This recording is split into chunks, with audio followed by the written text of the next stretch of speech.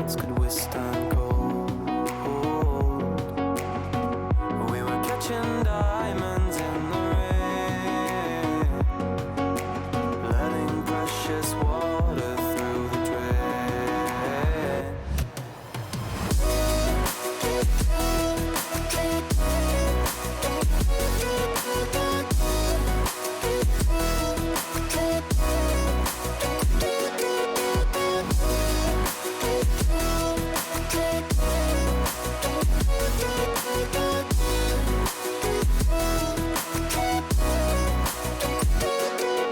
Stars were dancing in their light, paths that we could never ride. Oh, they were dancing way up high.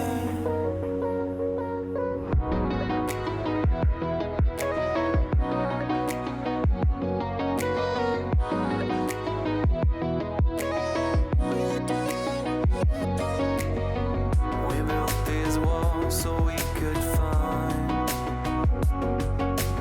who could prove themselves to the waves of time. We're trying to repent before you sin. It's like giving up before you begin. Stars were dancing in their light, paths that we could never ride. Oh, they were dancing way up high. Stars were dancing in their light, future we will never ride. Dirt on our feet was bone dry, it was bone dry.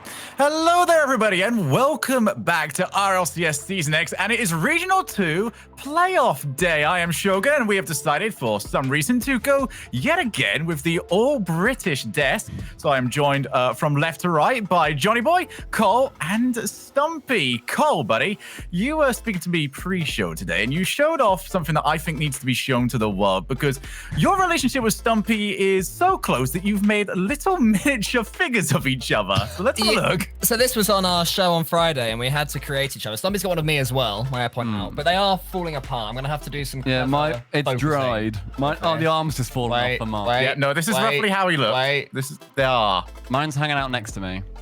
There he is. There's my Stumpy that I made. It's uncanny. It really is. It's so blurry. There we go. There we go. Here's my little Cole, and just there we go. What do you think? Who's is better?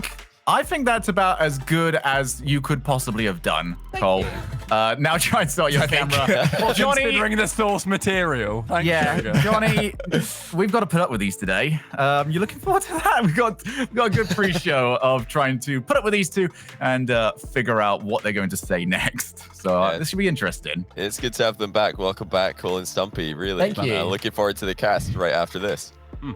That should be absolutely fantastic. And what was also fantastic is our broadcast yesterday. It was stage 2, taking our top 16 teams from Europe, and we started to whittle them down until we got to our top 8. And this is what it ended up looking like. So the whole point of it is that you just keep on going. 3 wins means that you make it through. 3 losses means that you were put out. And I always love the Saturday of these for Europe because it's just so unbelievably stacked. Stumpy, we got so many ridiculous results in there, but which one stands out to you the most? I think I'm going to start us off negative so we can then end up going positive, because my result that I want to look at is Team Liquid. It's a 0-3. They had an absolute nightmare yesterday. Ended up, unfortunately, falling to Train Hard Esports, Vitality, and then Guild. 2 out of 3 went to Game 5, but it's just not good enough for a team of that caliber. All right, Cole, you're going to have to be the positive one of the duo here. Which one are you a little bit more happy to see?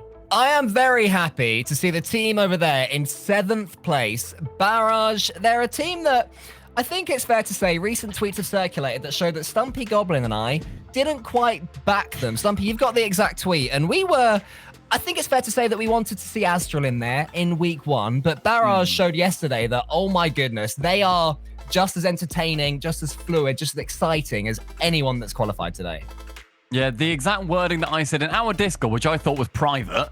Yeah, by the way. Tell me how it's more fun having Barrage go through. How it isn't. Colin did a little up arrow, and then I said, they'll just lose in stage 2. But, sorry. I'm all caps as well. I was incensed. Can I just say that it's being cropped unfairly, because my up arrow was actually pointing to the person above who said, I don't mind who wins. That. I just want everyone to have fun. Well, I wasn't pointing at you. I'm not always pointing at you. I am so happy today, after the few weeks that I've had going for myself, to have 2 people that are just as bad at predicting things as I have been lately. So that is fantastic. But Cole, taking us through some of yesterday's matchups and what some people might have missed, what is one series that people might want to go back and see? Oh, one series that I really, really enjoyed watching was Libertas against Fadeaway, because I think it was one of the strangest reverse sweeps I've ever seen. Normally, in a reverse sweep situation, you can tell the moment a great goal is scored and suddenly the team that was 2-0 down in series starts performing, for example.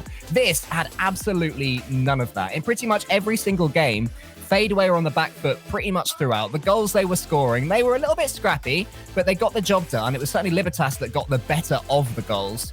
But somehow, one way or another, Freaky and his gang managed to grind out their victory to qualify for this stage of Regional 2. And I just love them for that. I then ended up having a little look at Vitality versus Liquid, because their matchup, to be honest, was one of my favorite series I think I have seen for a good while. It started off by making me so hopeful for what we could see out of Team Liquid going through the day, because they've been quite underwhelming thus far. They both entered into round 2 after taking a loss. Vitality lost to Barrage and Liquid to Train Hard Esports. So they came out swinging. They had an agenda.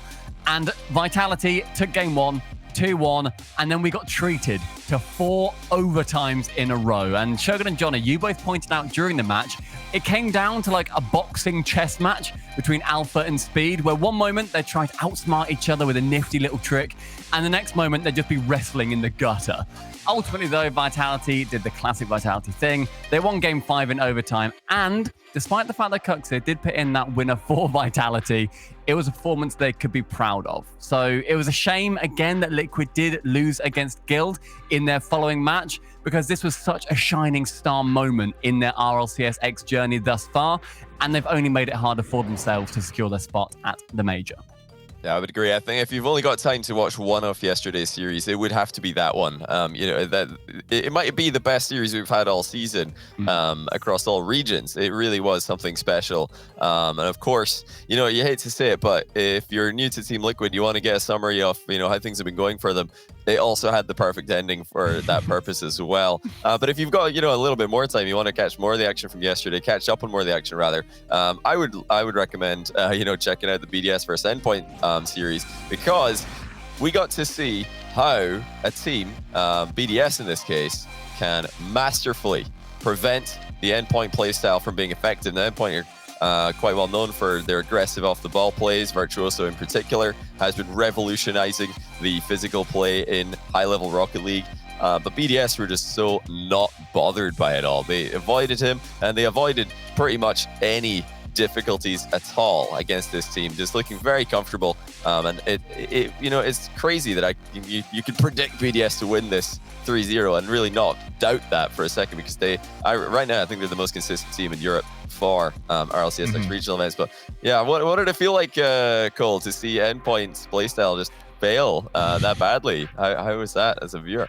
Well, we've seen it once or twice recently. The most recent grid, Endpoint I think, put in the worst performance we've ever seen from them. Nothing worked at all. So they're going through a little bit of a tough phase. I'd say, actually, their performance yesterday was a little bit of a step up from what we saw from them in the grid, which is good and bad, depending on how you look at it. But I agree with you as well, Johnny. It was great to see the way BDS just...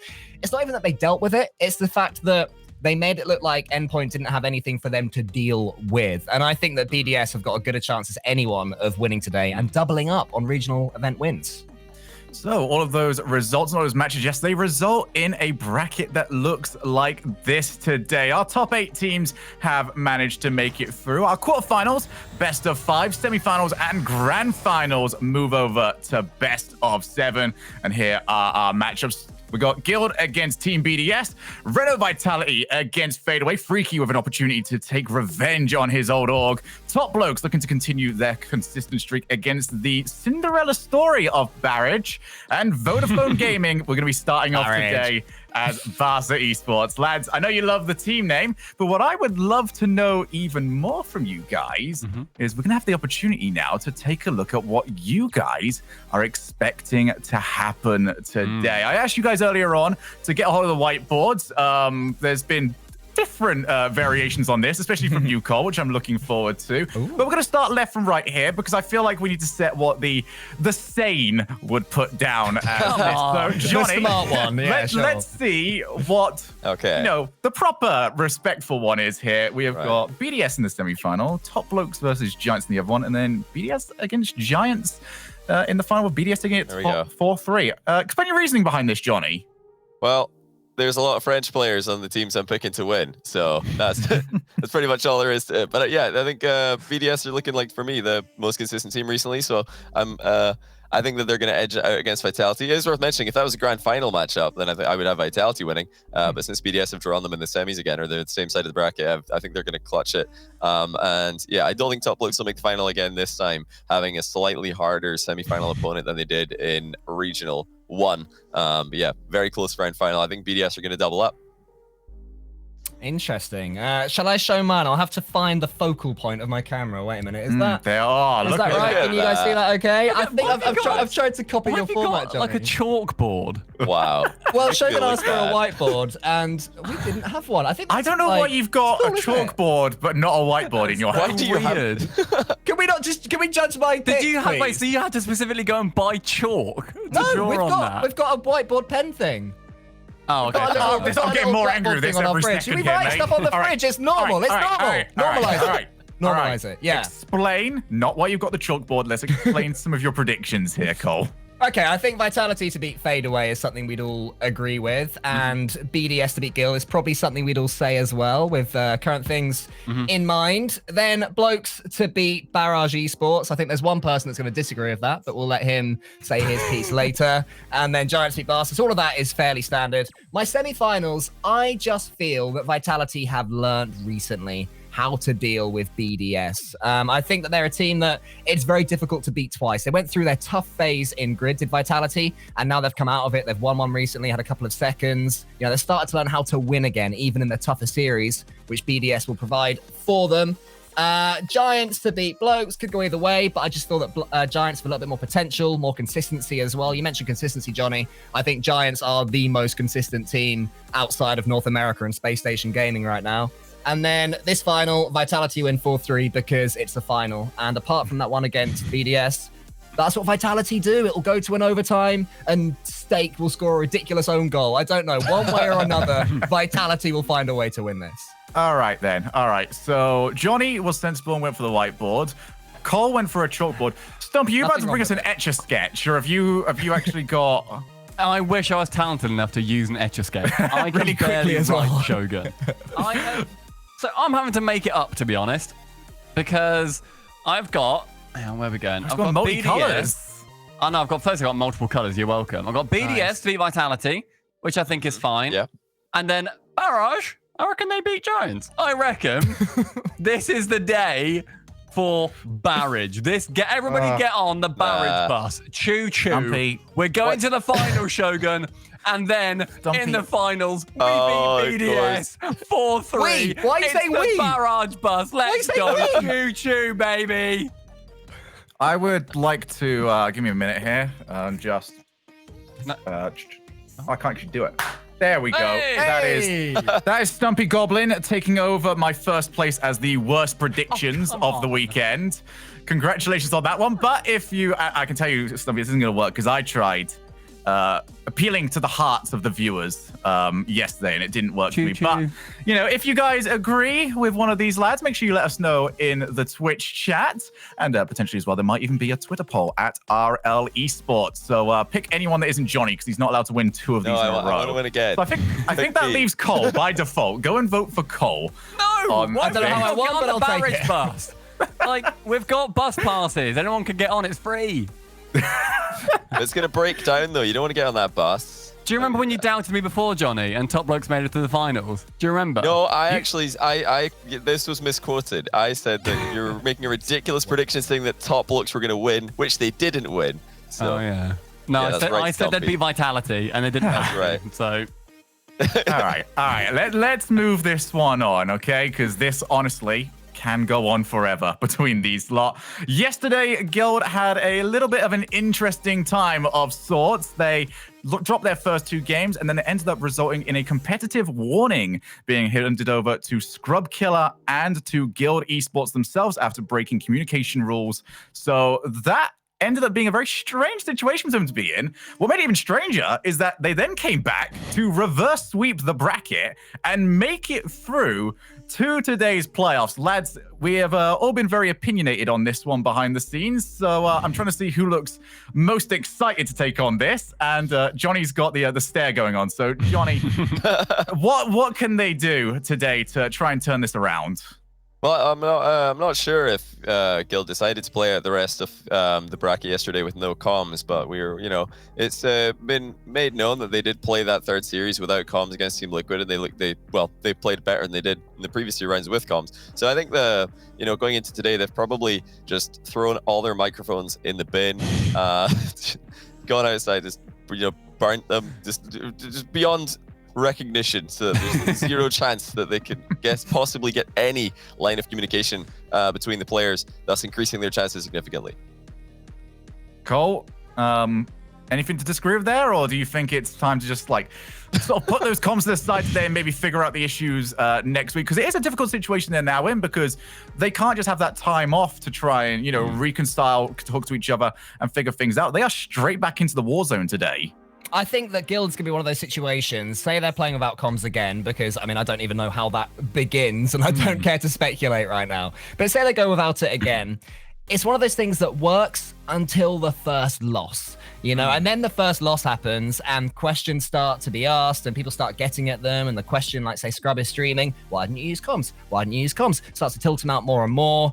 I just think it's a recipe for disaster if this is the angle that they're trying to play. I think what will be much more important is having a clear the air conversation and ensuring that this never happens again, because due to this competitive ruling that you mentioned, Shogun, it cannot ever happen again. This is a once in an esports situation, which we bore witness to yesterday.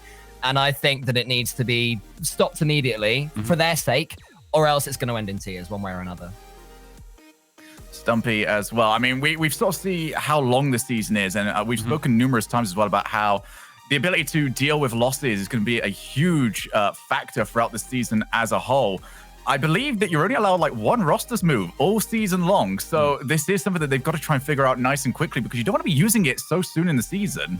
Definitely. You've also got the opportunity too, if they needed it, they have got a sub. They have got mechs that could come in for a series and ultimately make a worse team out of it, but maybe removing 1 player from the situation, that will maybe sort it out for 1 game and then bring whoever it is they subbed out back in.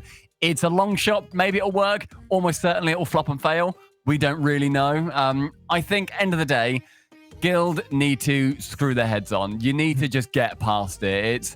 To me, it seems a little bit playground that this ever happened in the first place. I don't know what happened behind the scenes, of course, but I think get over it. It's your jobs. You need to perform to the best of your ability. If you're having a tiff, do it when the match is finished. But in the most British way possible there. So, talking from there to Scrub's former team now, Reno Vitality. It's probably been the biggest question of them, because they came into this season really hot. They were up there with NRG as just the teams to beat. Now both teams seem to have taken almost a backseat of sorts. NRG now starting to drop down to Space Station Gaming. For Vitality, BDS are breathing down their necks today. Cole, I mean, looking at them, if BDS end up performing better today than Renault Vitality, do they usurp Vitality as the best team in Europe now? No, I think that ever since their Regional 1 victory over Vitality in the semis and then Top Blokes in the finals, they've actually cooled off a little bit. And I'm basing this on their grid results because there's not too much else to base it on when we're waiting for these regionals to turn up. BDS haven't, to me, shown the consistency in every tournament that they need to say that they're the best, to have that level of professionalism that we expect from Renault Vitality. Vitality, meanwhile, they've won recent grids, and even when they have lost them, it's been in the finals against a Giants team that just seems to love the grid themselves. I think that it would take more for me than BDS beating Vitality here to say that they're quite at Vitality's level, but it would be a bloody good start. And then we'll carry on going forward. And that's when we can start to ask that question, in my opinion. I don't know. I feel like I'm ready to call BDS the best team in Europe if I they beat agree. Vitality today. I think it's for me, it's that simple. Because BDS performances in the grid, yes, they've been subpar compared to Vitality. Hey, that's us. That's us. That's what we are. Yeah, they've definitely not had the consistency Vitality have, but that doesn't seem to matter. Every time the BDS play in the regionals for RLCSX, they just step it up a notch. And if they can do that again, if they can play to that same level again, then I'm not really going to doubt anymore that their inconsistencies in smaller tournaments are going to be problematic at the level where it matters, because really this is where it matters most. And I like I said, if Vitality got a different draw here with the bracket, I could have predicted them winning, but yeah, BDS have ended up on the same side again, which I think is really good for them. They can just get Vitality earlier in the day, well, basically before the grand final, because I don't think they want to play Vitality in a grand final of an event of this caliber. I think the biggest thing for me, just very quickly, sorry, Shogun. Yeah, no, I was actually going to come over to you, so this is fantastic. Whoa. Doing your job for I him. was looking at the results they've had thus far. BDS have by far and away the best win record so far. The only team to have ever beaten BDS in RLCS X whatsoever is Magnifico. That's it. That's the only team. Otherwise, they've gone 15-1. They've got 94% win rate. They won Regional 1. I think right now we can call them the best team in Europe. I think it's very close.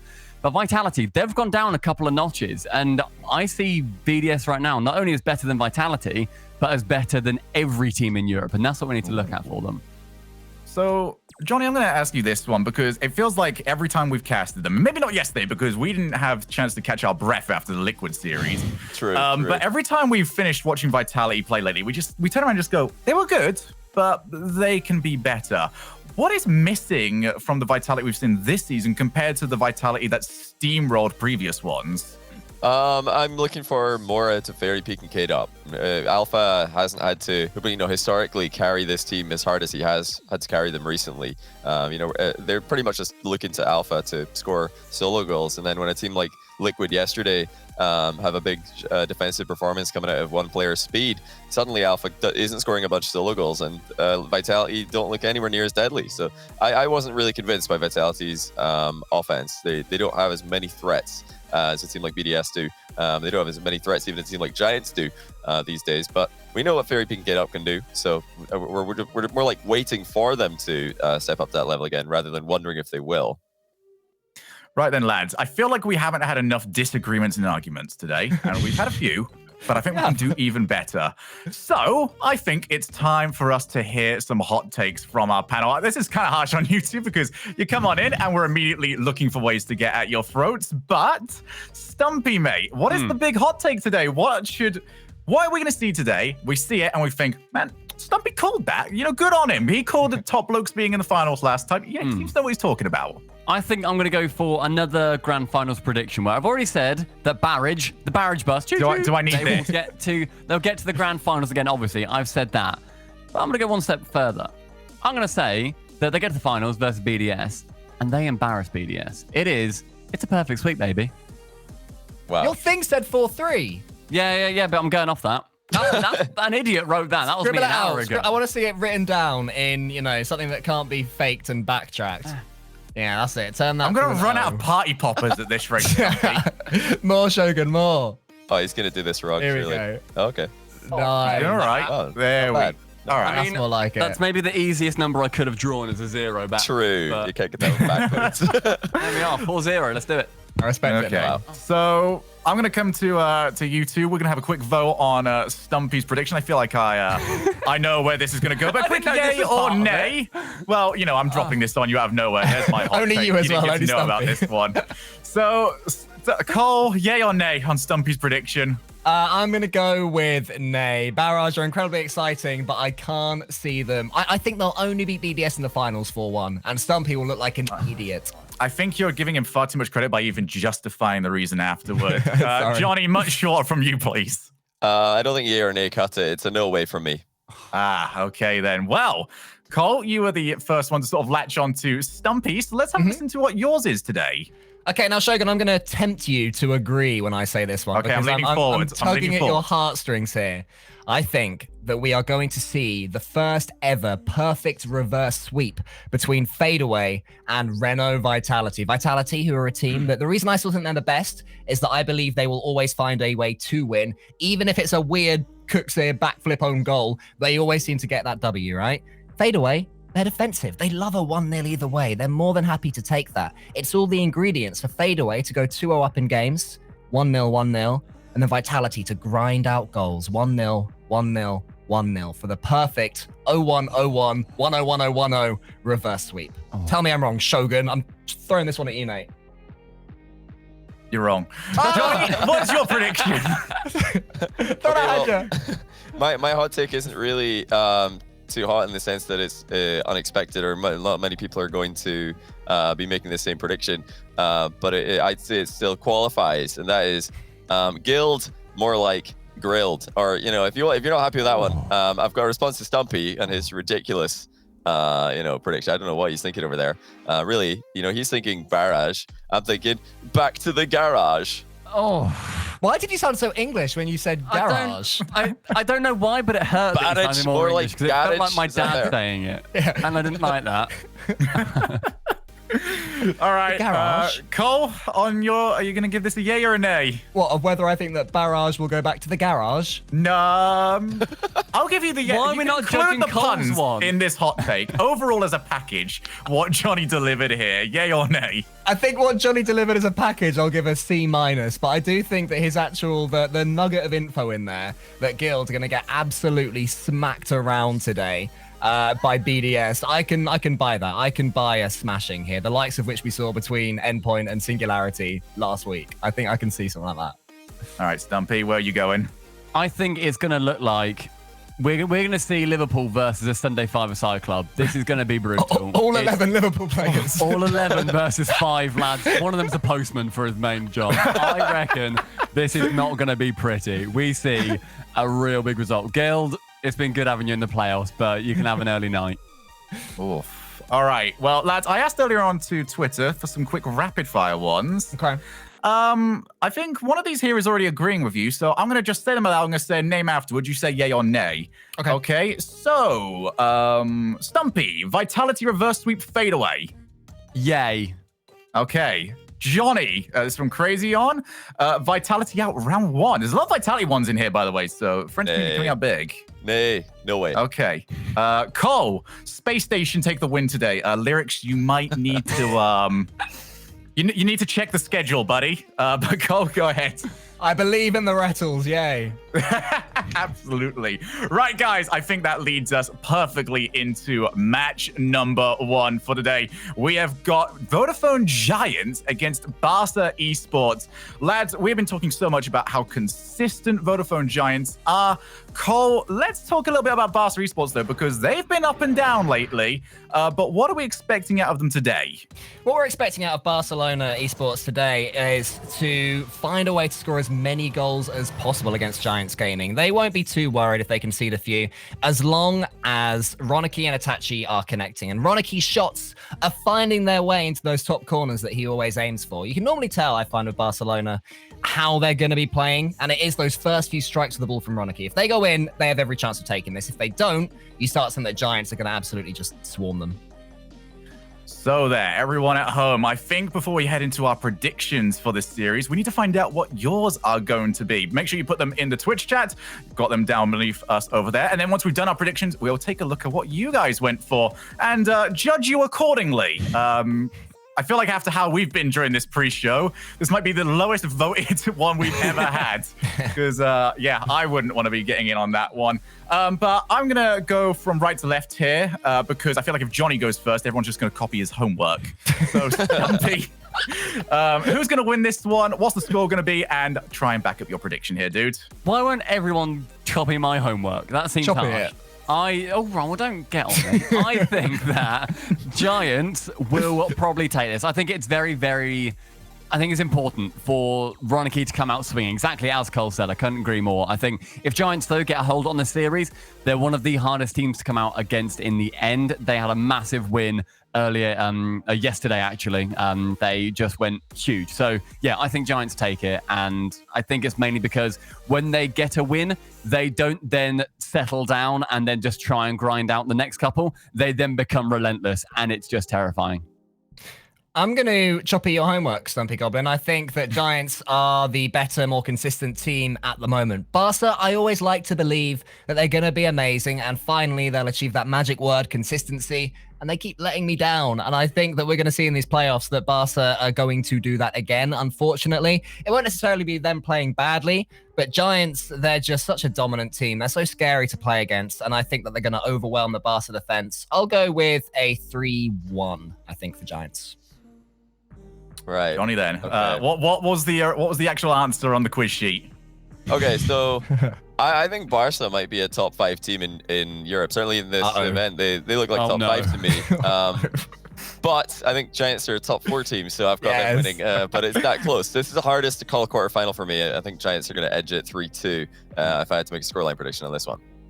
I think it's ridiculous. I like the way that Johnny just sort of swerved there to start getting a little bit more terrified of that one. I'm going to give a prediction as well here because I feel like I've backed down a lot during this one. I sort of executed my host privilege, so to speak, to get away. But I am going to agree entirely. I'm going to jump on the Vodafone Giants train here. I think they are a team that is just far too good to not start getting themselves a big result of sorts. But let's have a look very quickly at what you guys at home thought and whether or not they agree with us over here on the desk. 60% to Barca Esports. Oh, wow. 40% to Vodafone Giants. So they have not gone with us, lads. They're going with their hearts and not their heads, I feel. I think we'd all like to see Barcelona get back into that top spot. I don't necessarily know if today is the day, though. Can I just say, this is why you never use Ask the Audience on Who Wants to Be a Millionaire. They cannot be trusted. Okay, then, lads. So, got ourselves ready. We've got the players ready. Lads, Cole and Stumpy, I believe you are now ready over in the skybox. So, let's get ourselves going with quarterfinal number 1. Stumpy, have you made it? I'm here in the skybox. Are you with me? I'm here. I twisted my ankle on the way, but I'm happy to be here with you. We are going to be having a look at FC Barcelona, big boys at Barca Esports versus Giants Gaming. Me and you both reckon this is going to be going in favor of Giants, but chat going the complete opposite direction. They are feeling Barca Esports. Looking forward to it. Into the match we go. Yeah, one thing I certainly agree with above all else is that this is going to be an incredible series, so fast-paced. And just exciting. You know, whenever Giants play, you know what you're going to be getting. You're going to be getting some aggressive, attacking Rocket League that's no holds barred. That's the term I'm looking for. I was thinking no bards held. Is that right? No holds barred. I'm confident, though, for an exciting one. It's Tox as well, a man with all the confidence in the world, and he started off, as he means to go on, 1-0 Giants. Tox had such an impressive performance yesterday, linking up with his teammates whenever he was needed to. There were passes chucked central by Zamway and Stake. Tox was typically the man on the end to finish it. Continuing, as you said, as he means to go on with the lead. Exactly what they fancied at the beginning, as Zamway gets involved there, and Stake just about misses out on one. That was pumped forward by Devo, a man who I feel could get a little bit more involved in attack for this Barcelona roster if they really want to step up to the level that we know that they can achieve. The man who missed it there, Itachi, he is somebody, though, who is just... He's been incredible since he's joined Barca, isn't he? He has really transformed this team. Oh, hello, though. That didn't work out, though. I've cursed the man. I'm sorry. 2-0 Giants. Tox doubling up on his amount of goals as the touch does come in from Itachi, but you do not want to challenge there, man. In the center, Ronicky attempted to get a touch to it, but couldn't quite secure the nose to the ball. Tox getting the second goal, and in 45 seconds, we said that Barcelona needed to come out hot in this game. Going down is not how you would like to begin your quarterfinals in the playoffs. Yeah, Giants definitely have a way of squeezing their opponents when they get the upper hand. We've seen it time and time again in recent weeks since they've really started their ascendancy towards the top of the EU ladder, ever since really the RLCS was announced. And they're showing why right now with another attack. Itachi does his best to slow down, but he's completely boost-starved. Zamway's coming in up against Devo. Devo's got none as well. Barcelona looking in real trouble right now as Tox just keeps that attack going onto the backboard by Stake. Devo can keep it going, but Zamway's waiting for it. Great pressure and good control from Giants Gaming. They're not overcommitting either. They're just looking really solid in an attacking sense. It's only control for Giants Gaming as well. There's been no chance where a Barcelona player has been able to get a decent touch and hold on the ball. A Stake. Sorry, Zamway goes for the bump as well, and he lands in net.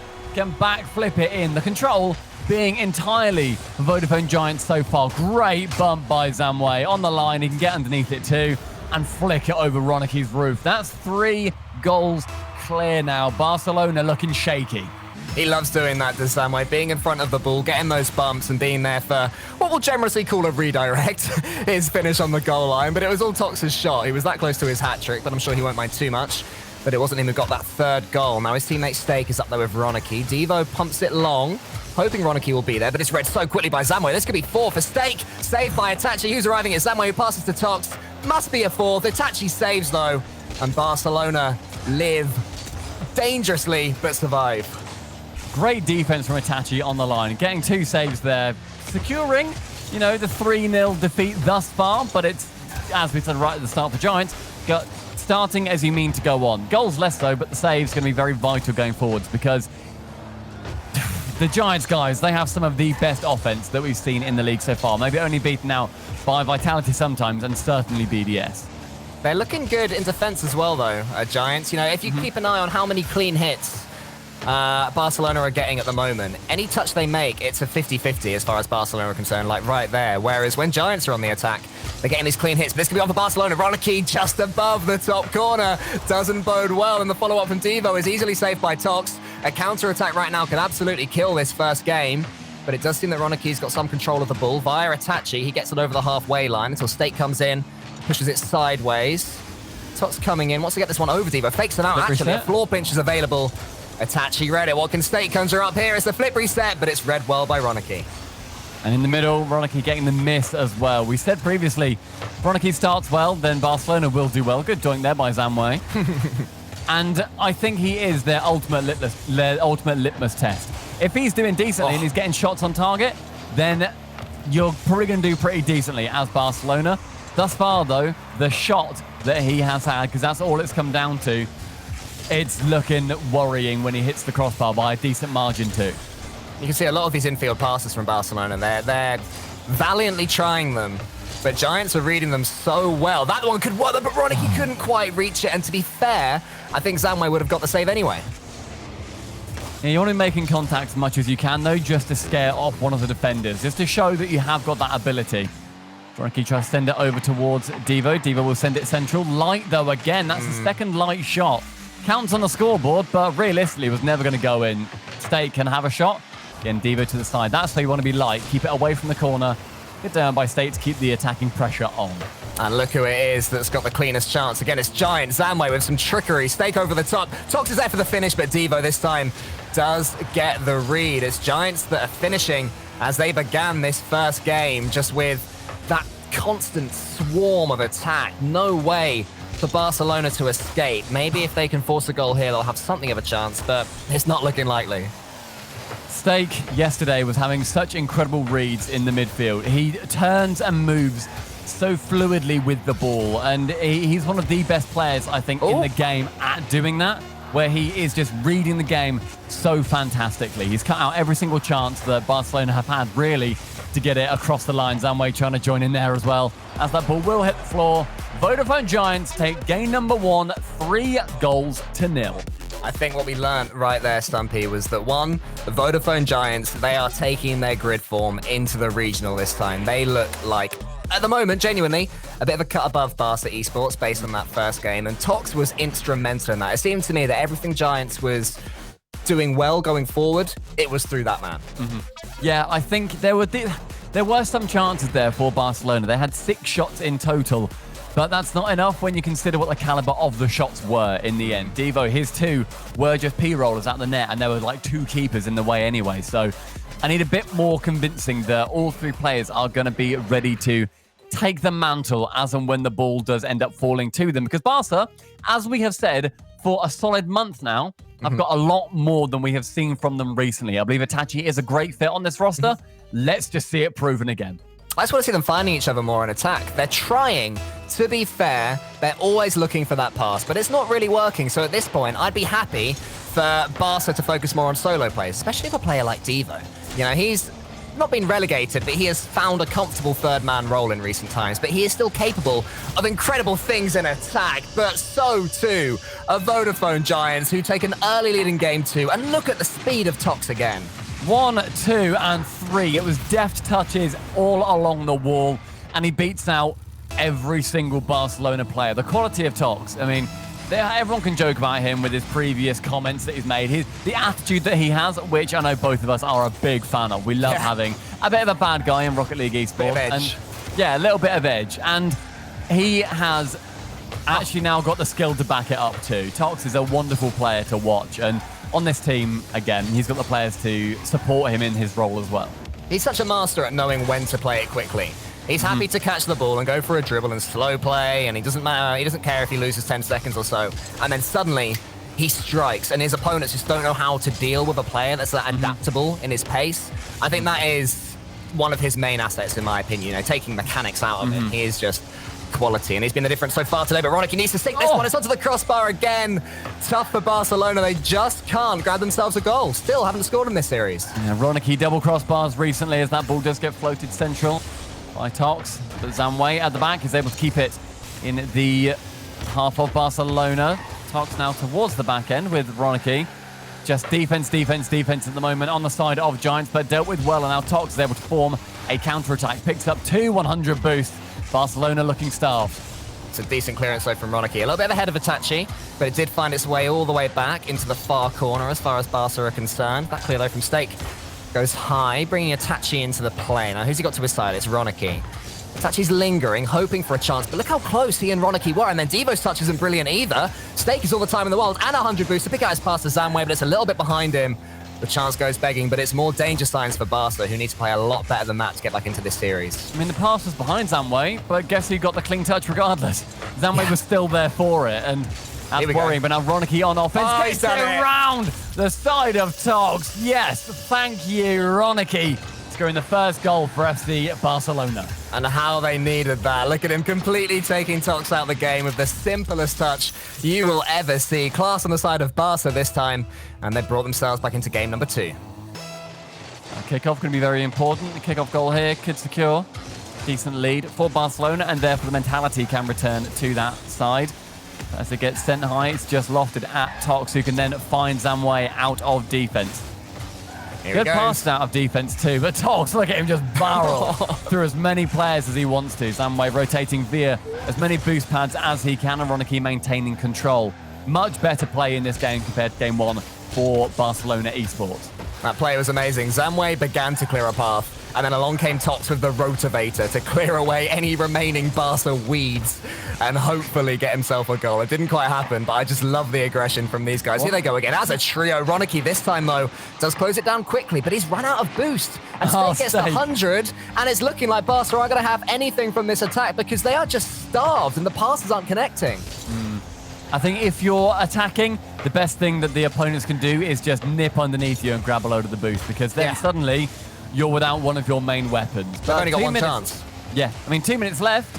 Looking like Barcelona still are mounting chances. Ronicky now with a chance as well. And he gives Barcelona the lead.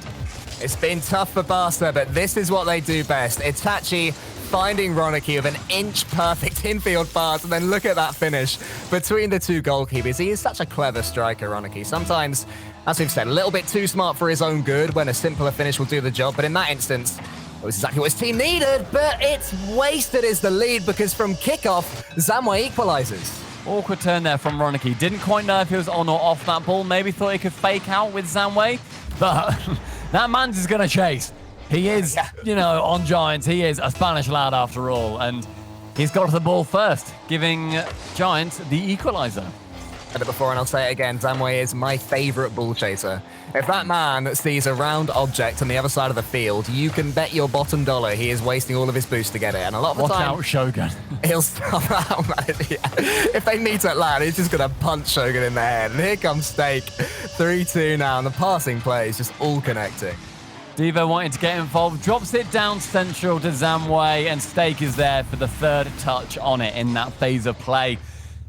Giants just getting that momentum and running with it. Though there was a lead for Barca Esports, it never felt like it was going to be too concrete. But Ronicky wanted to get it past the final defender in Steak, doesn't manage to. Steak can now go off the ceiling, but Devo is equal to him there. Great defense from him. As Itachi is late to that ball, though. Nobody wanted to go from Barca, but they really needed a man on it to prevent this now push and pressure from Giants. It's an awkward touch from Steak, but he does get into the center, and Ronicky and Itachi were sort of in each other's way there, so Steak can continue his attack with a lot of boost. How much boost they always seem to have, these Giants players, even though they're so fast. You've got Tox right now on 50, you find Steak, who's got plenty in the tank himself. Zamway's behind him with 96.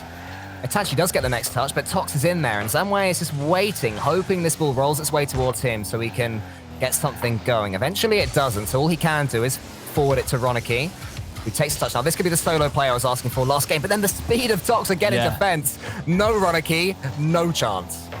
Tox is always going to be there to shut them out, and it really seems like there's so much control on that midfield line. Look, again, Tox is up. The thing is with the touches, they've not even necessarily got a plan. It's just the fact that they are coming in. If you're in defense, you need a plan for your touches because you can so quickly ruin the rest of your team if you make it light and a little bit floaty.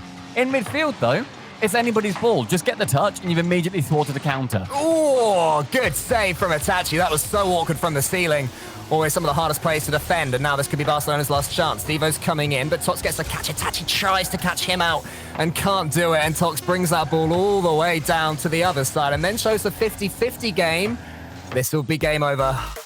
And Vodafone Giants, in a frantic game 2, take a 3-2 victory. Briefly handing the lead over to Barcelona towards the middle of that match as well, as Barca were 2-1 up, and 2 consecutive goals from the Giants did end up putting them ahead. Great performance by Giants, and I think a decent performance as well by Barca. There's more that they can do, and I think they know that. I, again, would like to see Devo get more involved. I mean, the third goal was because of his weak touch in the middle. There was no plan for it. At that point, keep the ball close. You know, wait and then get the flip reset or something just to delay, so then your teammates are in better positions to save it. But Ronicky had really good solo plays in there. The first goal for Barca in this entire series was that Ronicky goal at the start of this match, which then gave them the lead. So I think there's a lot more that can come from Barca, and I think it's solo plays from Ronicky, and it's just generally playing from Devo. It's actually a decent middleman in the middle, though. Oh, yeah, he's absolutely quality as Itachi. And I feel like, as well, the most important goal in that second game was Zamway's equalizer from kickoff, barely seconds after Barcelona had finally worked so hard to get a lead. I feel that sort of killed any momentum that was bubbling away was just taken off the simmer in that moment. If Barca get a lead this game, I want to see them just slow down for a second and make sure they contain it and grow into this series even more. And I still think they have a chance here, but they just have to connect with these passes 1 or 2 more times than they have been per game. But that's awkward for Ronicky. He's actually done well to avoid an own assist there. I mean, ultimately, it's do or die. Lose this and you're out. You need to put as much on the table as you possibly can. Barcelona looking to do exactly that. So earlier, Ronicky chucking a fake out there as well. Genuinely maybe the first fake we've seen in this series as well. So trying new things. Not world-breaking things, but new things. Showing off what they have got on his platter of skills as Devo tries to work his way out of defense, but Giants turning that screw once again. It makes sense as well, the fate, because Giants play with such speed, and they do seem to have the read on what Barca are attempting. So maybe it is the fate plays that are going to force them to make a mistake here or there. It's something that I would certainly be focusing on if I were in their shoes. Definitely, yeah. Seems that we're going to have to get Tox to rejoin the server any second, but shouldn't take too a long. quick technical problem, but that's all okay. Yeah. I think at the end of the day, because we have Giants playing so well, it's hard to counter them when everything that Barcelona want to do, they don't have time to like carry on with. They can't set something up and then get the pass in the middle. They need to make it a much more fluid action. As soon as you have the ball, send it somewhere else, because typically I'd say keep it closer to your chest. But if you keep it close, then Giants know exactly where it's going to be. Offload it as soon as you possibly can to a teammate, and then you're going to spread them thin. You're going to waste the boost of Giants as well, having them chase around the pitch, because ultimately you're not going to out-boost Giants, right? Yeah. That's just something that's not going to happen. It's very, very few teams in the world could do that. And Barcelona are not the team to do that. And I would like to see a few more passes come in. Make it so they're stretched thin. Make it so they're going to have to waste all of their boost and then put in the striking shot, because otherwise you're going to be swarmed and you can't form any kind of attack. One thing that we have learned about Barca, though, in recent times is that they do have fight. They were on the cusp of being reverse swept in yesterday's Swiss. I mean, their first two games, they were simple. They beat Barrage and Magnifico 3-0. Barrage. You're thinking, Barrage, 3-0 each. So you're thinking, easy qualification for the boys. But then a 1-3 loss against BDS and Vitality, and things start to get tricky. They had to turn their day around, grind so hard and dig so deep to get their 3-1 victory over Monkeys. So I back them in the mental stakes. Barca, it's just the decision making against a team like Giants, because as I've said before, they do seem to have the read on Barca on this particular day. It's why Fakes would have been so effective. And Ronicky, he's grabbed himself a couple of goals as well. So getting him into the game as much as they possibly can do, you know that he can conjure up a goal in the way that maybe Itachi's somebody more who needs a pass to him. You know, he needs to have a bit of pressure, which he's absolutely fantastic at. But a goal out of nowhere, maybe you're looking to Ronicky to do that. Yeah, we're just waiting on Tox to reconnect to the server for anybody who has just joined us. So don't worry, we're going to get into the game as soon as we possibly can. Just waiting on him to get back in this server. Otherwise, Cole, I think when it comes down to, I think we've spoken a lot about what Barcelona haven't done well and what they have been lacking. And I'd like to focus more on what they have been doing well, because at the end of the day, the amount of pressure that Giants have been putting onto Barcelona, they haven't conceded as many goals as theoretically they could have done. There's been some great goal line defense from Itachi in particular. Yeah, absolutely. Yeah, Itachi has looked quality in defense. Devo's been doing his usual job in defense. He's been very good at blocking Giants at source when he gets the read on them. It's obviously a little bit trickier, I would say, for Devo at this point to get the next touch, which maybe is because Ronicky and Itachi aren't quite running the channels as quickly as they could be. So Devo's pumping it at that, that 45-degree angle you want when you're booming it from defense, and they're not quite there. So I think that their communication in that sense could step up a tiny bit, but obviously they're very rushed by Giants. All of this is much more easily said than done. But they have managed to avoid a collapse against Giants that, in the start of game one, it looked like it was imminent. It looked like any second, Giants were going to score 4 or 5 or 6 or completely run away with this game and maybe the series. But they've kept it to 3 goals against in each game. And a team that has the attacking prowess of Barca, they can match that. They can win can win a game 4-3 in overtime. It's just about, that final pass and that final shot, because they could have scored more from their shots as well. Yeah, they definitely could have done. I think a lot of chances from Giants, and ultimately, I think the best thing to look at for Barcelona, they've not all gone in. Like, you have held them back at times, and you have done a really good job at that. We are just going to be restarting from 3 minutes 50 in this match. By the looks of things, Tox has reconnected. Welcome back. Yeah, we'll be back in this game very, very shortly. So, guys, don't worry, don't panic. Tell your friends, text them, text your mum, let her know. Don't worry, Tox has returned. You don't need to panic, mum. Come back. You don't need to go and buy any crisps from the shop, because the game's about to start again. Message somebody that doesn't even follow Rocket League Esports and say, don't worry, Tox is back. And just see what they say. See if they're like, oh, nice to hear that, Barry. If you're called Barry. If you're not called Barry, that'd be really weird. That'd be weird if they replied with that. Yeah, absolutely. Yeah, exactly. Giants, though, how well are they playing right now, Stumpy? I think the pressure is their main attribute. You said that how well they managed to do in their matches yesterday, and that can't be overstated enough. When they got a win, they put it on as heavily as they possibly could do. They were, as a word that I've always loved that Gregan uses, they were unrelenting. They were very much a relentless team. And it's something that I've always enjoyed watching when a team has the pressure, they have the win, and they don't then let up and just sort of grind it out. Because some teams, they have been known to do that. Giants are not that team, and that's why they're so fun to watch. Back in the game, 3 minutes 50 on the clock. Everyone's happy. Let's get some more Rocket League going, baby. Hang about, it's Ronicky. It's just a little bit high above Itachi. What a start. That could have been for Barca, and Stake this time closes Ronicky's shot. But maybe that gap is what Barca needed to shake away any rust that was starting to be formed by the slick, liquid-like Giants attack. Giants, Tox put it onto the backboard where Devo can save and take a better touch that time. I prefer that from Devo. You know, once he got the catch, which was really tricky, he was then able to follow it home with a good 50-50. It does lead to some Giants attack and some pressure. But once Zamway has his shot saved here, Barca should have escaped. Instead, though, the offense just continues from Giants. Devo, they're getting a shot out in the center.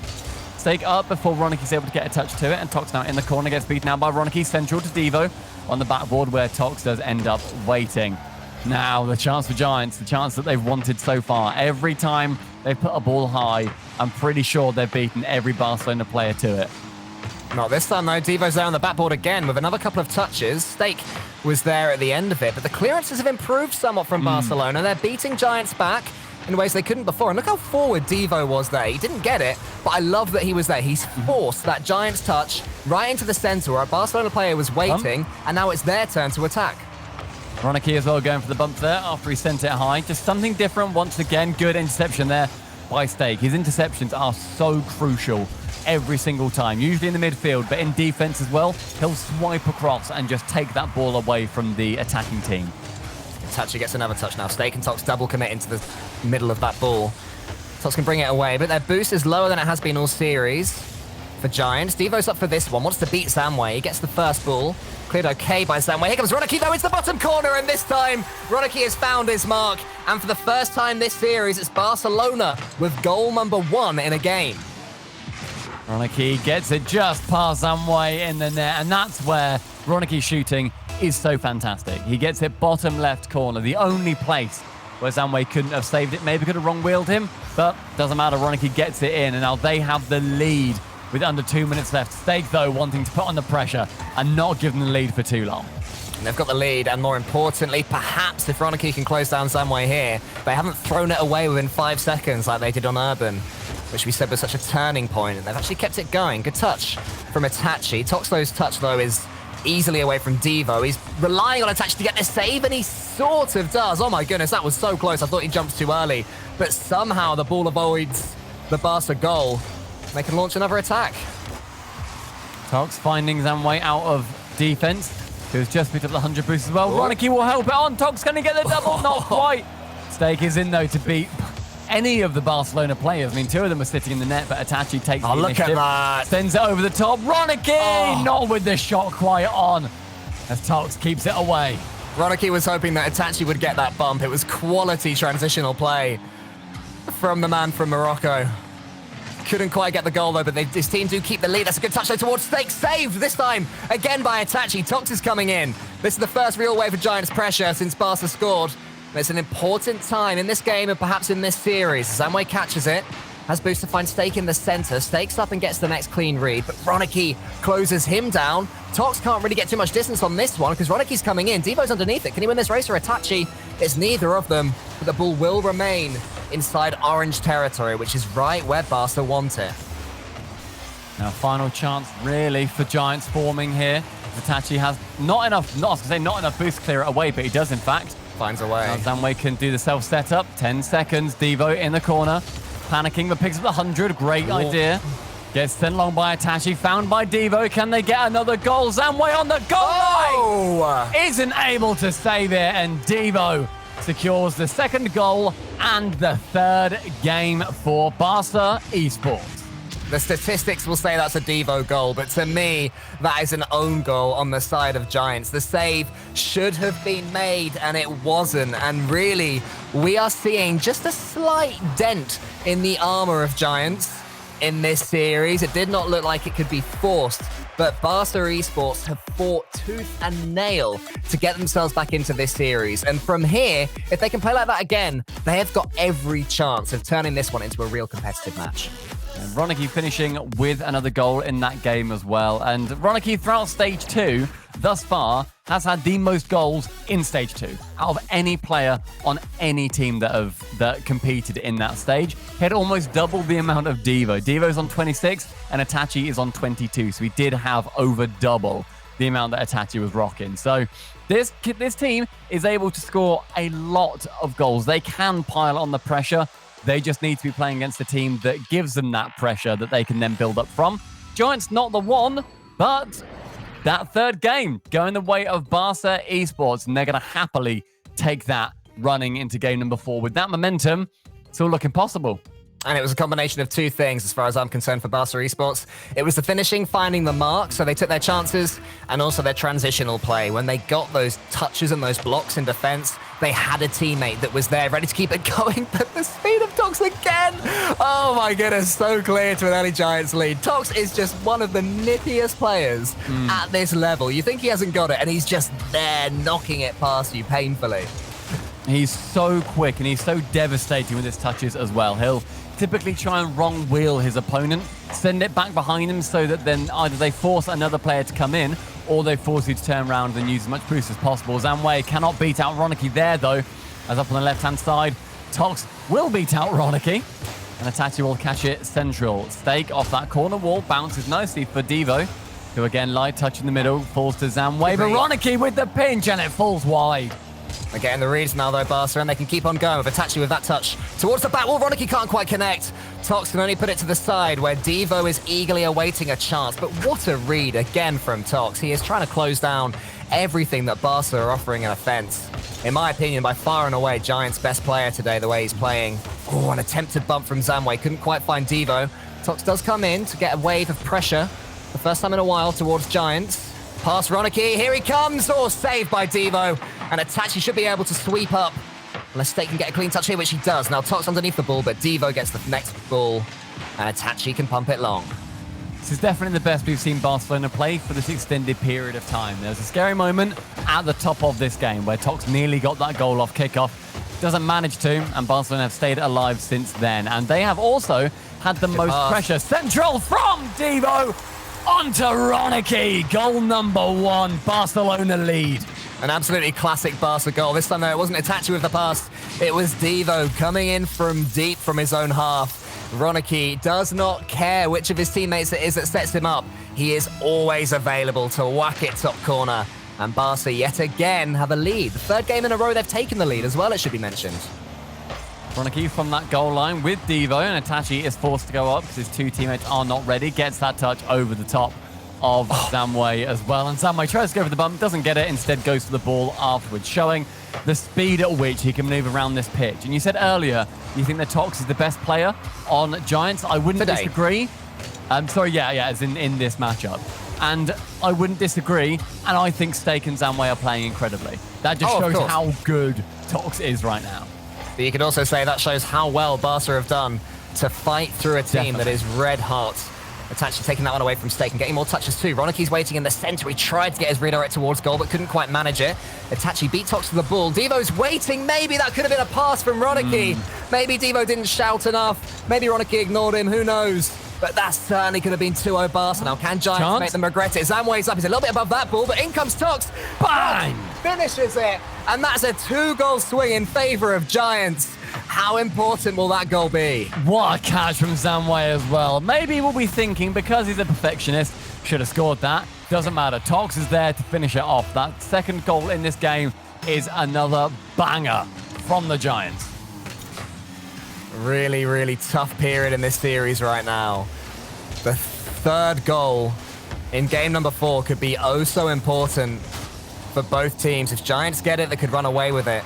But if Barca get it, then Giants really start to question themselves. And Barca truly begin to believe. This could be it. Devo shoots, Stake saves. Roniki's coming in, got no one to pass to this time, so Devo is making sure he gets back to let Itachi attack this one from the side. I think he got a flip reset there, you know. I think he hit that with all of his wheels. One of the oddest flip resets you'll see. Anyway, Tox finds Steak. Steak shoots. Saved by Barca. Chance now for Roniki to clear it out of his defense, but Zamway is lurking. Flips earlier than he wanted to, and instead Steak will take his place. Goes central, Tox is there, goes high.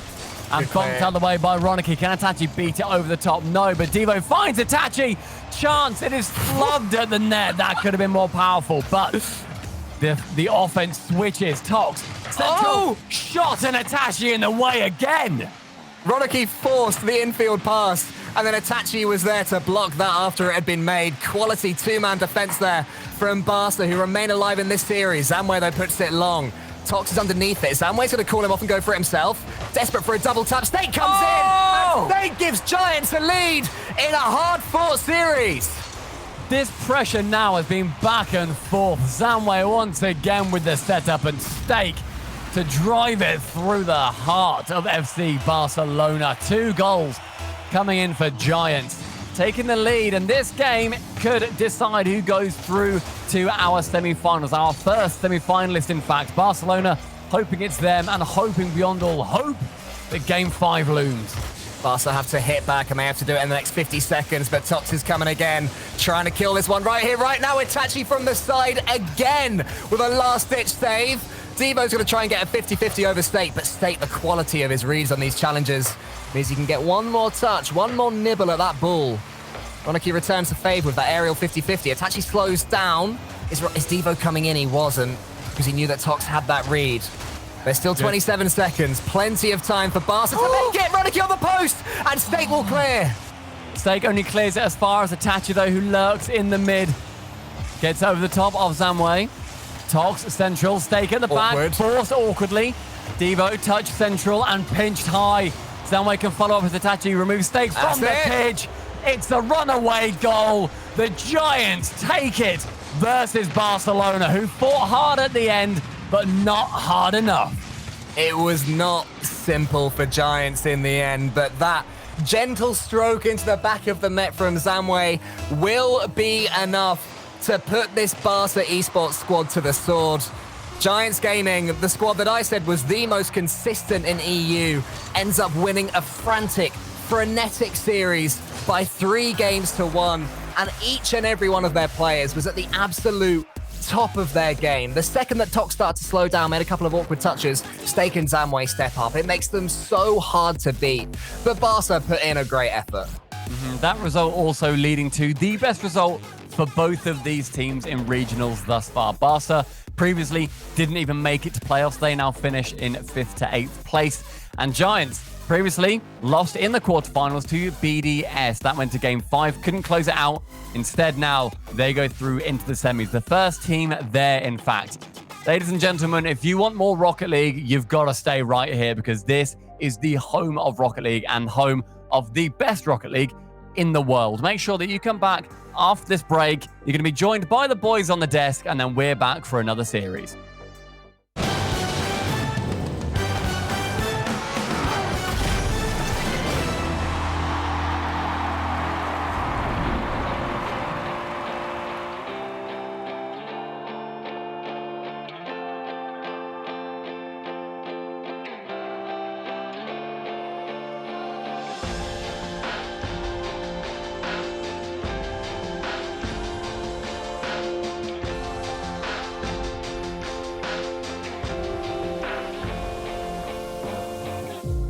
Take it too far to say that we cannot pretend now. Wasn't never enough to have just everything you want. In your shadow I found a place to hide me from my own thoughts. And if I ever got lost, you'll find a way to bring me home. And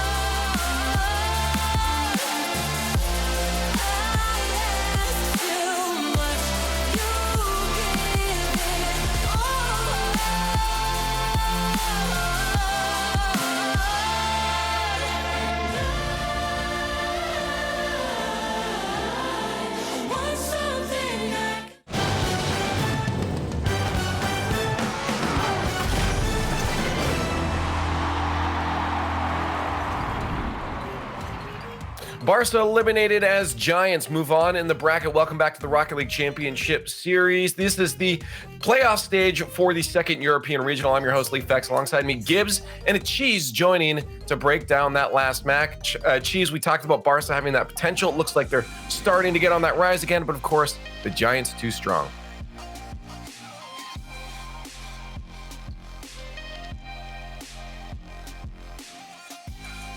Oh, Chiefs is muted. Okay. All right, I'll take it from here. The hard part for Barca is they've played Giants 5 times previously. They've lost all 5. Well, let's just add one more to that. Just seems like Barca cannot get by this team. And the hard part is Tox in game 1 was so dominant. Then, like, it just transitions player to player to player for the Giants. Anyone can just carry a game. And Barca, they need to be on the offensive half to get their passing going. They were not, and the Giants just took over. And the couple passes that Barca did get, they did look really good. They were still able to get the ball out to Ronicky in the middle, fire some bangers, top corner. But yes, overall, Leaf, you are correct. Giants too good. Well, let's take a look at the bracket now as they are eliminated. In case anybody new is just joining in and missed that first match, here's what it looks like. We started with 32 teams last week, dropped down to 16 for yesterday, and we figured out which 8 are making it today. This is a huge accomplishment for every single one of these teams just to get to this point. We had a lot of teams to go through to get here, and now again down to the top 8. Well, 7 now as the Giants move on as they try to get to those grand finals. They'll have one more match to get through. That'll be Top Blokes versus Barrage, and of course you can see the other 4 teams waiting patiently for their matches to get underway later today. So let's talk about this next match coming up. That's Top Blokes versus Barrage Esports. Top Blokes, I feel, Gibbs, might be the favorites coming into this one. It's all about Archie. This whole game plan is all Archie. When we went to the Regional 1 finals, number 2 in impact rating, according to Octane, and they made it to the grand finals. When they went in Regional 2 for the first weekend, he was all the way down 29th, and they go 3-2. Then he was top 10 once again for what day was it? Split 2. Yeah. And they go 3-0. So it's all about Archie. He has to carry this whole team. So Barrage has to find a way to make him not score. That is a tall order. Not many teams can do that. So we'll see how Archie plays today. And if he plays really well when they go up against Vodafone Giants, if they beat Barrage, then I think they have a chance. But the Top Blokes, they've been a hit or miss team at times. So it's going to be interesting to see because Barrage is one of these teams. They're brand new coming in here. This is a huge tournament for them. They want to get as many points as they possibly can. And this might be the only time they make a playoff bracket. So everything on the line for them. Well, they played last week. I mean, they had a different name. They switched names, but Yes. they made stage 2. They went 2 and 3, so they're real close. And it's good to see an improvement out of them, of course. And I think keys to victory for Barrage is going to be Cynical. I think he's probably one of the better players on that squad. So I think you're right. I think Archie is definitely the guy you have to beat, and that's going to be tough. But I'm looking for Cynical to have a big day if Barrage wants to be successful. Well, I'm kind of curious now if chat thinks that Barrage is going to have this upset potential. Of course, Blokes coming in as a bit of a favorite. Use those hashtags, get your votes out here. But I want to ask you, Achieves, how you feel about Barrage now. I mean, to get here, they actually had a pretty hard run. I mean, like to get into that second stage, they had to take out Oxygen. Then, of course, they beat Renault Vitality in that second stage. So it's not like they've had, some low-lying teams here to get to this point. They've gotten some considerable results. Do you think the Blokes are going to be another one of those results under the belt for Barrage here? I think the Blokes are an excellent test, obviously, because we talked to Fairy Peak yesterday and we're like, hey, man, what happened versus Barrage? And he's like, I mean, look, they just played good. So, you know, it could just be an on-the-day thing. Vitality, it was their first match of the day. Maybe they got to wake up. Who knows? Point is, Barrage has shown that one way or the other, they can hang with top teams. It's just, can they do it consistently is the question. And I think top Blokes will give them a good run for their money. Well, let's get those predictions out there. We'll wait for those results to come in from chat here. Gibbs, I'm going to let you start off after just Achieves Gaze's little spiel there. The number 2 defense. Oh, okay, sorry. Oh, the number 2 defense and top Blokes, they will prevail here. They will take the win. Okay. Achieves. Yes, top Blokes. You have to pick top Blokes for the understanding of what you know they're capable of. Barrage, they've shown improvement, but you got to pick consistency because it's a marathon, not a sprint. I think this is the thing. A lot of analysts have been behind the top Blokes as well. I'm gonna have to back them up too. We've seen it throughout the last regional, this regional. The Blokes have been a position of success before. I think they'll continue that on. Barrage has that upset potential. I'm kind of curious to see if chat thinks that's going to happen here today. But again, until it continues to happen, until they get a large amount of results over some more time, Barrage will have to continue to prove themselves. So top Blokes, the favorites coming in this one. Chat thinks so too. Let us know what you think online on Twitter at RL Esports, hashtag RLCSX. But it's now time to get into our next match with Cole and Stumpy. It looks like the desk is very much favoring top Blokes here. I'm going to have to go the other way. I'm going to go for Barrage, I reckon. My name is Stumpy. I'm joined here by Cole. Thank you so much to Leaf. I love being able to say that. We're here on Rocket League. It's amazing. It's wonderful. And Cole, I'm feeling the Barrage bus. Choo-choo, tickets are free. How are you feeling? You're really trying to push that thing, aren't you? And I respect it. I'm curious whether it's going to take. Okay, right. You're too quick for me, Stumpy. I can't handle it. But let's see whether Barrage will be too quick for the top Blokes. Because this is sort of the battle of the teams that you fanboy, Stumpy. Barrage, of course, for their recent escapades. And top Blokes, the man who almost nailed a double tap in the first 6 seconds here, Archie. Remember him? I feel like you're forgetting your old boy.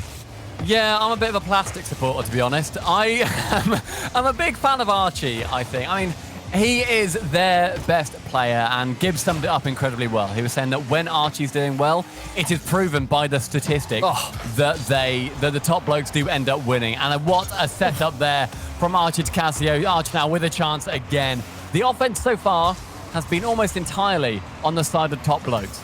Yeah, but talk about that Barrage defense. I mean, that was quality play all around, from Archie's double tap to Rise's save. And then the follow-up was saved as well, but it's simple. When Flame gets a little bit of time, he rarely misses. 1-0 to the Blokes when Archie passed.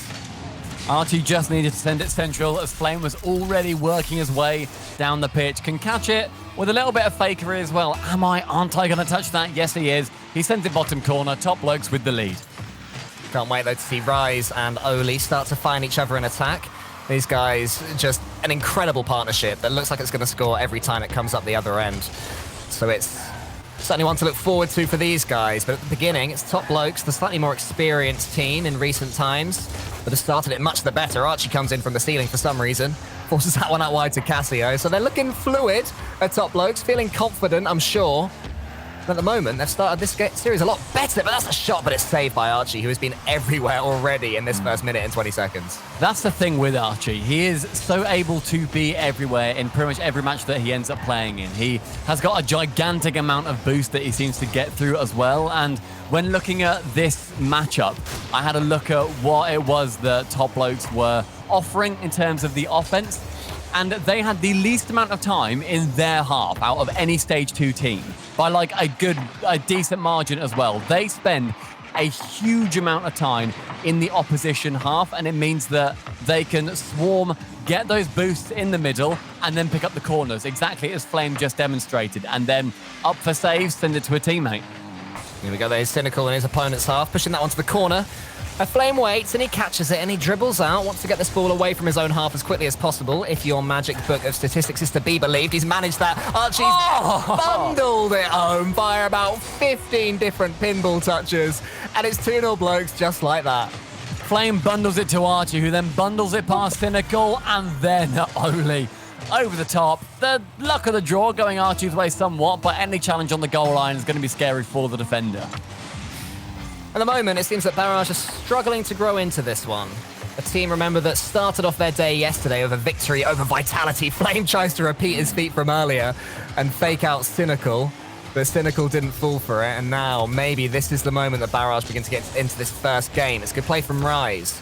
A 1v1 Maestro that did find his way into Johnny Boy's Salt Mine 2 in recent times, so we know that he's up there with the best of them in this region when it comes to the ones game. So no surprise to see him dribbling from the sky. We see Cynical, he gets a good dunk up against Archie, but that touch from Flame almost finds Archie in the corner.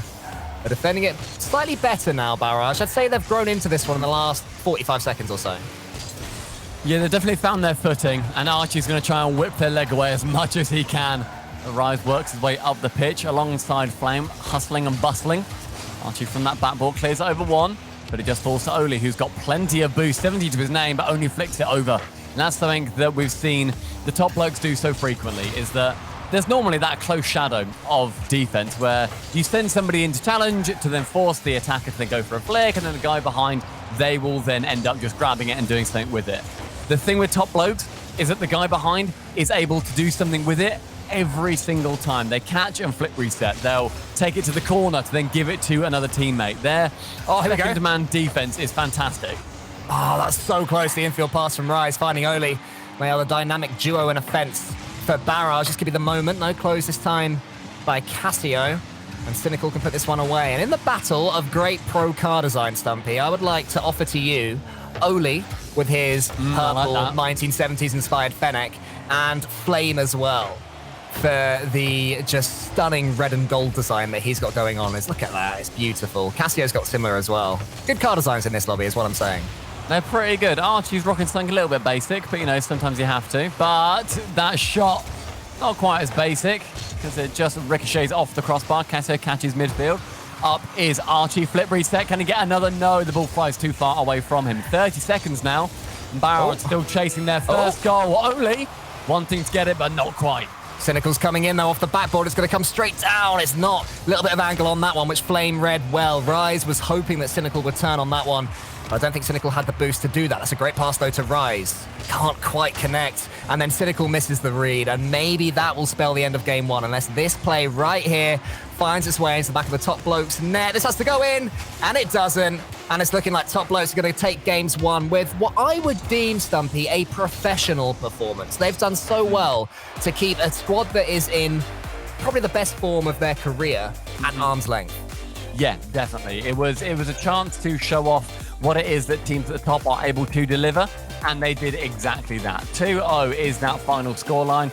Barrage getting not too many chances, and the chance they did get, I don't think were particularly threatening, but choo-choo, tickets are free. Get on the Barrage bus. I think when it comes down to it, Archie was playing the game that he wanted to play as well. Just a couple of the mechanical plays weren't going his way. We saw a couple of flip resets, but they've all bounced further away than he was anticipating, and more so than he wanted for them to bounce as well. So I think there's still, scarily, something to come out of Archie, but equally a lot more to come out of Barrage. I mean, you mentioned earlier, they beat Vitality, and that cannot be said enough. On Rise's birthday yesterday, they ended up beating Vitality. They only played RLCS level teams. They managed to beat Vitality, Solary, and Magnifico, and lost to Barcelona and Giants.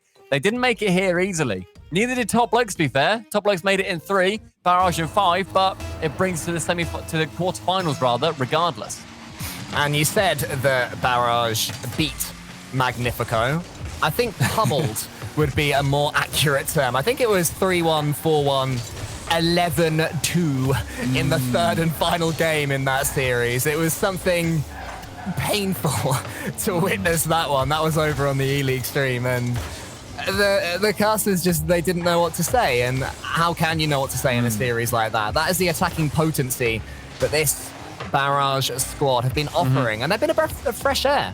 You know, I've got onto the Barrage bus. I'm on the bus. I'm not Tickets cool. are free. I'm not at the back. I know they're free, and I'm sort of at the front of it trying to talk to the bus driver because none of my mates will join me or let me sit near them. You're not allowed to do that when it's in motion. Yeah, I still try. That's really sad. I'm sorry. That's okay. What would be sad is if Barrage can't step up in this quarterfinals and play the way we know they can. But here come Top Blokes, Flames there. That's a good save from the side from Cynical. Can it launch a counter-attack from Oli? Here he goes, trying to fake out Archie. He's still got 46 boost, which I think is more than Top Blokes thinks he has. He's found a pass for Rise, but Rise didn't quite back him, and the chance comes to nothing. At that point, Rise, you have to fully commit. You've already got Cynical behind you. It doesn't matter how hard you commit there. You've got Rise to follow up, and Oli had momentum to then return back into the midfield as well. So definitely a bit of a misjudgment there from Rise, but, you know, that's one chance out of many that Oli will be creating. Oh, here comes Rise. Look at that touch. Another one again. Flames read it well, but Cynical's up. There's been a demo, actually, on his way out from Rise, which could open things up, especially if it was Archie, the man that I think it's fair to say Top Blokes would least like to have off the pitch for any period of time. And again, Rise, he's getting so many touches. Every time the ball falls to him, he's dribbling it away with perfection. His first touch is probably better than anybody else's on this pitch. Probably rivaled by Archie in that, and that's an incredible thing to say from a team that a week ago, people weren't talking about a huge amount. We always backed him. We always backed them. There was no evidence to suggest otherwise. Do not check Cynical's Twitter. That's into the center, so it's going to fall to Oli. Thought it was Cynical, but called off it by his more aggressive teammate. Flame is finding his way right to the blue side of the pitch, and the ball, unfortunately for him, is not, so he needs to get that quickly. Cynical Rise behind and double commit there from Barrage, but they've survived more than, or almost half of this game without conceding. They could be able to set it on his head. Oh! Once again, Oli and Rise can't quite connect. So close yet again. Cassio with an air dribble over the top of Rise. And when you're at this level, that is how quickly a goal for can turn into a goal against. Cassio showing them how it is done, as he would say. Tapped over the top of the defender. The first goal going the way of Top Blokes, and end-to-end stuff there. I don't think you can just turn a British phrase into a French accent and say, as he would say. I can. Okay, that's fair enough. I apologize. All right. Come on, boys. We can do it. No, that's offensive, sorry. Oh, no. Oh, I tried. It's Flame. Round Oli, but Oli takes a good first touch. He's following this one as well. Cassio's dived in. Oli's got a chance for the double. You think they need this one, but what a save! Wow. A full extension from Archie as well. Using so much boost to get there. That's when he is at his most natural. Just holding down his boost button. And Archie goes for the bump. Flame sends it too high there. Archie nabbing that corner. Can he beat out a defender? Flame clears out the net, and Archie with a rare miss. A tight angle, but potentially should have gone for the pass if he didn't think he could quite sink it. Cynical absolutely boostless, so tries to just avoid Flame and hope he can fake him out. Doesn't happen. Oli comes along with it. Now Rise's first touch is quality again. He's underneath it. Fakes out Archie. Can this one get in? Oh! Finally! Barrage do what has to be done and grab themselves a goal, and they are equal in game 2. Rise getting the 50 underneath Archie as well. Flame can get a touch to it, but he can't get the save. 1-1. Fantastic play there from Rise. He's having an amazing birthday weekend. Good lad. Oh, he is performing to the top of his game right now. These challenge plays, the 50-50s, boy, he is completely excelling. If I'm Barrage, I'm thinking get the ball on the ground, see what Rise can conjure up, and be there. When he gets these passes going, that one's to Oli. Cynical's arriving, Rise underneath. Isn't going to be able to get it this time, so Flame can push it forward. Rise is still lingering below the ball. Can't blame him. Seems to have the read on this game pretty darn well indeed. It was a great idea from him. Just keep that pressure on. Don't let up at all. There again, going for the fake challenge. Forces Archie to send it to the side where Oli is then waiting. Fake challenges in this match, I feel, will be instrumental to a decent win. Just fake out where you're going to be going with it. Cassio now trying to fake out Oli, but he is wise to it. They play with such confidence, the Barrage, as well. They're pre-jumping, they're solo playing, they're mixing up their attacks too. I think earlier on, Oli, sorry. No, it was Cynical. Cynical had a big booming opportunity and Oli looked like he fancied a chance for a redirect, but you could tell that Cynical called him off it and went for the solo play instead. And keeping a combination of attacks can be so important when you're a bit of an unknown quantity in the sense that Barrage are. They're doing that so well, but on the other end, Cynical needs to make a save, and he does. Yeah, Cynical force there. Needed to get that touch, and he does so. Archie missing in the mid. Cassio with no boost. Sends it weakly out of the net, but Archie can whip it round off the post.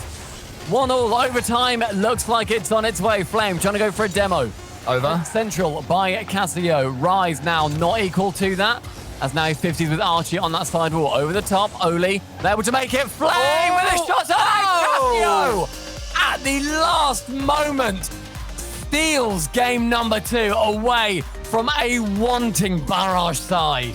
This is why Top Blokes are so good. You can never count them out. 0 seconds. They still find a way to keep that ball above the floor and give themselves a 2-0 lead in this series. And this perhaps is the biggest challenge that Barrage would have faced at this level. A reverse sweep against the Top Blokes that are playing incredibly well right now. And actually, the biggest compliment you can give to Top Blokes is that Archie was quiet that game. It was all Flame and it was all Cassio. Cassio's proven, though, throughout the entire... RLCS X suits his playstyle because he's able to have these pummeling attacks on people. He knows what is going to be going on throughout the day, and he can continue to learn. He's like a French AI. He's working his way through all of the teams that he can, and he is making sure that he's better each and every performance. Top Blokes have had an amazing run through, not only in the RLCSX regional, but in the grid as well. They've made it through into the quarterfinals twice, and they ended up winning week number 4 as well. Barrage, unfortunately, not with that opportunity. They are not in the grid, so it does give them that edge, though. It means that they are the unknown factor, but game 3, even if Top Blokes don't know what Barrage are about, Barrage need to know what they're about. Choo-choo, tickets are free. They have to start well, though. That bus has to make sure it's not conceding any goals early doors against Top Blokes so they could run away with this one. A 3-0, I must say, would be a great shame considering the story that Barrage have had to reach this point. I'll try to get into it, but Cassio's up quickly again. Saved by Oli after it was missed by Cynical. Good communication there for those players to know that the other one didn't have it. Cynical shoots and Archie saved. And the speed that this series is being played at is not relenting anytime soon. 30 seconds gone without instant, but Flame will work it around that right-hand side. Cassio waiting central, but Flame will go solo. Cleared long by Oli. Thwarted in the midfield. As Flame taps it back, and Cassio is just about there. Oli not going for the immediate shot, which I feel like he should have done because the net was open. Nobody from Top Blokes was home. Instead, he takes it slow. But look at that first touch again from Rise. He almost followed it in. Archie, fortunately for Top Blokes, got the read. But just every single time he connects with the ball, he knows that he is the player that wants to get the next hit. There he goes again. He's found Cynical, who tries to flick it above the Top Blokes' head, which he can't quite do. Cassio pulled himself way out of position to get that touch. But all importantly, he got it. Now he gets another one. Cynical is up for it. What's he got? Is it a flip reset? No, it's just a touch downwards. Completely run out of boost. What a pass, though, from Flame to Archie. Only saves this one. Needs to follow up that next hit, too. Top Blokes beginning to do what they do best and squeeze the life out of their opponents. But we're a minute and a half in. No goals yet. Presuming Flame misses this one. He has. Archie's coming in, though. Should score. But Cynical gets the read and the save. Couple of rough moments here from Archie. Looking unusually weathered. Doesn't quite know. He hasn't got his shooting boots on. He's wearing his dad's work boots instead, because he is getting some heavy old touches. I need more finesse from Archie. Figure out where the defenders are and get some shots in decent places, lad. Someone get this man a pair of football boots with studs, for goodness sake. He's here in the RLCS in mud-caked boots, it seems. Steel toe caps, mate. Can't pump them. Fair enough. Yeah, you can't slide challenge. Only can't quite get it in either, Rise. Corner, and there he is. He's busted out the Astros, mate. And what a save from the top of his goal from Archie. Cassio in the center, gets it on that side wall. We'll go for the double touch as well. Rise, though, manages to get in the way. Cynical, no boost on the back. Cannot get to that touch either. Just hoping that team will come in. And Oli is that man. Archie flip resetting down. Faked out. Rise. Intercepted by Archie. Now goes for a demo. Can't quite get there. Bounces awkwardly central, but open at the back. Archie, chance. Intercepted by Rise. Just over 2 minutes left and nobody has scored. Barrage looking the more likely, though, as only tries to find Cynical. But Cynical, I think, didn't realise that one of the Blokes players was coming in. Archie now takes his turn. Asking the question of Rise and almost not getting the answer. Rise was just about there, combining with Cynical. Now he can dribble it away. An early dodge, making it really tricky for Flame. Archie tries to string along a touch. Oli's missed it. This isn't going in. Surely not like this. No! Not like this. Oh, no. The Barrage bust. We've had a flat tyre, lads. Everybody off. Have your pat lunches now. We're not making it to Bognor in time. You love to see Top Blokes at their best, but this series deserves a better winning goal than that. So let's hope in the next couple of minutes or so, Barrage can get themselves one, and then we can have the stunner but this series deserves, because I'm sensing something special here, and this man could be at the end of it. It's Rise up to the ceiling. He goes, he gets a dunk, but Archie, watching it the entire way, yet again, as always, is exactly where his team need him to be. Only with a gigantic pre-jump, but does misread it. Doesn't burn too much boost, though, and can get it over the top of the defender this time. Rise continuing the miss. Cynical coming in, maybe a misplay. That's open now. Archie gets it central, but thankfully a very heavy touch. Still wearing those work boots, I see. Flame towards the corner. Read by Cynical. Wants to find Archie, but can't. Only can he take a touch here? Cynical eventually it is, but it's Cassio coming forward with another read on a Barrage pass. Rise somehow gets what a save from him. Flame's shot is easy for Cynical. Just need that next touch to Barrage at the moment, because Blokes are reading everything that they're putting down. Even as they try these solo plays, even as they try these passes, Rise does find Oli this time towards the backboard where Archie is already waiting. And look at the distance he's got on that one, which means that Rise's touchdown to Cynical is so tricky, but Flame misses it, and Cassio helps him out. Cassio, the man, sends it long as well. Oli clearing high. 30 seconds remain. Barrage need a goal here as Flame gets it towards that left-hand edge. Up high is Cassio. Can catch and can get it over the top of Rise as well. Archie just playing for control. The double tap is taking every defender out of it. Flame central. Cynical to catch. But just continuing to fall to top Blokes players. For a split second, I thought that Rise would get one heck of a boomer there. But Archie, who else coming in, stops any chance. And now we have Barrage boost-starved. Down to their final opportunity. Rise has to get this one perfect, and he can't. It's towards the backboard. Cynical goes long. It seems like any second. Top Blokes are going to let it last. And it is a fast-paced, frantic series, but Top Blokes see away. It's a 3-0 in the end, but Barrage played incredibly well to get to this point. They managed in regional number 1 to not get out of stage 1. They fell to teams that then they ended up beating. They had a fantastic showing here in stage 2, in regional number 2 as well. Made it to the playoffs. They've had a brilliant run, and that's something to be proud of. I'm looking forward to seeing what they can conjure up going into the 3rd regional. But Cole, Top Blokes dispatching pretty handily of the boys. Yeah, and as I said at the end of Game 2, the most exciting thing I noticed from Top Blokes is that while Archie, for 2 of those games, Game 1 and Game 3, was close to his best, even when he wasn't, which was Game 2, they still found a way to win with that 0-second goal from Cassio. I'm looking down at my notes to remember because I have no short-term memory. From Cassio being enough to see them away. Top Blokes are evolving into a team that still have the focal point of Archie in attack, but now when he's not there, Flame and Cassio have stepped up their own offense in such a way that they can still win games, they can still get goals, and they can still beat quality teams. Yeah. And Barrage, they are a quality team. And Stumpy, I know that you've what's the Barrage car thing? The Barrage bus, choo-choo. Barrage bus, my bad, I forgot. Where do you think, I'm going to put you on the spot, where do you think Barrage are going to come in regional number 3, the final EU regional in a couple of weeks? No question, mate. First place, Barrage bus. We've bought ourselves a ferry to France, mate. We're gonna make it. We're going on the Channel Tunnel, the Channel as it is known, much to my dismay. It's not. I think we're gonna see a really good performance from Barrage coming out. The bus, it will continue rolling. Everyone's had their egg and crust sandwiches in the lay-by. We're all piling back on the bus. Let's get ourselves to Bognor. Well, why Bognor? Well, we have seen our first 2 semi-finalists, and it'll be Top Blokes up against Giants Gaming. So make sure you take to Twitter and use hashtag RLCSX to hype that one up to all of your followers. We'll be back in a few minutes with The Desk. So much more Rocket League. Stick around.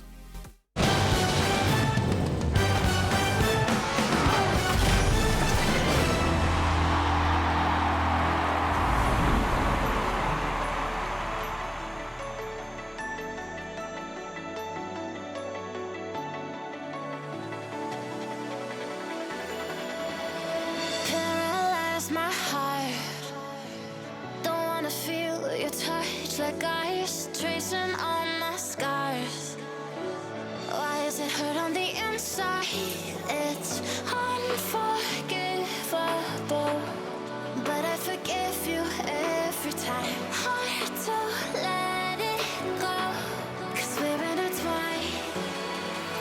I break you break me, but something about it makes it so, baby.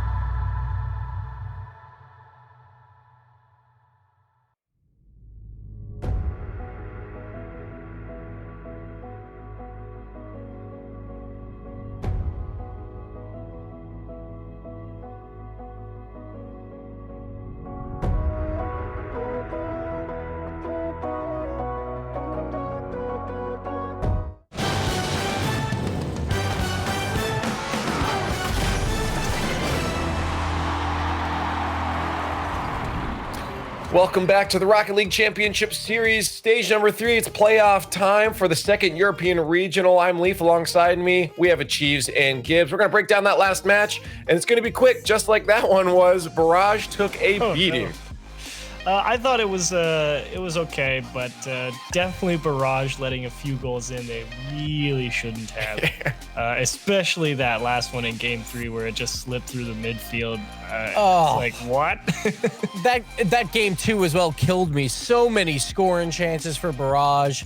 And then what happens, they miss a play, then there's a counterattack, and then, of course, the icing on the cake, the 0-second goal. You couldn't have had a worse series for Barrage here. They had the opportunities. They just didn't capitalize. And honestly, Top Blokes didn't look amazing. They just played to what was in front of them. And so we'll see if they can pick it up a little bit more when they play the Giants. But poor Barrage. Just, that's it. F in the chat. Yeah. But Barrage at the same time, Achieves, you have to look at what they've accomplished. I mean, even over the past, the other stages in that, the teams that they've been able to take down, this is a good sign, I think, for a team like this. Obviously, they're going to come into some resistance coming into the top 8 into the playoffs. You know, you're hitting the best of the best at this point. So I think this is still, at the end of the day, some good results along the way. Yeah, of course. I think the fact that you've made day 3, you earn a decent chunk of points. You continue to move up the points leaderboard, which is the important thing. You know, you're making it deep into day 2s, giving yourself good opportunities to make it later on in the bracket. And even though today didn't go your way, you're right. It's still a good showing. Well, let's take a look at our next match then, because we have a lot more Rocket League for the playoffs today. Let's take a look at Vitality versus Fadeaway. Fadeaway has a big mountain to climb here, but Vitality, Gibbs, has been showing a little bit of cracks. They have a little bit, but they lost to Barrage, and that was off stream. That was the only loss they had. Even when Alpha, he has some internet issues, and he's got to play passive, they still win their series versus talented teams. So I'm not worried about Vitality right now.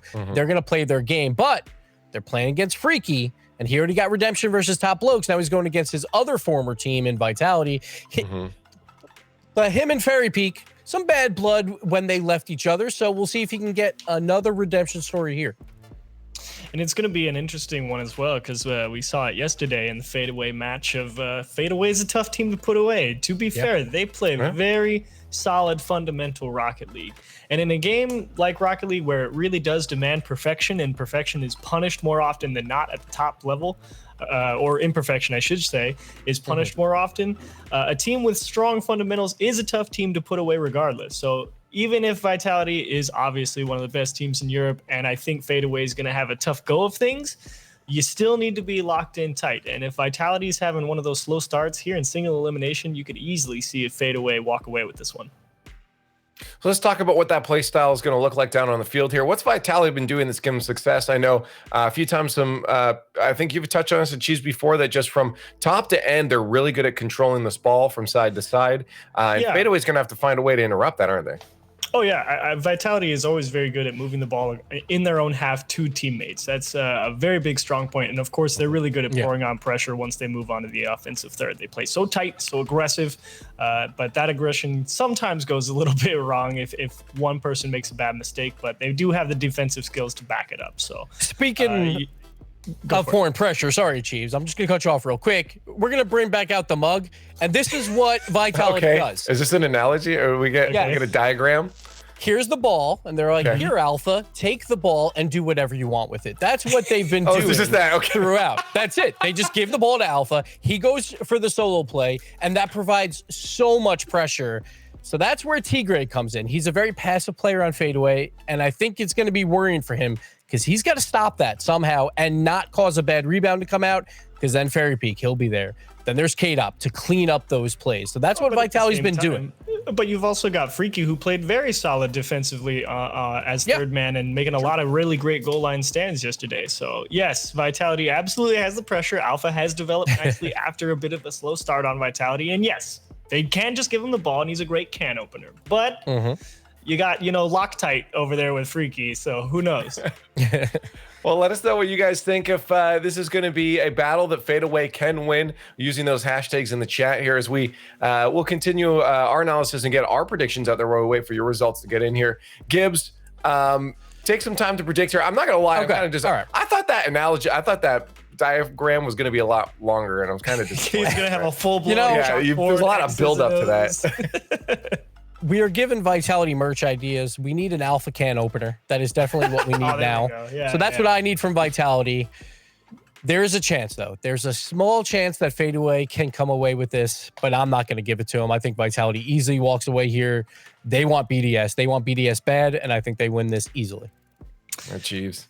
I think that if Fadeaway come out are able to win game 1, then it's very possible that they can squeak out a 5-game series win. I think the early part of the series will play a big role, but I've said it before many times, offense wins you the games, and I think overall Vitality is going to have more of that, and they're going to beat Fadeaway in probably 4 if I had to guess. Yeah, I was going to say it might be good to throw score lines into this as well, too, because I'm going to go with Vitality, but I think there is that slight edge if Fadeaway is on point today and they're getting a lot of those good counters off of their defense. Fadeaway has a chance that they could shut down Vitality, but it will go the distance. It will be in a later part of the series. It won't be a 3-0 for sure. And I'm kind of curious again to see if chat had sided with Fadeaway at all. Yeah, pretty much in Vitality's favor. I think that's a fair assessment, chat. Also, let us know online what your thoughts are on Twitter with the hashtag RLCSX at RL Esports to make sure that we can see your tweets. It's now time to find out if Fadeaway can take down Vitality over in the Skybox. Well, one thing Fadeaway can certainly, hang their head high on, Corelli, is that when Gibbs picks you or picks against you, you don't want Gibbs on your side. Okay. Yeah. Nothing good ever happens to a team that Gibbs is 100% behind. So you got that going for you at least. But I definitely agree with the Chiefs and what he was saying in that, Fadeaway play really good, solid, fundamental Rocket League. That makes them really hard to break through on defense, Corelli. But this game is going to come down to how many shots Fadeaway can put on net. And I'm not sure that they can outshoot Vitality. Yeah, I think a lot of the focus has been on the defensive structure and shape from Fadeaway, but you win games by scoring goals, and you need some sort of offense. And so I think for Fadeaway, it will come down to finishing chances that arise, and that was a huge one right off the bat. 2 players went for it from Fadeaway, and they couldn't convert. It looked intentional on the pitch. T-Gray takes 2 shots at the net, but only nothing happens. Freaky, a nice flick. Well, Fadeaway are actually putting some shots in right now, but another pop-up will keep Vitality square for now. T-Gray, he's still behind this. Fadeaway aggressive here in midfield. Ocelon winning another 50. Really, it wasn't even a 50 considering he's the only one who touched the ball. But Fadeaway set up nicely in midfield so far, Corelli. And for Vitality, they do have to be careful of what Fadeaway can turn these games into. Fadeaway is a team that can play those gritty type of beat 'em up type of games where it just gets a little sloppy in the midfield. Teams are happy just to throw the ball through downfield and kind of just see what comes out from it. And Fadeaway are experts in this type of gameplay. And so for Vitality, they want to be very structured. They want to have alpha on the ball, but they got to make sure that Fadeaway doesn't get a hold of it, doesn't control the pace of this game. Otherwise, Vitality will struggle to break out. As we're seeing so far, Vitality have struggled to really get a clean break from their half. K-Dop just trying to get the ball away, but Ocelon was ready for it, very speedily taking it to the back wall. And a high pop for T-Gray. Freaky has the read, but had to fight Fairy Peak for the ball. Now Alpha gets there in time against Ocelon. K-Dop follow up from midfield. T-Gray with a quick save. Fadeaway want to move right back downfield with a launch from Freaky. And now it comes down to a 50 from Ocelon. Can't get around K-Dop. T-Gray just gonna buy some time. But Fadeaway, they spent about 2 or 3 seconds on their own back wall, and we're back in midfield or in the orange half. There's a nice win by K-Dop in the corner, but Ocelon collects his boost and the ball. Fairy Peak wins the challenge. Alpha will score. It's technically an own goal on the attempted save on the post. Well, it looks like Alpha just had some space here, and it pinches right out to him. T-Gray was trying to play that pinch that would have come back towards the corner. Instead, comes straight out to Alpha, who catches that last defender on the goal line. So Vitality will strike first here after struggling to play the Fadeaway offense here. Can Fadeaway bounce back? That's a tough one to give up after so much offense was generated. And the midfield presence, especially from Ocelon, he was winning a lot of tough 50s, and that was helping Fadeaway get set up on offense. They definitely looked better out the gate than I expected. And you'd like to see him keep going for that despite going down. Fadeaway, you don't want to see them start to turtle up because a lot of that offense, it really forced Vitality to play carefully on the defensive end, not to take too many risks. Saw a couple of times they were trying to take the ball away from Fadeaway, bringing it back closer to them. And now Fadeaway do continue the pressure. Ocelon keeping it close against the ramp, but Fairy Peak, a hard touch to K-Dop, which is picked up by Tigray. He's having himself a pretty solid game so far, Corelli. Yeah, he's doing a great job of pushing the ball away from Vitality players, or if he can't do that, just make it awkward for them. Even this touch here, although I don't know if he meant to get that second one off the back wall, it's so smart just to avoid the Vitality players and give his team another chance. Maybe it won't be him to have a shot, but setting up his teammates. And Fadeaway are looking really, even sitting at 0-1 right now, are looking really good. They've yet to really crack that goal line defense of Vitality. It's completely different from what we saw yesterday, where they seemed timid coming out of their own half. They couldn't really break out of midfield, and they were just trying to trap every ball that came in. It's a completely different play style against Vitality. They're first to the puck. They're taking shots on net. They're scoring. Finally, Fadeaway break through Vitality's defenses. They finally break through, but I feel like Vitality probably should have made this save. It was Fairy Peak and K-Dop here, and Fairy Peak just side flipped out of the way of the ball. And unfortunately, he's going to give up a goal. But like you said, Jorby, I think Fadeaway definitely have earned this goal after the amount of pressure and chances they've had. 6 shots in their favor here in this game, and a lot of them have been high-quality chances. Here's one from Alpha that's being saved away by Freaky. This is where it could get tough for Fadeaway if they don't get a quick clear, but they do with Freaky, who has continued to be reliable on defense.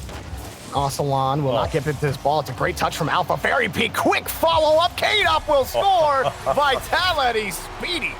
And yeah, they're quick to the ball here, but more importantly, look at the finesse from K-Dop here. Tigray and Ocelon, and look at the touch down and away. He knew that if he blasted that ball, it was most likely going to be saved, and instead just plays it so lightly and tenderly under the defense. Fadeaway, another kickoff going towards the orange half. Can they tie this up again? Tigray, a rolling shot. Ocelon trying to prevent the hard boomer from Fairy Peak. And it wasn't a hard boomer, but it did force Freaky to start from his own corner. The Fadeaway having to position off the goal line, more defensive than they'd like to. Tigray had to stretch the entire box. He couldn't find it, but luckily the rebound wasn't good enough for Fairy Peak to put it in the net, and he had the save. But now they got to try again from the corner. Alpha's all over it. Tigray and to Ocelon. Move downfield. Freaky's next and puts it into the ground.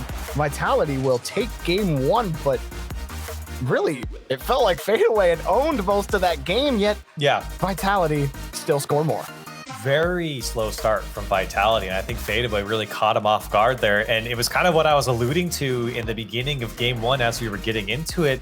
Fadeaway have to convert on the chances that they're given, and this game is a perfect example of that. They had a lot of chances here in this game, a lot of pressure in the Vitality side, but just never could convert anything. They got 1 goal, and it was really mostly a mistake from Fairy Peak. Honestly, he really should have had that save. So for Fadeaway, it's a great job on offense. It truly is, but that last piece of the puzzle of scoring the actual goal, putting the shot away from that final defender, just never came for them. And you can see Vitality, when they get their chances, they're very deadly and a high percentage team that will score a goal when they have the opportunity presented to them. That's really what I think Fadeaway walks away with here from game 1. And they're so good at giving you the unexpected on offense, which is part of what I think makes them so dangerous in that respect, because you expect them to go a certain way or to pick a certain option on offense, but then they just go something that is just completely beyond what you expected, and then the ball's in your net. But Fadeaway, when they started this game, when they started game 1, I was just surprised by how aggressive they were out the gate, and it never really stopped. They clearly want to beat Vitality to the punch on a lot of these opportunities, Corelli, but like you said, like Vitality did such a good job on defense, making sure that if Fadeaway were going to score, it's going to happen because Vitality misplayed, or it came off of that creative, the creative passing that Fadeaway was starting to develop before Vitality picked them apart on the hard clears. And you really pointed it out, Jorby, about Flame, excuse me. He's done a great job on the final third of the field and making sure that Vitality just don't have any clean hits. You know, he's kind of doing the dirty work, keeping the play alive, giving his team a second chance. And oh my goodness, Alpha with the dunk. No second chances here for Fadeaway, and Vitality get the first goal. Already, Tigray and Freaky both waiting for this ball to come back to them, and Freaky was just angling a little bit farther to the ramp and went just far enough that he had to recover to flip out to the side. There was no way he was going to get back to that challenge. Vitality taking advantage of the space given to them with 2 players caught in the corner. Aslan gets under it. He did get the flip reset, but Alpha was right on top of him. He got demoed by Freaky. It might have been the only thing to prevent them from scoring on that play. K-Dop squaring up against Freaky, and Fairy Peak grabs it. Such a speedy carry up to the corner, and it falls right into Alpha's lap, carrying it through, pounced up across the box. K-Dop will send it back to the corner. Vitality, consistent presence in the blue half. Fairy Peak will let this drop for Alpha. Yeah, Vitality definitely have made some changes here, and it's a little bit more scary when you see Alpha being able to air dribble across the field like that, especially behind his own half line. So I think Vitality are a little bit more comfortable now. They know what Fadeaway are bringing to the table, and it's really up to Fadeaway to convert the chances that they're given here, because Vitality are certainly warming up. Now, Fadeaway are having some issues running into each other. That wasn't the first time that they've bumped into each other. On the goal line, it's happened a couple of times now in game 2, so a little haphazard from Fadeaway. Tigray receiving a long pass from Freaky. He had the catch, but Fairy Peak waits patiently and is rewarded with the ball, but Freaky right on top of him. Vitality, pretty tight rotation on defense. Fadeaway hasn't really forced them to stretch too much, and their structure lends them another clear. They're forced back to their own corner yet again, but Fairy Peak picked off by Tigray. No one from Fadeaway ready for it. And Vitality, passing play down the field. Alpha sends another. Freaky can't find the read, and K-Dop punishes. And look how quick this was from Vitality. They pick up the ball, great pass over to K-Dop, gives it back over to Alpha, pops it over Freaky, and it just happened so fast the defense just couldn't get set from Fadeaway. You could see even Freaky was struggling to stay with it. And when you get those 1-2 passes in the midfield, a lot of defenses struggle with reading that, and you can't blame them. In a game like Rocket League, where it's so hard to get your car in the right position and mechanically line up for a play, the switch of field is just so deadly. So fast on the read, K-Dop. And Fairy Peak, every time he carries it up the opponent's back wall, he's like full boost. He just knows. He's just so good at carrying the ball is all I'm trying to say. Tigray, back up over to Aslan. And caught again by Fairy Peak. Dumping it out to K-Dop. A little risky, but Freaky wasn't close enough. Freaky can't grab the redirect from Tigray. Comes back down, but Aslan has to keep this ball locked in the orange half. He does buy time. Dumps the ball out for a long pass to Tigray that got broken up anyway. Fadeaway are barely hanging on to this ball. And finally, Vitality break through. It only felt like a matter of time. It feels like the boost game is really going in favor of Vitality right now. That's a poor touch from Freaky. He had no options there on the left side to go straight to Fairy Peak, but it does feel like Vitality are able to do a lot more with the boost that they have, and Fadeaway are having to rotate farther and farther back into their own half to get set to pick up boost and then have another chance on net to move downfield. But it just feels like right now Vitality are just owning the boost game at the moment, and Fadeaway are just struggling to keep up with the pace. Hard touch from Aslan, and Tigray flips into the side of it to try to hit near post, but nothing happens. That last shot, it might as well not even happen because you just hit right into a Vitality car. And Freaky, high ball, but it's sent right back to his own back wall from Alpha. Aslan responds with the boomer. Fadeaway, the offense has struggled. And in game 1, where they had all of that pressure, they still only came away with 1 goal. In this game, Corelli, 7 shots and nothing to show for it. From the 3 for 6 on Vitality, a 50% efficiency as a team, you can't ask for much better. Yeah, and they've been really good plays from Vitality. It's plays that you would expect from Vitality. You know, the quick 1-2 downfield, the follow-ups after multiple chances. You have Alpha on the air dribble. You have Alpha doing a lot of individual plays. It's where Vitality are comfortable, and Fadeaway haven't been able to get a grasp here in game 2. A Fadeaway, it's back to the drawing board yet again. They were in this exact spot against Libertas yesterday. They went down 2-0 and then fought back to win in a reverse sweep fashion. However, the caliber of team they are up against is probably gonna be a lot tougher. Yeah, I mean, I would not really pick any team to reverse sweep Vitality in any tournament whatsoever, but I do feel like Fadeaway is one of the teams that could do it if, you know, we're going to pick a team, and they've already done it once before, not with Vitality, but they've done it. I don't know, man. And like maybe game one, maybe if Fadeaway put away a couple chances, then I'd be inclined to be like, yeah, Fadeaway are definitely the team to do it. But we just have to see a different look. We have to see them actually control the pitch, because that shot from Ocelon, that's already a half chance. And that kept happening where Alpha 54 was finding picks all over the place. And the rotation from Fadeaway, it's almost like they weren't expecting it to happen. So Vitality, when they get so many of those interceptions that lead directly to goals, Fadeaway, their rotations are not accounting for it. They have to find a way to adjust against it, because Vitality are picking them apart all. Yeah, I think if this game starts in the same way that the last one did, then Fadeaway are in some real trouble. They got to get back to that game one form where they had a lot of this pressure, constant shots coming off from anyone on Fadeaway, really. It doesn't really matter who it is at this point. They got to just put on this pressure that Vitality actually struggled to deal with in game one.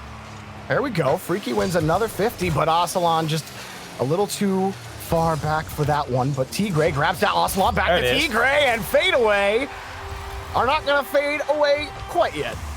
Great little dump here from Ocelon. Realizes that no one from Vitality were up to this ball and could just drop it back off to Tigray. And I'm not sure about the boost game there for Vitality if someone couldn't get up to her. They're reading a different play, but either way, that space opens up chances for Fadeaway, excuse me. Tigray pinches it by Alpha. He's going to roll back up and start this progression for Vitality. K-Dot grabbing the next 50, and it will be punted away by Freaky. Ocelon takes that midfield boost. That challenge will now be Tigray's, but it gets to the side. And that's going to buy time for Vitality, but Fairy Peak missed the challenge. It might not matter. Shot is blocked by Alpha, who had to withstand Tigray barreling towards him at the net. Wow, and that's a chance for Fadeaway that they're going to want back. Even though they're sitting 1-0 here, 2-0 would have felt much nicer. And that was beautifully set up by Tigray. Still, Fadeaway, they do have this shape that looks like game one, where Vitality are just forced to dump it to the midfield, and everyone from Fadeaway are happy to receive it. They got to sustain this pressure and hope to break the defense once more.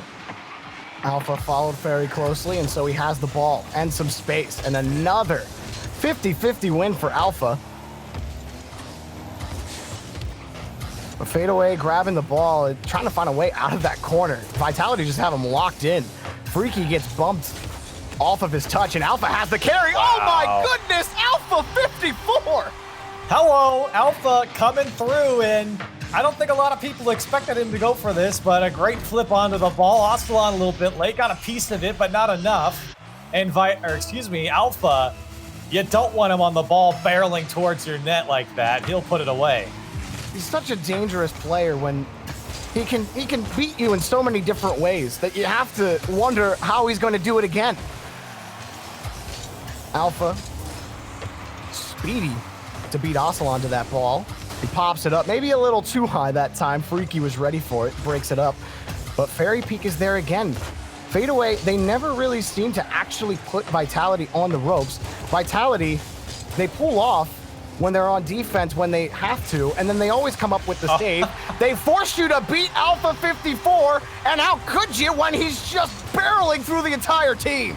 I love this play from Alpha. It has the flip reset there, but doesn't use it, and it just kind of slows that last defender in Ocelon down. I think he was trying to play the flip reset, and when it didn't come, he realized that he was stuck sideways with Alpha behind the ball again, and it was almost flashbacks from the previous goal, and now Alpha might have another one if Ocelon makes the save. And Vitality all of a sudden coming alive off of the Alpha individual play. Again, he beat you in a different way that time. He got you from the corner with a quick double tap. And that time he beat you with a flip reset. Right in the middle, almost almost a dunk on top of it, and he takes the ball away from Ocelot. He stays All right, it Alpha. too. Okay, Nobody's maybe allowed to score. It's maybe your only ball Alpha. chasing a little bit, Alpha. Settle down. If your name isn't Alpha, you're not allowed to score, and No. it doesn't matter. Here he goes again. Full boost to work with here. Got the flip reset. Tigray read that one all the way. So much space. There's just no speed out of Fadeaway. They're forced to play reactionary to the next touch from Vitality, and I don't know why this is in the net. Big miss. Big miss here. I believe it's K-Dop. Had 0 boost, and Alpha had full trust in K-Dop to get this touch, and when it didn't come, Alpha couldn't get back up to it. It certainly wasn't expecting K-Dop to miss. I don't know if the call out for no boost was there, but K-Dop had 0 going for that challenge. Puts Fadeaway back in contention for this game. Alpha, oh, he won the ball, but that was a hard bounce off the backboard. What a pass from Alpha to Ferry, but Tigray was right in front. Freaky. Now can he carry the ball out for Fadeaway? Well, 2 players will be scattered across the plains before they respawn, and the ball finds itself on the back wall of Vitality. So here comes Fadeaway. Freaky, 1 touch. Ocelot denied by K-Dop, and downfield already is Alpha. He's going to chase that down, but Tigray will have it. Fairy Peak next one, pot shot above the backboard. And Alpha comes in yet again. Nothing really developing, but every 50 just seems to be falling back to a Vitality car. Freaky grabs the next from Fairy Peak, but Alpha just punts Freaky away from the play. So Vitality are like, all right, we'll try again from our own back wall, but so far have been unsuccessful on this last push. And the clears are weak from Fadeaway. It's just not enough power behind him to get over that first man in Vitality, and it's just landing in the lap of some of these players with full boost on the Vitality side. If Fadeaway really just want to blast the ball out of there, they got to hit it high into space away from these Vitality players to at least buy some time to get back into shape and pick up some boost. And Fairy Peak immediately took that option away from Ocelot. That's just unfair. Even when you actually get the right option to take the ball away from Alpha, well, Fairy Peak's ready, dude. It's not going to happen. We're going to go to overtime, maybe, unless Alpha has some more antics up his sleeve. He's going to let it drop for K-Dop. Stepped it for Fairy. Fairy can't find the goal, and we do have overtime. And that's the beautiful threat of Alpha, is that when he does go for the fake, which is very seldom, by the way, is that it just completely throws off the defense. And when he leaves it for his other teammates, it's like, oh, free ball, thank you. Vitality have gotten what feels like a couple of free ones just based off of how the challenges have gone for them. And obviously Alpha's solo ability has just been incredible in this game, and it might send Vitality to the semifinal unless Fadeaway can find an answer with a goal here. But the chances have been few and far between. They've registered 7 shots on net from the 9 on Vitality, so maybe it wasn't as lopsided as I thought, but it certainly felt like it for a while. Fadeaway, take another ball away. All Freaky can do is dive in front, and this is going to be Fairy's ball down the other way. And the difference is, I mean, Vitality are just sustaining the pressure after their initial shot, where it feels like Fadeaway have one good look, and then it's back to defense for them at the moment. They haven't been able to really lock in this Vitality defense in a long time. The challenge from Tigray. Again, Fadeaway forced to wait around in midfield. Maybe a demo can actually give them some continuous touches. A lob in midfield. Tigray shot denied by Fairy Peak. Still though, Ocelot finds Tigray. Another shot to commit.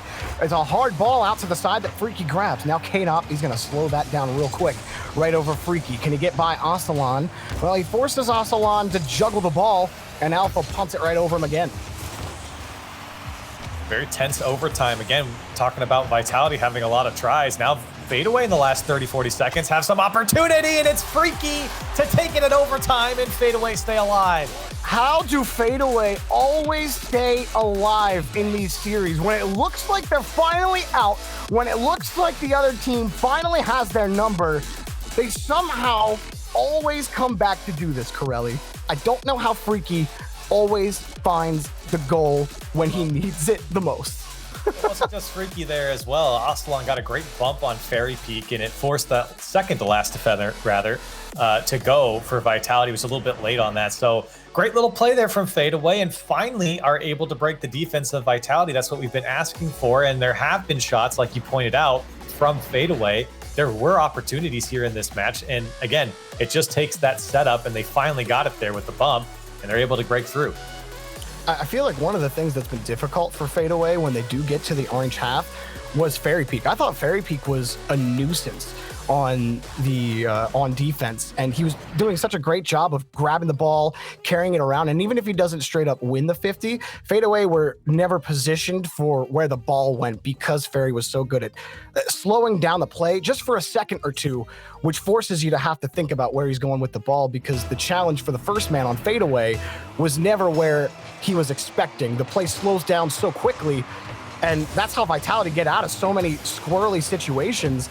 But if Fadeaway can outlast you, well, we might be seeing game 5, but right now we're not. We're on game 4. Vitality trying to close this out. We'll see if Fadeaway can pull a repeat what they did yesterday. I think another thing for Fadeaway is just making sure to keep track of Alpha. I mean, he kind of ran amok here in this last game. That's a good shot if Alpha can get back. But it does feel like Alpha had a lot of space to work with, and that's never good. Doesn't matter who you are. Anytime Alpha has that much space to work with, it does feel like unchecked, he will win games by himself, and he was almost able to do it here in this last game. Unfortunately, Vitality couldn't hang on.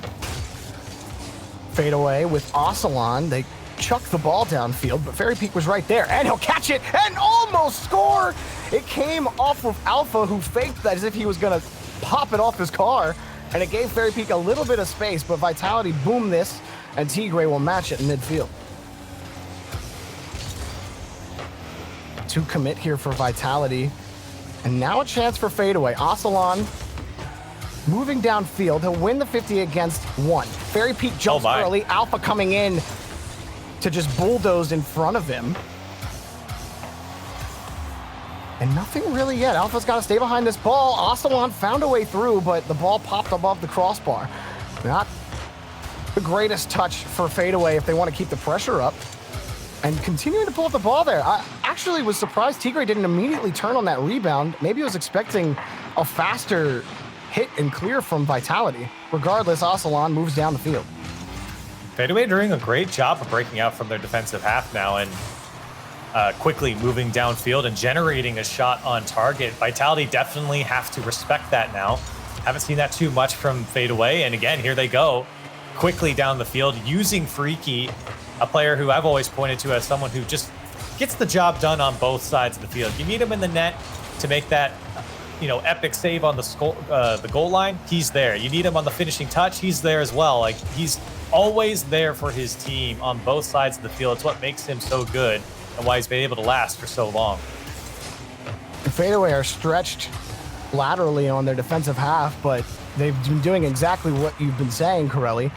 Freaky has had a couple of nice clears. That's not a good touch, though. It might fall apart right there. Alpha hopping right on that mistake. Fairy Peak coming back to K-Dop, and Tigray gets them out for now. Alpha, he's going to search for Fairy. Fairy's going to let that challenge play out before he heads over for the challenge, and now Tigray will grab it back to Freaky, who pops it up. Is this a chance for Fadeaway? No, no one was ready to take the shot. Vitality were able to get there first, yet Aslan grabs the ball. Freaky's coming in, but he can't snipe K-Dop off. Aslan hard ball, and Freaky tips it away. Like the small touches in front, causes chaos on Vitality's goal line. Alpha picks up that save, and K-Dop will carry this out. So despite the chaos, Fadeaway still can't come away with a goal, and they have to pick up a save. A lot of chances in there, and give credit to the Vitality defense. They hung in there. They never were too spread out on the goal line, and not too many of them were jumping at the same ball, and that's a lot of discipline in the chaos of a Fadeaway offense. So hats off to Vitality to stick through that. Aslan bumping Alpha, but he took Alpha with him for the ride. He's like, all right, you're coming with me on this, but I'm getting this ball. And they finally are able to get out of their own half. Tigray having to meet another challenge against K-Dop, who just prevented that whole play from developing for Fadeaway. He stopped one player, and then stopping two pretty much forces Fadeaway to have to reset the rotation and then play Rebound Simulator 2020. And now they're back to their own half. Alpha, one touch is coming back to him. Alpha, 54's shot is denied by Ocelon. K-Dot plays a quick one off the back wall, but no one will be ready for it yet, and Fairy Peak will take it out to the corner. Vitality, as soon as Fadeaway gets some momentum, they somehow snuff that flame out and force them to have to start just, I don't know, Corelli. But Fadeaway have to restart every single time. Vitality have picked them apart on offense. Yeah, they get stuck in mud as soon as they get downfield, and then Vitality just send them back to the starting line and say, okay, come again. And now Vitality having multiple attempts here. Here's Alpha, dangerous if he can get the touch. He doesn't get it. Fairy Peak very smartly carries this one away. And with 10 seconds left, Vitality might have the last chance here. K-Dop gonna get a second touch. Alpha's there, Scott's wide, and the defense barely hanging on for Fadeaway. Ooh, Alpha tried to prevent Tigray from getting that clear, and he forced the challenge. Maybe this can be K-Dop and Fairy Peak's moment, but Ocelon was flying the whole way, and a wonderful challenge as well. This is Fadeaway's last opportunity, the second time, in overtime, and maybe they lose it off the kickoff. K-Dop, hard rebound off the back wall that is denied by Tigray, and Fairy Peak is the last man back. Quick turnaround will be, again, Fairy Peak on defense. Makes it really difficult for Fadeaway to find a single opening. K-Dop, another high ball, but Fadeaway are waiting in midfield. Ocelon caught off by Freaky. One demo to stint the rotation, but the rotation didn't need any help.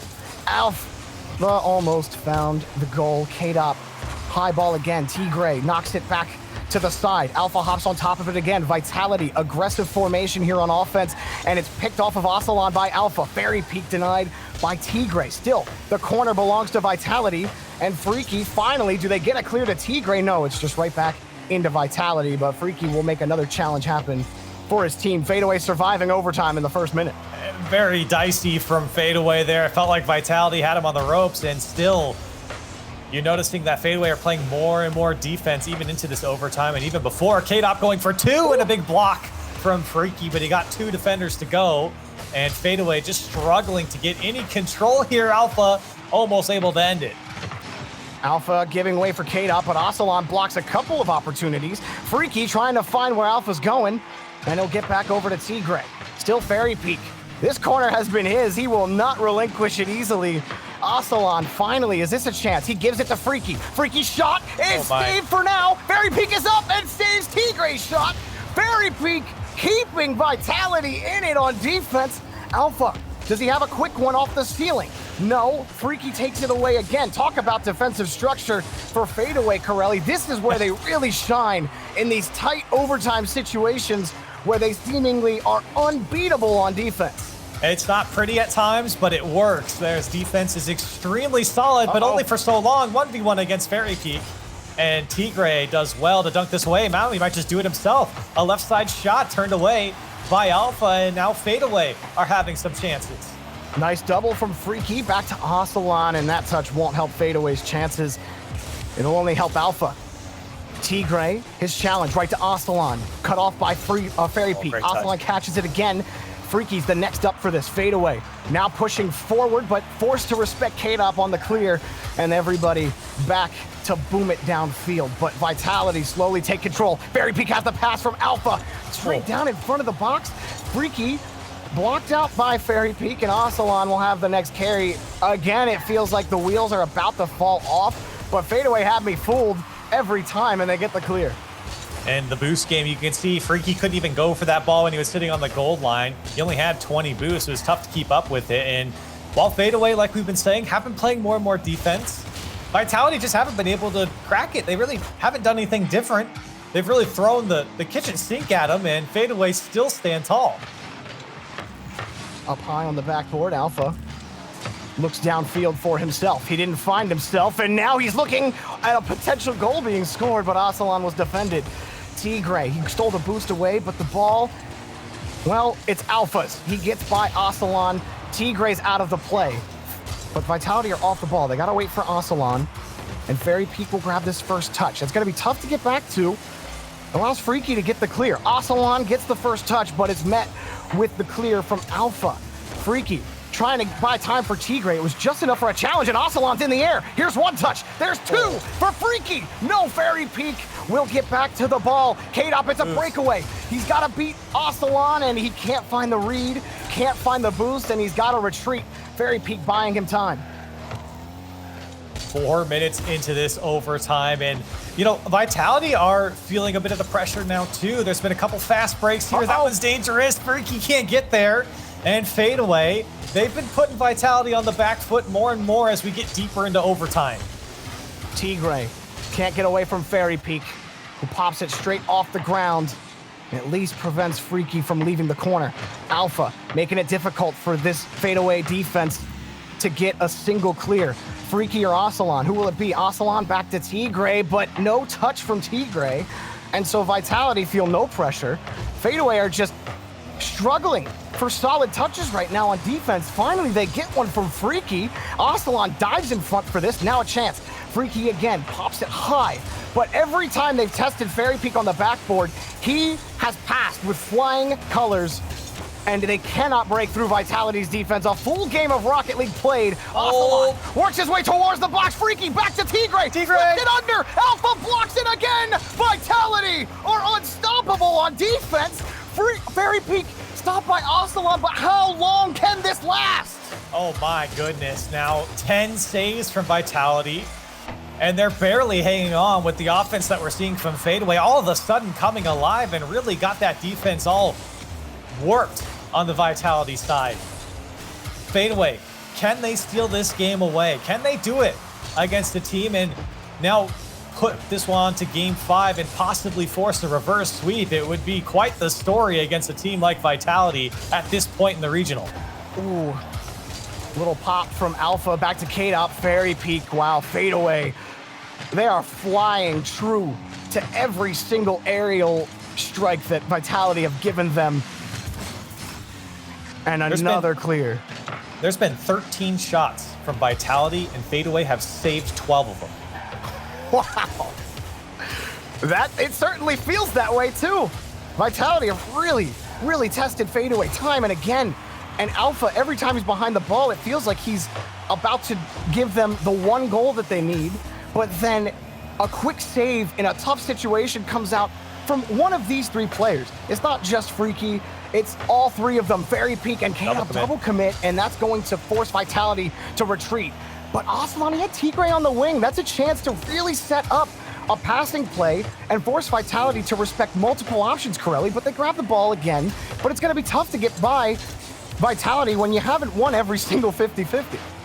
Yeah, and you know, I can't blame that play too much. We're sitting here almost 7 minutes into overtime, and you can tell players get a little bit antsy at this point in a game like this where they just want to make sure that they're safe, they're out of their end. They don't want to play anything too scary or too difficult that maybe a mistouch might spell disaster for them. And that wasn't the worst chance in the world. Here's a great touch, though, as it pinches off of a Vitality player. Can Fadeaway put this one to bed? A great pass out to Ocelot. He's there to put it away. Tigray puts it home. 7 minutes and 13 seconds, and Fadeaway go to game 5. After Tigray just missed a shot earlier, he's given a gift from Ocelot, but that gift was not unearned. He worked his way to that box, and here we are again. Fadeaway coming back from 0-2 to force a game 5 and potentially a reverse sweep. That was an incredible defensive performance. That's the Fadeaway that Achieves was talking about on the desk. When you talk about solid fundamental defense, that is exactly what Fadeaway gave you. But so did Vitality, Corelli. Yeah. They were perfectly positioned on defense almost the entire time. There were 2 times that they could have gotten punished. Fairy Peak, he was on the near post side when Tigray took his first shot 20 seconds before that goal got scored. And then after that, they were scrambling to try to get the next challenge. They didn't get the challenge win, and they still had to force the ball through. It still had to come off of like 30 bounces to get into Vitality's net. Yeah, I mean, make no mistake, with the compliments that we've given to the Fadeaway defense, could also be said for the Vitality defense as well. They have really hung on, especially late into that overtime when they really started to be tested. Fadeaway came alive a lot more as that overtime kind of lingered. And so for Vitality, they were forced to play some tough defense, and unfortunately were the first to crack. And so Champions Field makes its appearance yet again. Vitality started off so strong. These games have been close. They haven't really relinquished that strength at all. But Fadeaway have just upped the pace. They've really started to match Vitality and forced them to play perfect on defense at every step. But can they continue that momentum? This has been a long set for both teams. Ocelon takes the first carry. He's got the flip reset, tried to fake out Fairy Peak. Another shot from Freaky, quickly followed up by Tigray, but not before K-Dop gets there for the clear. And Freaky here to reset. I like the option here to find Tigray downfield. Didn't really get the best touch, but actually it did fool K-Dop and it almost paid off for Ocelon in the end. And Freaky still trying to set up Tigray. Vitality are smart enough to push up a little bit and cut it out. Well, the rest of Vitality have to retreat for boost here, so Alpha's job is just to buy time. And Fadeaway, they got a lot of space here, but it's two hard touches that work towards the box. It's Freaky shadows K-Dop on the play. Fairy Peak, though, will find K-Dop. A quick transition saved by Tigray. It'd be interesting to see how Vitality responds in this game. I don't put them as a team to really get shaken up by an overtime like that, even though it hurts to lose, certainly. It definitely does, but I mean, they were still playing so well. And yeah. I mean, there were good touches by Fadeaway in that OT that really forced Vitality to, they couldn't get those hard clears. That option was taken away from them a lot of the time, and they had to try to find each other in the defensive half. So, like, I'm with you. I don't feel like they played, they were playing anything that wasn't their game, that wasn't, peak, or not peak Vitality, but vintage Vitality gameplay. Fadeaway are just meeting them at the punch. Somehow this team rises to the occasion every time when they are faced in any kind of elimination situation against a team that people expect, to beat them. But then they make it this interesting the whole way. They make it so interesting that they just might take down Vitality because we're still scoreless halfway through this game, and Vitality haven't had that many opportunities. That was just their second shot on net. It does feel like Fadeaway are the 11th hour team, right? They don't want to do anything until the back's against the wall. You get assigned the group project, they do it the night before when you had 3 months to do it. That's really what Fadeaway is at the moment. And that's where I did my best work. If it works, right? I'm not going to sit here and judge, but man, oh man, it does not help my blood pressure, that's for sure. Oh, what a touch from Alpha, but no, Fairy Peak can't get there. There's nothing but quarter chances for Vitality when they get down the field. It looks so good. They're so speedy coming on the transition, and that's why I'm impressed by Fadeaway on defense to be able to handle those fast transitions. 9 times out of 10, but the huge Mr. Ocelot is denied! Anyway, Tigray comes up with the save. Alpha, there's 2 touches towards the box, but nobody from Vitality can go for it. K-Dop saw 3 cars and saw no entrances. Oh my, oh my. It's looking like, Jorby, we might have another overtime here with the way this game's going. A very explosive overtime at that. Both these teams once again at each other's throats. And it's been wonderful to watch, especially because both sides have made fantastic defensive saves back and forth. And Alpha's going to be called upon here if Ocelon can catch back up to it.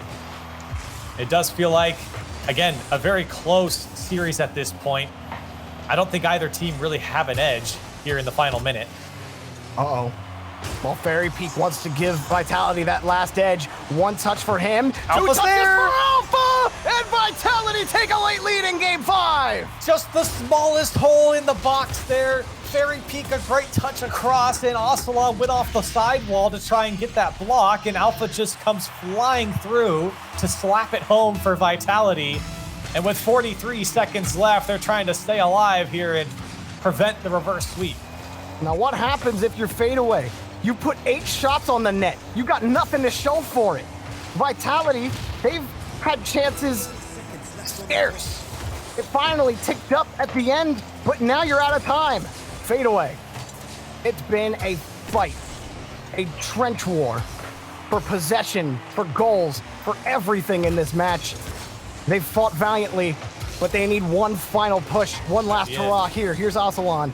Freaky denied by Alpha, but Tigray, he plays Got it the on the demo. ground, away from one, squares up against Fairy Peak. Freaky forces his way towards the box. Alpha has the carry and takes it away. How fitting that Alpha 54 ends it for Vitality. Fadeaway are out, Vitality to the semis. Whew. Wow, that's my Vitality impression right there after that game. Wow, what a close series. And for Vitality to come out of that one, it feels like it can't get much harder than that. Fadeaway gave them a run for their money, and Vitality were tested here. They certainly were tested here. And I think Vitality, they've been tested a few times here in Europe in these regionals. This is another team that has given Vitality a very hard time. Played Vitality very close. I don't want to take anything away from Fadeaway. They played an extremely close and an extremely well-played series, in my opinion, here. Unfortunately, we have to have a winner. And here in Game 5, Vitality does come out on top.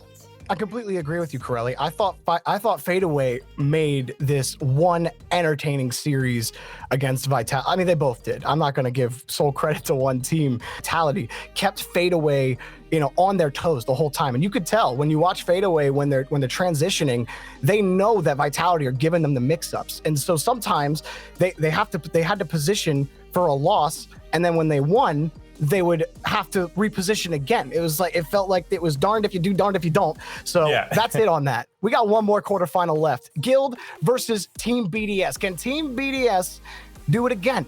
Well, they start the road after the break.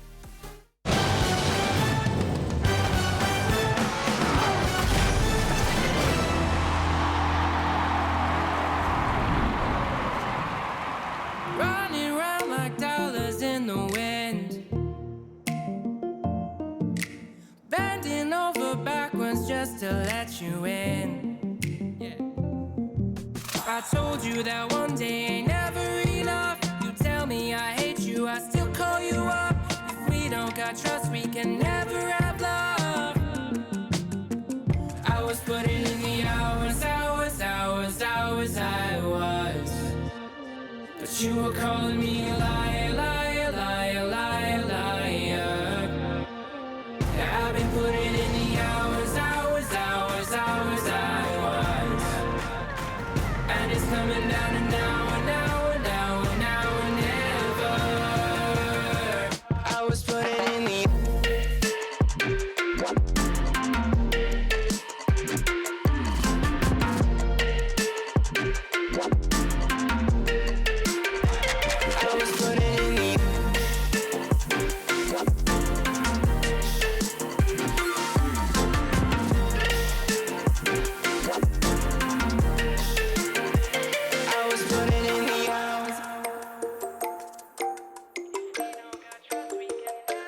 I'm sick of fighting the things that you said. I don't wanna burn all our bridges ahead.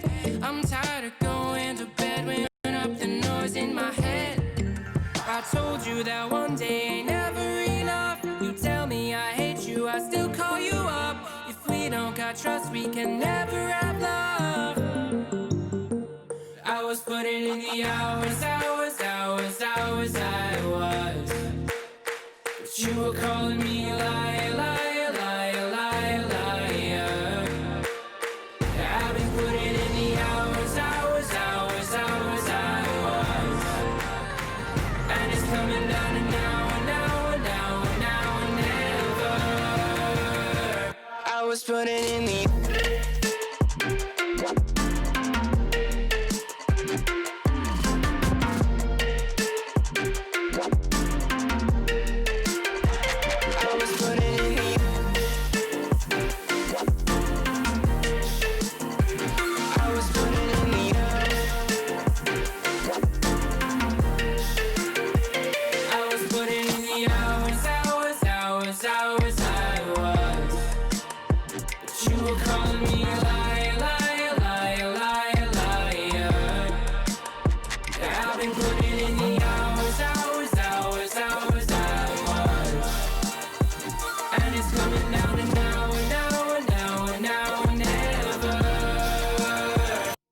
putting in the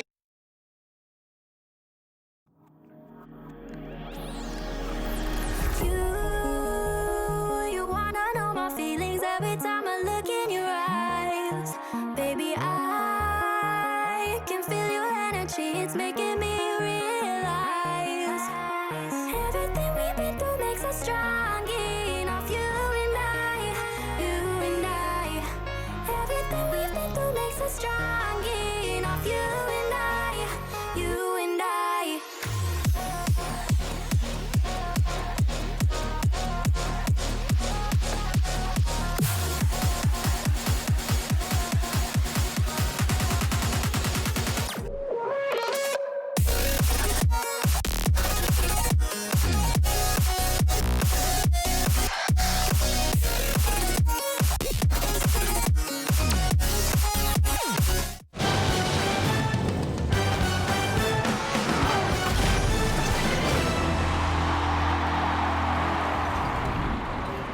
Ladies and gentlemen, welcome back to the Rocket League Championship Series. I'm Leaf alongside Gibbs and Achieves, and we are in the playoffs, a few matches through now for the second European Regional. And we're going to break down that last match we just saw. Achieves, that was much closer than it looked like it would be at the beginning of the series.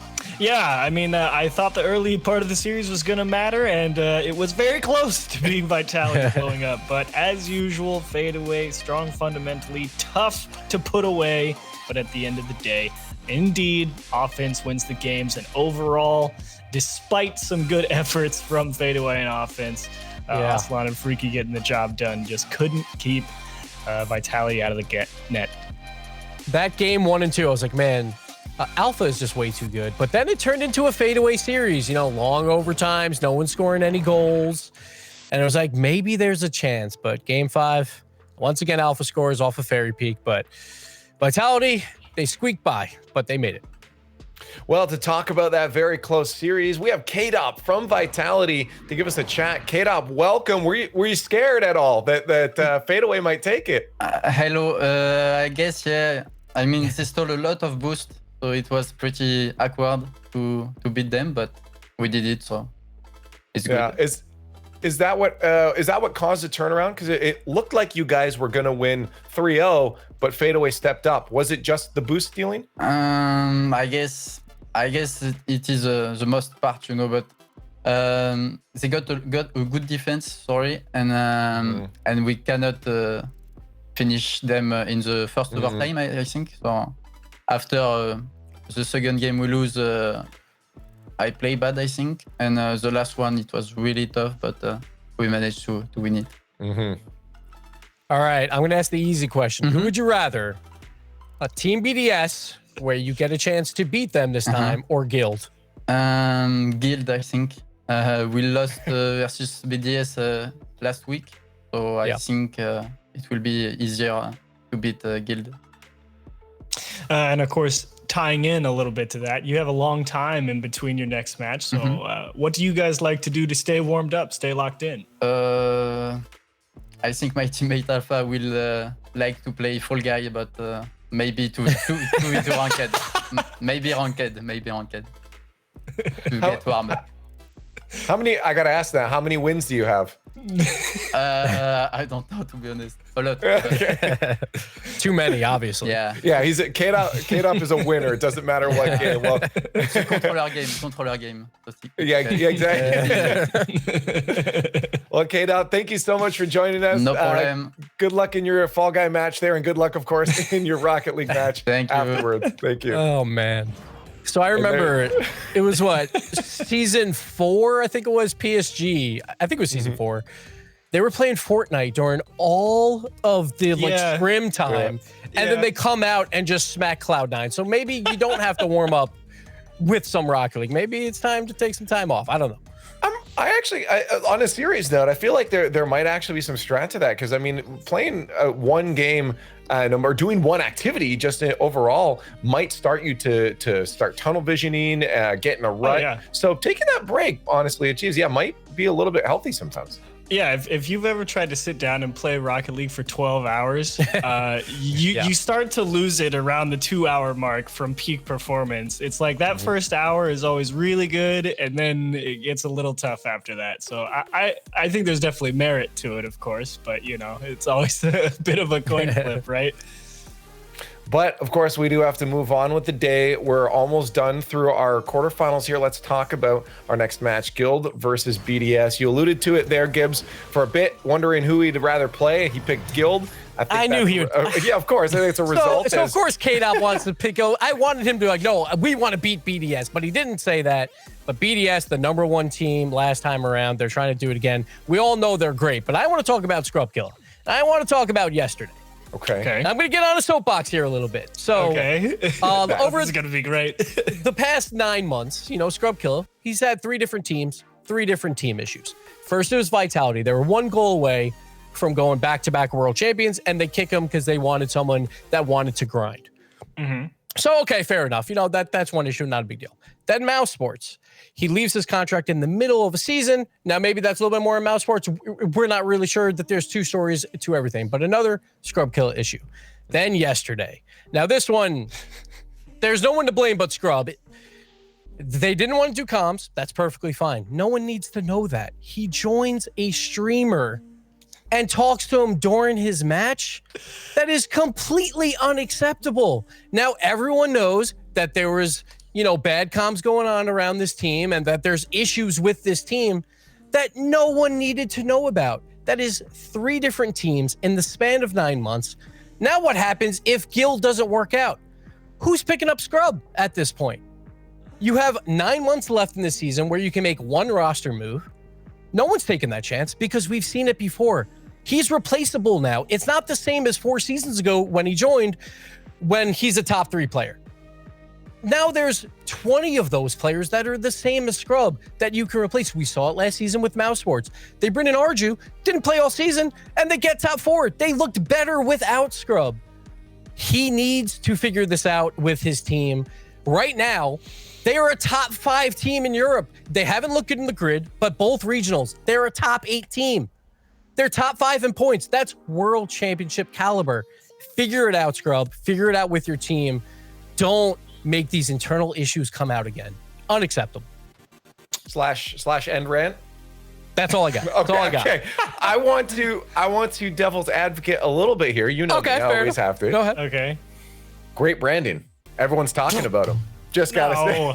Just gotta say. We're talking about him. Okay. Be quiet. No, He's already got that's great not worth branding. it. He's obviously a great content creator, but he wants to compete as well. And I don't want to see him not playing this whole season because of things like this.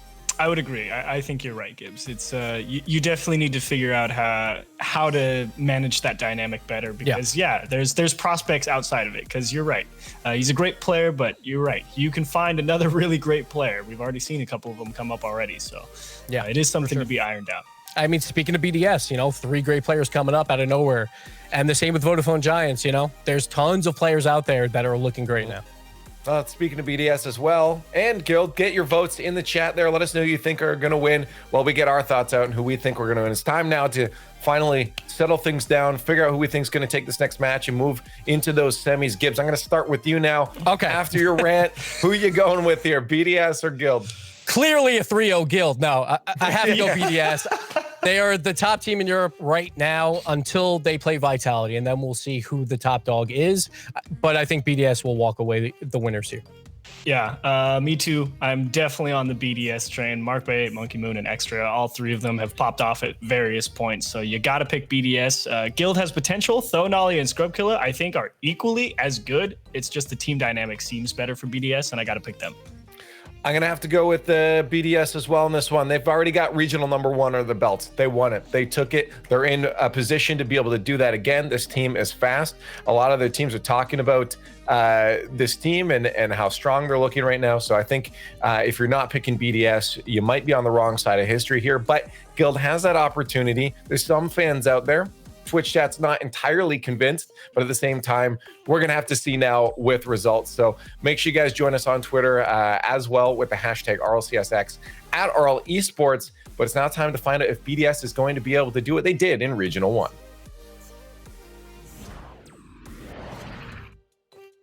Well, Team BDS has taken the desk and Europe by storm, Corelli.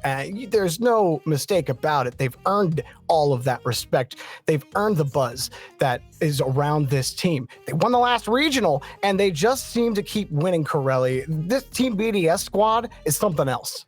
Absolutely. They are so strong coming into Europe, and they're strong because of how fast they are moving downfield in that final third. It's just this constant pressure.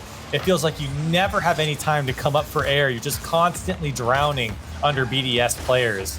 And that's really what makes them so strong. We don't really see a lot of playstyles like that in Europe. European playstyles are usually a lot more structured than that. And for BDS to come out with just this highly mechanical playstyle, it's always so scary. And it's why they won their first regional. It's similar to what you're seeing from the Vodafone Giants with how fast that they play. They have a very similar feel to that, and it's no mistake that those 2 teams are working their way towards the top of Europe, and right now BDS trying to work their way to the top of this match. A couple of shots that have been turned away by Guild early. Extra will throw this out to the side. Corelli, when we were covering Guild's match yesterday, we felt like, you know, it was up and down at times where it felt like they had finally gotten things figured out on offense. But my biggest thing for Guild is that, you know, their lack of creativity on offense. It feels like, you know, when they do get a push downfield or they're given space, it's a solo air dribble, force of 50, and then the team play will develop from there. But that's where teams have really picked them apart. It's very one-dimensional. While it can be extremely strong, hold on, Mark by 8's got a shot. Scrub saves it off the post. Another one comes off the crossbar and in for Monkey Moon, and BDS get their first goal. They get their first. This was Scrub. He just had to find a better clear. Don't hit the post. That's the best you can say about that. It bounced right out into Monkey Moon, who took advantage of it. You know, and the chips do not fall Guild's way early. Monkey Moon, very fast off the kickoff as Scrub takes it away. But Corelli, your point about Guild's one-dimensionality, I don't know if you were working on finishing that point before that goal was scored. Monkey Moon shot denied. Yeah, well, I just mean, you know, you go into an air dribble every single time. When you have space, when you have more options than that, it just feels like a lot of teams are going to catch on to that and will defend properly against that eventually. If they see you with space and know that you're going to go into an air dribble every time, it's very easy for a defense to kind of get set for that. I think, moreover, you know, with what we hear about the team and not using comms, that's very scary for me in my eyes, is a team that doesn't want to use comms or having trouble. That spells disaster in a lot of teams. So I'm very concerned, and I hope and trust a coach like Gregan can come out and really try and help squash some of the issues this team's having, because they are a fantastic team. You know, you never hear the sentence, oh, well, they're having all these troubles because they're bad. No, it's usually followed up with, we know Guild can be good. They have really good players on this team, and they've proven a couple times that they can get to a top 8 form. But it just feels like there's so much more potential from this team that we're just not seeing at the moment. I agree. And, you know, most of the time I definitely feel like if you're not in comms, then you're at an inherent disadvantage. But I feel like this team has performed a little more consistently without it. And if being in comms is a detriment to your success as a team, that's something that needs to be worked out, because no comms is not the long-term answer. These are the gatekeepers that you're looking at. Are you going to get by Team BDS? Well, right now, Nolly up right in front, and Extra can't hop in front of that challenge. Nolly makes a few good touches, and Tho had a good day yesterday. Had a lot of great plays and good passes. What a pass. Nolly gets a great pass to Scrub here. If they start finding that and connecting with each other in front of the box, it might be a good day for Guild. Fantastic pass here from Nolly. Just the slightest touch up and over that defender to give it over to Scrub. And 2 players committed earlier from BDS, which is why there was so much space there. But great from Guild and from Nolly to use that space and then dish it over to Scrub Kill, and they're back on the board here. Scrub has the catch, goes under. Monkey Moon and Extra will take this ball out. Guild really wanting to take that aggressive positioning. You saw Nolly, he was positioned directly lateral to Tho, expecting that challenge to just go straight forward.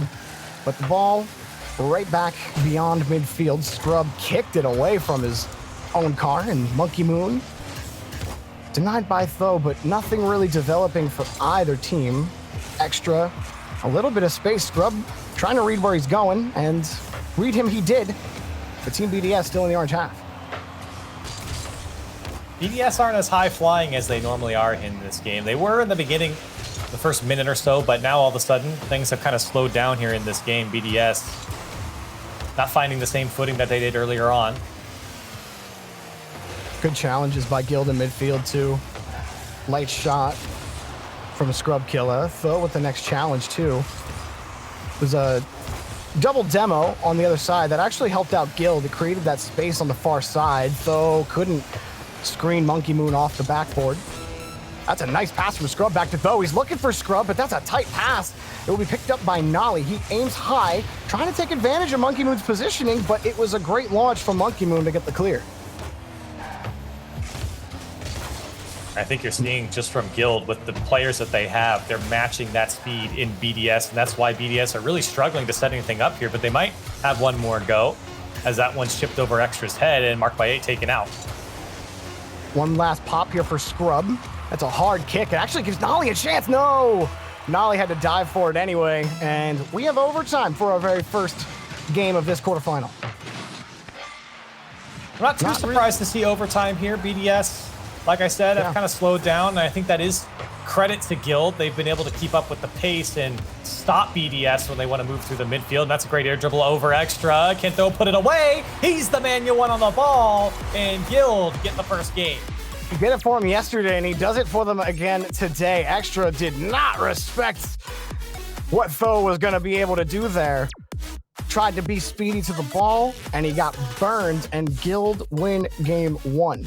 And so this is the most confusing part about this team, Corelli, is that they look like this sometimes, and you think, man, the Guild, they're gonna, like you heard Gibbs say, it's like they're a top 5 team, especially on paper. They just don't play like it sometimes. You said it in this match too, or in this first game. Scrub had 6 saves in that game, but like they took good chances in the offensive half. It wasn't just solo plays down the field. It's like, yes, there was a lot of hard touches, forcing the ball against the backboard against BDS, but the goals that Guild scored came off of passing plays.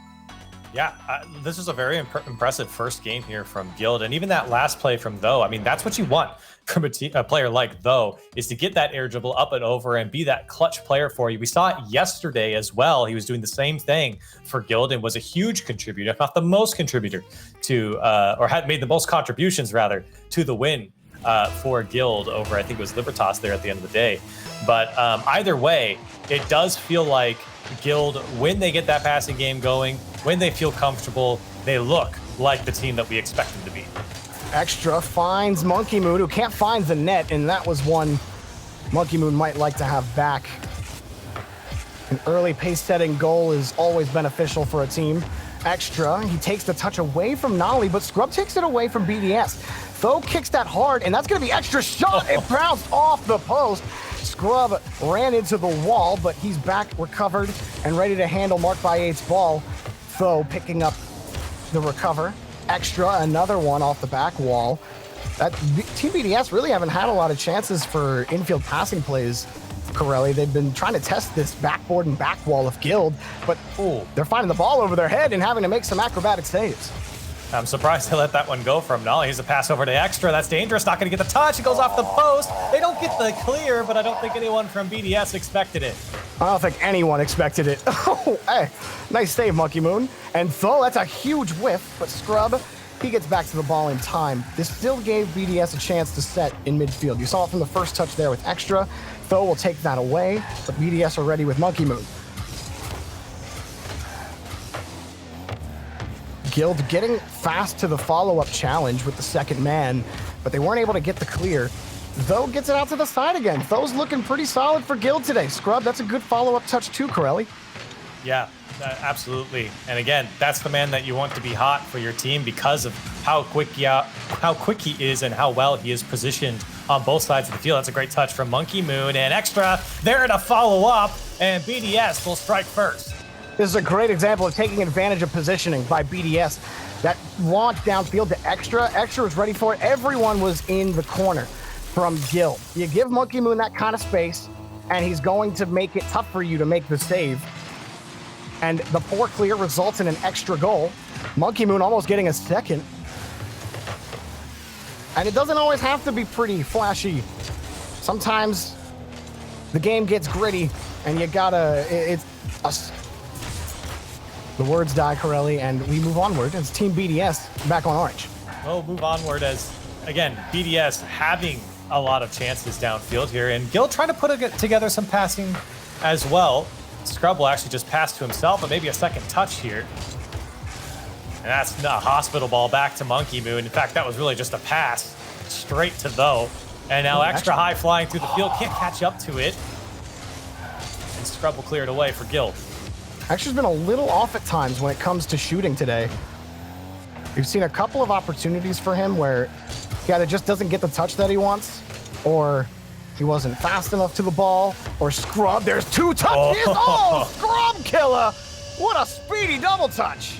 You heard me. I said, uh-oh. The second he got this touch uncontested, I knew that this was going to be a scary double tap from Scrub. And it's right in the face of the defender, too, but it's so well hit that you just can't get up to defend it. And that's one way to tie it up. You get Scrub with a beautiful double tap, and that's where Guild excel. Again, we talked about the solo plays, and there's nothing wrong with them, and that was a perfect time to go for it there from Scrub. Marked by 8. Just buy some time for BDS as they get set in midfield. Monkey Moon and Extra connect, but all of Guild ready to receive it, and then boom the ball back downfield. And they're gonna try to trap BDS beyond midfield. Not trying to take an unnecessary challenge, but also letting that roll in and giving Team BDS the lead. Yeah, this is just an unfortunate miss. Looks like Nolly didn't connect on the ball there, and he left that goal wide open. Both Scrub and Though were on the right and left side there of the net. Nobody backs. They had full confidence in Nolly to get that touch. Of course, you would assume so, and he didn't get it. That's the difference maker. Though immediately cuts off BDS, but Extra and Monkey Moon really quick. Extra, he had marked by 8 behind him. He didn't have enough momentum to put more of a straight line shot on net. Does force Guild back into a defensive rotation. Scrub, he's waiting for Nolly, and now he's gonna pull out wide. Nolly, nice carry, back to Scrub. Nolly in front, tries to take out a defender. He does, though, can't slip it under Monkey Moon, though, and now they want to turn it around. The ball gets away from them off the challenge on Scrub Killa, and Guild grab the ball back, stopping that counterattack. Nice fake from Though, puts it off, and marked by 8, picks up the save. Scrub, a quick rotation back around in midfield. Extra, no kill for him, Though. Demoed on the play, and Monkey Moon forces the ball dead for BDS.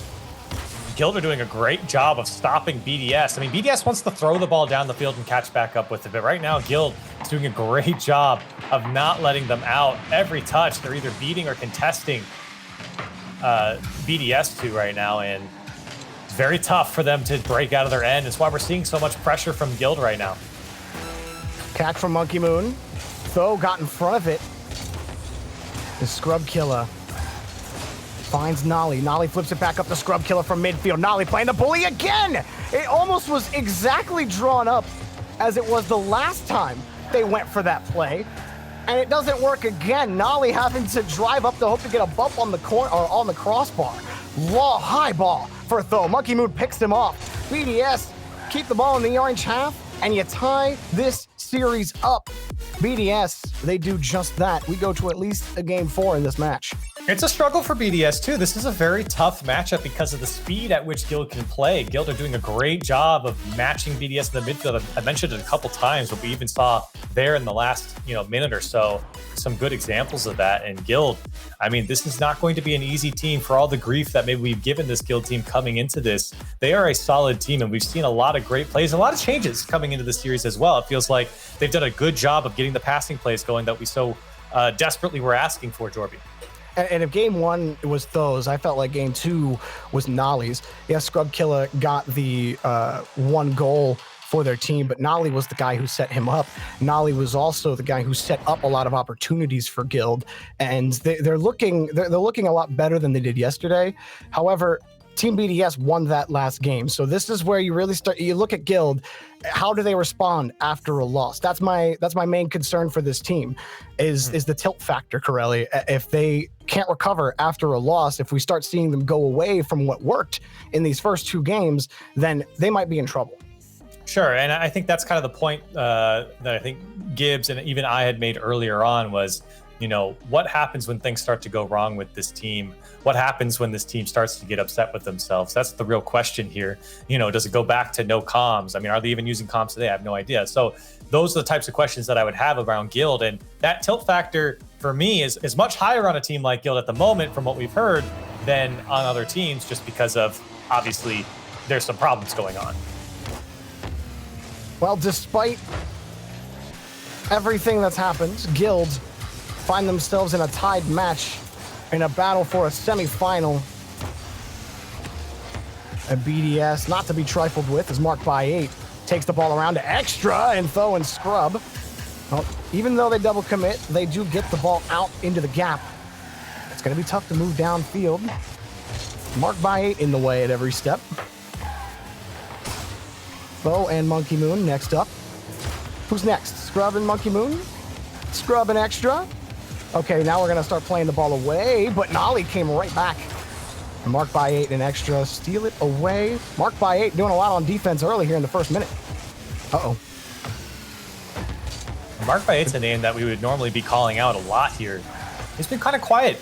Honestly, BDS has been pretty quiet here in this series. Sure, they put up some goals and had some attacks, but we're not seeing that constant pressure that we would expect from a BDS team, and that might just go to show that teams are learning as well from this BDS squad and how they play, but I don't think BDS are playing up to their potential right now in this series.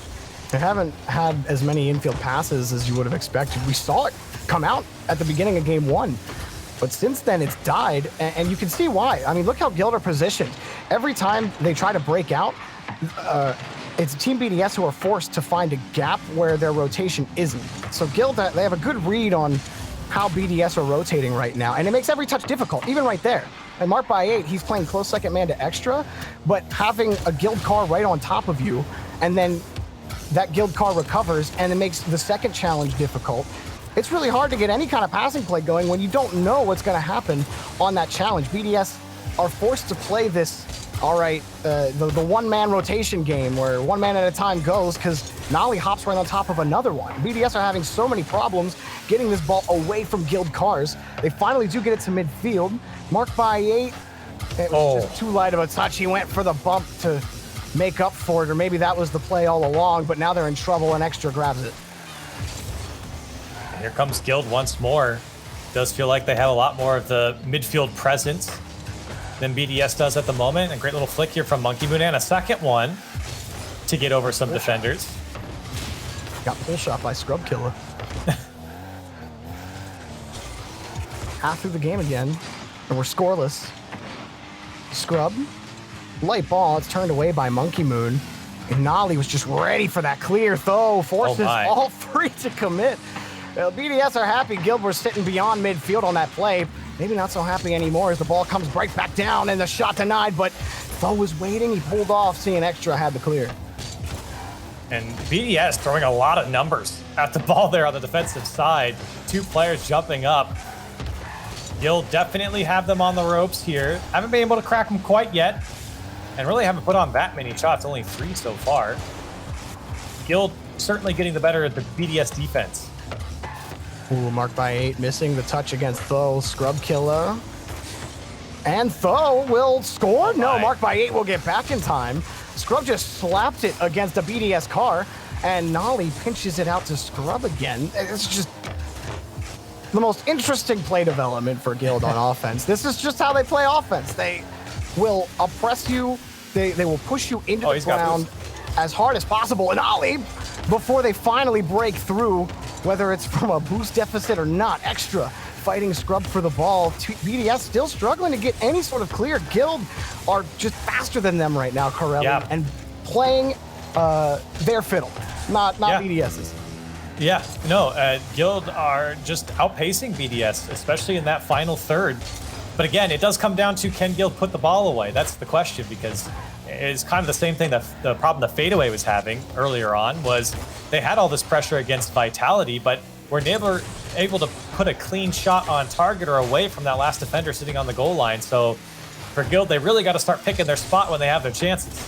Oh, and Monkey Moon, as soon as he did have a little bit of space, he ended up missing the ball where he would have had a clean pass out to Extra. He's going to make up for it? No, he's going to let it drop for Extra. There's 1 touch, 2 touches, and his third will be denied by Tho. Guild on defense have looked mighty strong, but Monkey Moon wants to give Extra another chance. He has to dive for the ball as Nolly takes it away. Back over to Tho.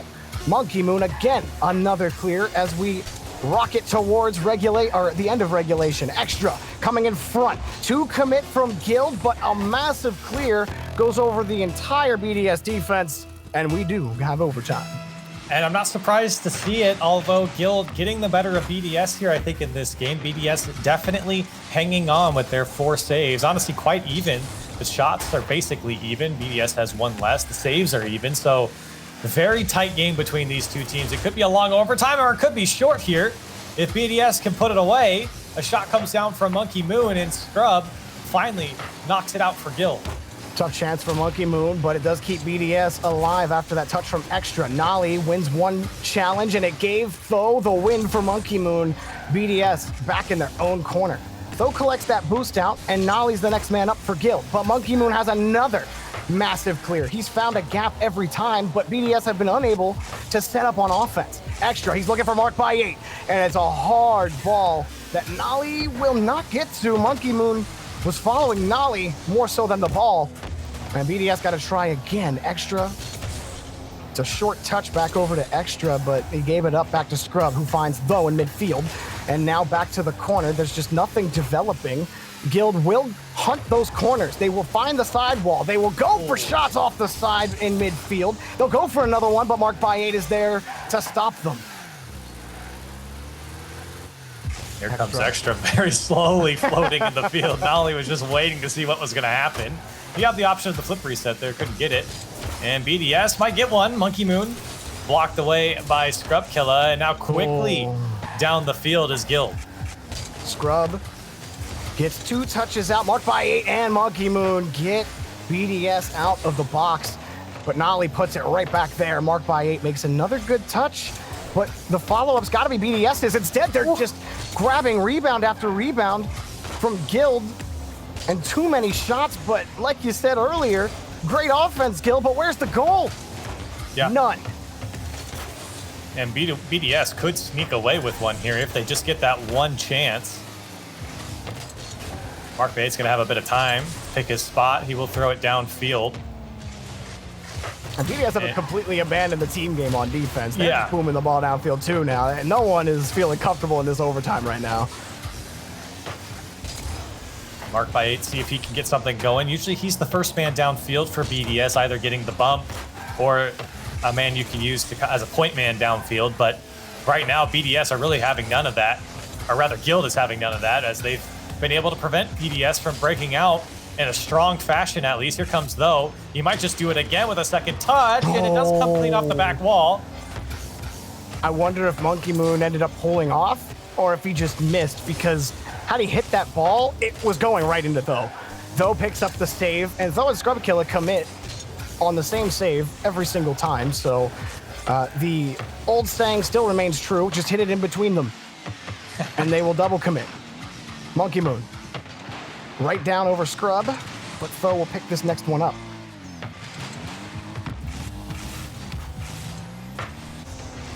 Well, both teams have just matched the pace of anything that has been generated on offense.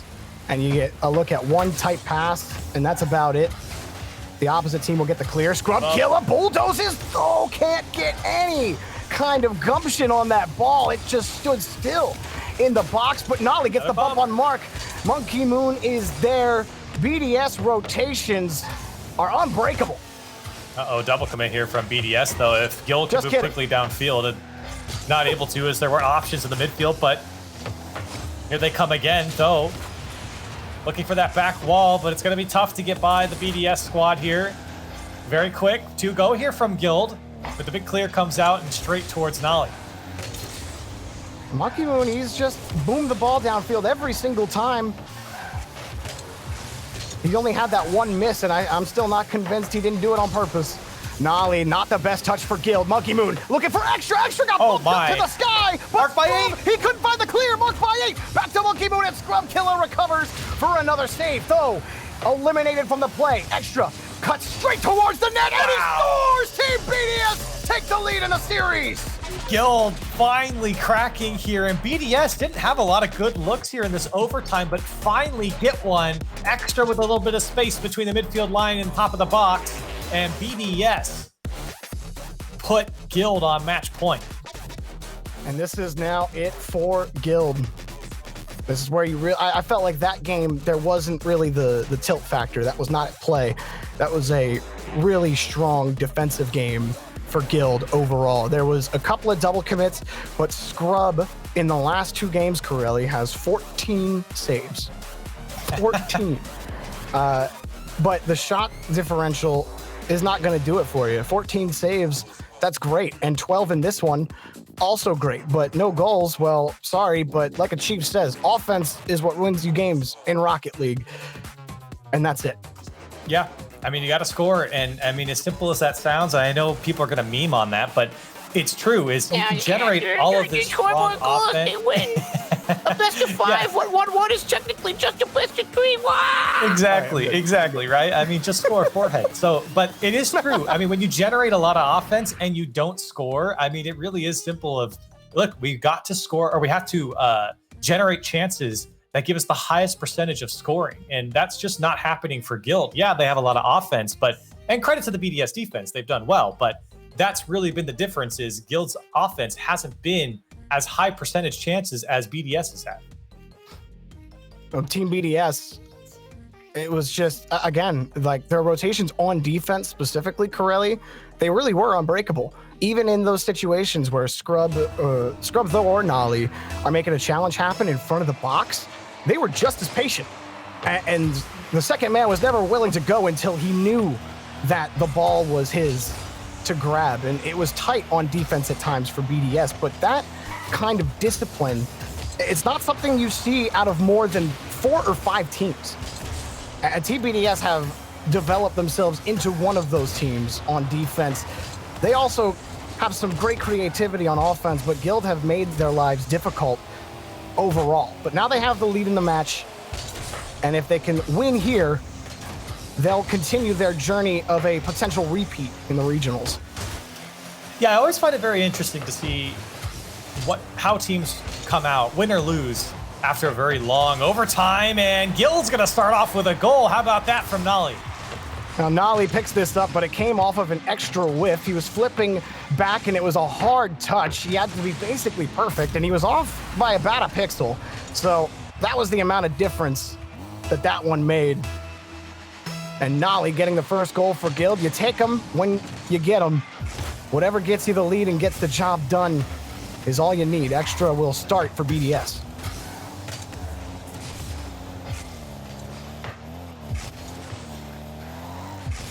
A slow start. We know both teams aren't going to pick every option that is first thrown their way. They're trying to look and see where the best optimal play is. That shot was denied. Scrub gets one tap onto it, and the ball takes an interesting roll to the opposite side. It's Monkey Moon. Can't win against Throw, but Mark by 8 is there on the wing to grab it, and a demo coming out from Monkey Moon as well, but it still, BDS are forced into a retreat. Big miss from Mark by 8, gives Nolly some space. He might make something of it as he's trying to get by Extra as well. Scrub to pick it up, so Guild, good support here in the attack. Nolly did his job initially, Scrub to back him up. Now, though, there as well, and the offense holding strong for Guild as they are trying to hold that midfield line. Extra will finally get over it, only for a second. Oh, quick from Nolly to jump up for that challenge, though couldn't grab the ball. And there's some fastballs that have headed towards BDS's net. They're gonna wait for this next touch from Monkey Moon. Every time he gets behind the ball, I think he'll just pull back a little bit, because he was consistently finding the boomers, and now the last 2 times he's had the ball on defense, the 2 cars in front on Guild have pulled off. That's a nice pinch from Monkey Moon. Mark by 8 flies downfield. Extra's nowhere close to this, but he wins the ball against Nolly anyway. Scrub Killer got back across the backboard. Mark by 8 wants Monkey Moon, hops over Nolly, but it's bounced, knocked away by Tho. Mark by 8 avoids a bump. Monkey Moon swings back around, and BDS have possession. The carry in front across Tho, but denied regardless. Extra, next man, missed it, but it might be Mark by 8. Oh, he can't find the goal. Comes back around, he's around Scrub Killer. No play for BDS. Well done by Guild to withstand the maelstrom. Yeah, well done by Guild, but that offense there from BDS was quite scary. Another shot. Scrub has to make the save, and BDS showing the fangs of their offense a little bit here as Guild do break out, but only for a moment. Mark by 8 with the pre-flip to get in front. The challenge doesn't go his way, however. You still like the effort there. Monkey Moon. It's a hard ball to Nolly. It might set up BDS for something here, but all of these really powerful touches have made getting back to it a chore for BDS. Despite that, they do keep the ball theirs, as tenuous as it might feel. Monkey Moon, he's next up. He's over Scrub. Now across the corner, he's got Mark by 8, but Nolly breaks up the play. and Extra comes in to try to clean up. Tho hops right on top of it again, and Guild are every bit as difficult as they were last game on defense. Yeah, they're definitely showing good shape here on the defensive side of things, but they really are struggling to break out. Does feel like BDS are going to eventually get the better of them there as Extra are blocked by Nolly and Tho. Still the attack on here from BDS, and this is the offense that you would expect from a BDS team. It's just very tough for any defense to break out here. It's just constant attacks, constant shots. And right now, Guild only finding relief in the long clears. Which is taken by Extra, but Monkey Moon couldn't grab the ball. The rebound could have been his, but instead it's Scrub kill, and Mark/8 makes a great read on Scrub's touch. It allows BDS to at least think for a little longer. Extra now around the corner. Guild have just been receiving those balls in the corner.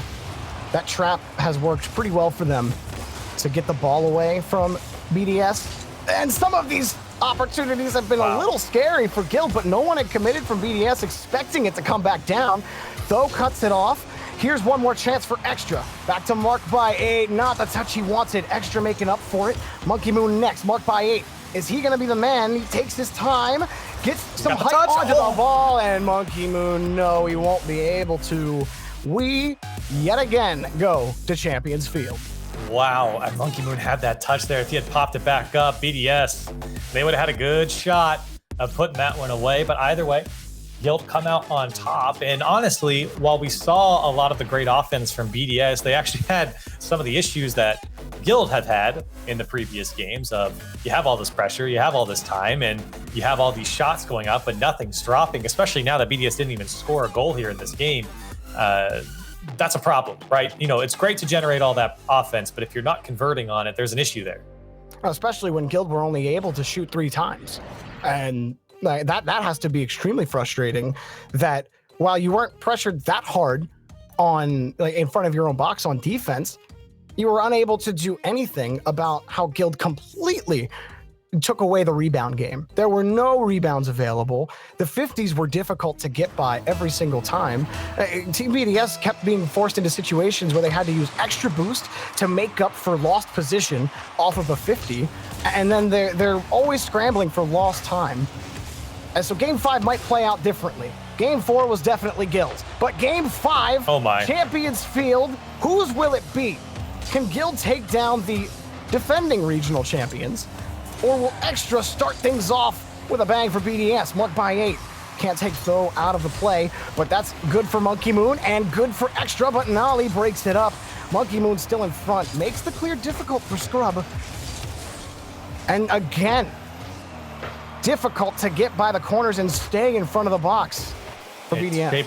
It's shaping up to look like the last game here already. BDS just putting Guild on their goal line. I mean, they are just struggling to stay with the shots and the pressure. Guild do find a little bit of midfield presence here, but only for a second, though. Just had to bang that one downfield. Didn't have boost to do much with it. Nolly, here he comes. Second touch, and it's a bit dangerous. And a missed touch there by the last defender. And BDS will clear it away. Shot by Expert goes just off the crossbar, but the defense was beat. Extra has to be so frustrated. Is that the 4th time he's hit the crossbar in this match? He's been so close, and he was given a nice pass too. It's got to be frustrating. The accuracy, or the inaccuracy, came up in Game 1, and then the chances just were shortcoming for BDS since then. Tho wants to start things off for Guild, but this has just been an interesting match where it's kind of been bang the ball. Is there a quick pass in front? Yes. Can we follow it up? Did nobody challenge us? Okay, let's keep going. Wow. Why did this come for free? Time after time for BDS. No one from Guild touched this ball. And this is what good passes will get you. I think that second shot was, or pass was rather a shot off the post there, but the great pass across the field, hit hard off the back wall with that last man stuck on the back line. Just opens up a lot of opportunity for the offense to really take advantage. And you can see the defense just freezes when it happens. And everything after that was just great reaction from BDS. Goals are a premium in this match. Guild won the last one, 1-0. And BDS, they've got the first lead in time. It's ticking away quite quickly as we're almost at the halfway point already. Hard touch from Scrub again. It's these hard sidewall touches to try to maybe try to throw off BDS and to get like a really good look for your second man for a hard ball, and then you catch BDS out on the rotation. Most times, BDS have been ready for it, but BDS have also lost a couple of 50s due to that strategy from Guild. So whether it's gotten them a lot of goals or not, and it hasn't really gotten them a lot of goals, it certainly gave them more chances. Monkey Moon finally sinks one, has struggled to find the net all match long. He gets BDS's second. And that was a great effort there by Mark by 8. He hit it off of that, I think it was Nolly there, of Guild, and it came right back out to Monkey Moon. Great touch, great finesse from Monkey Moon to put that one away. And now a 2-goal lead gives BDS a nice cushion as they move into the back half of Game 5. This is the time for urgency for Guild. Though high ball, but all Scrub will get out of it is the corner boost. Nolly, quick up to this. A nice hard pass to Scrub, but Monkey Moon shouted him the whole way. And Mark by 8. He's got extra on the wing. He went for the bump on Tho, just got over him. And a couple players collide as Scrub comes away with the ball. I haven't really seen the BDS defense be tested that much here in this game. There's 5 shots from Guild, but none of them are very memorable. It doesn't feel like, again, those chances are not very strong from Guild at the moment. Not really testing the defense here at BDS, but maybe one will come. Still plenty of time to work with when you're down by 2, and you almost get one back here, Nolly. That shot, I feel like, was a bit harder. Could have been a better chance. His Scrub doesn't get the touch there across the box. It was a tough angle for Scrub, too. If he hits that and can find the far post, it's likely a goal. That's another light shot that Monkey Moon will catch. Nolly bullies him for Tho. And then extra. Can he get by Scrub? Now, Scrub, it's a hard ball, but Mark by 8 is there. The rest of the field in retreat, and wide open spaces for Team BDS. The farm is theirs. And Nolly just thought he could get to this one. He didn't realize that he was the last man in the midfield there. Everyone was coming back for his team. Mark by 8 recognizes it, just puts it on target. And it is looking very dire here for Guild. Team BDS, 3 goals and not a lot of pressure on defense will likely lead to a Team BDS victory with 45 seconds remaining. And it wasn't a pretty game, Corelli. It wasn't a pretty match. But when the going gets tough, well, BDS, they can play dirty. They can play this type of game if they have to. Guild have struggled to mix it up on offense. And I think that's what really does them in, is once BDS get them figured out in how they're approaching the ball, how they're approaching transitions, it's really hard to break through BDS because the same look keeps coming at them every single time. And the wheels have definitely fallen off the wagon completely for Guild. Team BDS are crushing them. Yeah, though didn't get the touch there, and it doesn't really matter at this point. BDS will be moving on in a very commanding fashion here. 4-0 over Guild and a Game 5 victory. At least this last game was commanding fashion, and unfortunately, Guild, their road comes to an end. Unfortunately for BDS, their road to defend their regional title is still clear. Now they move on next to play Vitality, and that will be a semifinal for the ages, to say the least. Team BDS, congratulations for moving on. Guild will have to look for Regional 3 to improve. Yeah, a little bit of a slow start here from BDS, but I think they worked into the series quite nicely and then eventually started to take advantage of the shortcomings from Guild, especially from the midfield and into the final third. Felt like Guild just were outpaced by BDS there late into this series, and I think ultimately is what won them the series here. I definitely agree. I thought Monkey Moon really woke up in Game 5 as well. For the majority of the match, he was relegated to just booming the ball back downfield because of how Guild were aggressively positioning themselves. But Guild just did such a good job of returning boomer after boomer. He missed a couple of key touches that would have really put good pressure on Guild. But in that Game 5, it's like none of those 4 games happened. And he was back to that star form that I know Monkey Moon has. and BDS, it bodes well heading to play against Vitality. Our semi-final matches are set. They're ready to go. We got 4 teams left, but only one can take the crown. We'll bring you the semifinals after the break.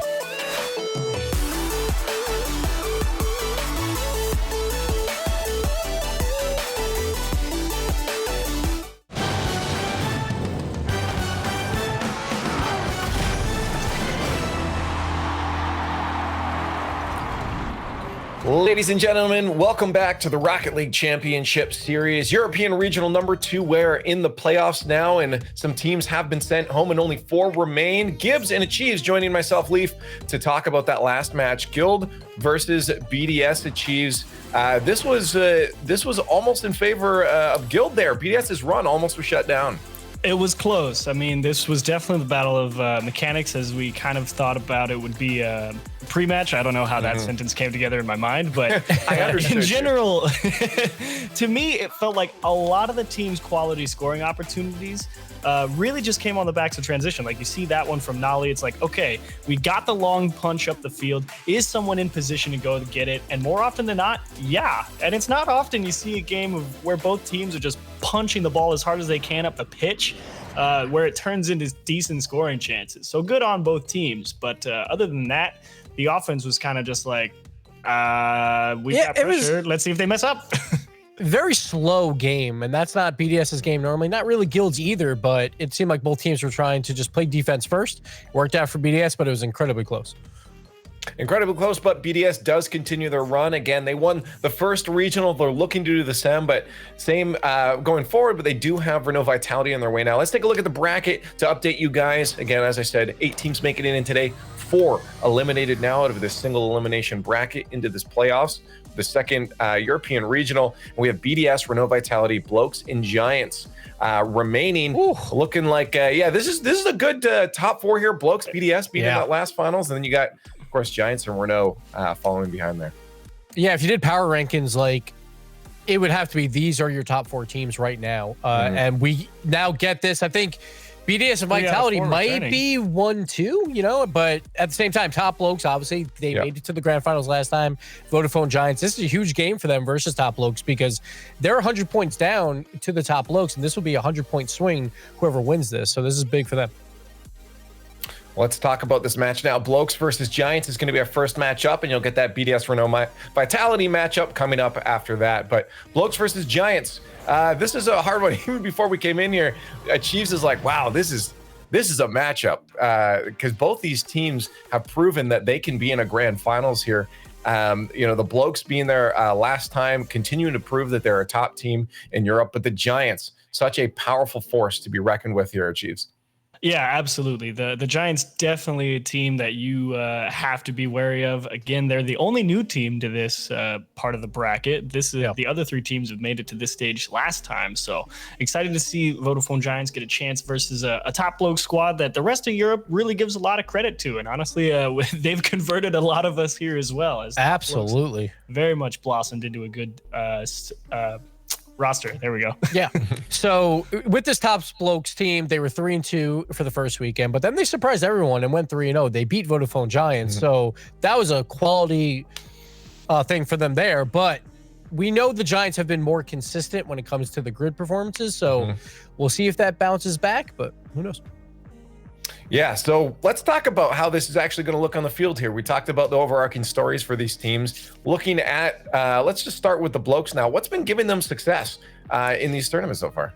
So top Blokes, I think, obviously, again, mention him again. Archie's been a fantastic third man, really frees up Cassio and Flame. But I think today specifically, Flame has had a really nice day. A lot of great opportunities on goal, turning in a lot of them. And that's something that's kind of been a little hit or miss for him in the past. So it's good to see Flame absolutely locked in terms of the shooting today. And if that continues, Giants are going to have a tough time, I think. Cassio is a really great support character for him.